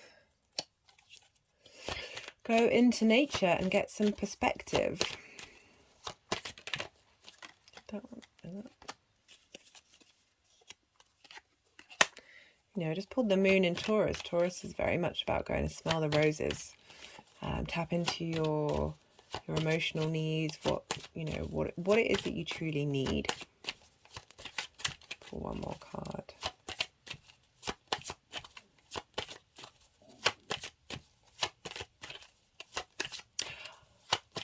Yeah, so Taurus, as I said, in 8th house, shared resources. Maybe you need to spend some more time in nature. Maybe getting a health routine where you're working outside might help get you into this grounded energy. help provide, you know. So with Neptune involved, like it's very much seeing signs in nature. Oh, just had an energetic release that may give you a clue as to when and what is going to happen and change. Oh, that's interesting, Libra. Interesting. You're going to have the nodes move into your sign soon, in July. You're going to have the South Node moving into your Libra energy, and the North Node moving into Aries. So that's going to be a real refinement of self with the South Node moving through your first house for Libra rising. Yeah, so there's going to be a big shift happening for you, Libra. And perhaps that's when things, because, you know, the final energies are for long-term manifestation of when that's going to shift. And yeah, no, I'd really love to hear how that resonated with you, Libra. I'm going to sign off now, and yeah, wishing you really a lot of love and support. It looks like you're clearing through some stuff, but yeah, this might feel a bit uncomfortable because we've got the Virgo energy in the 12th and the Piscean energy in the 6th, which are traditionally not in view of Libra, but you do have the facilitation of the benefics in your 7th, and Mercury, Mars happening in Gemini, helping you give motivation and drive. I feel like with Saturn moving into your 6th, everything's gonna fall into place. And if you feel I'm gonna pull, don't worry, I'm gonna pull some cards for that. Anyway, Libra, I love you, and be well until we meet again.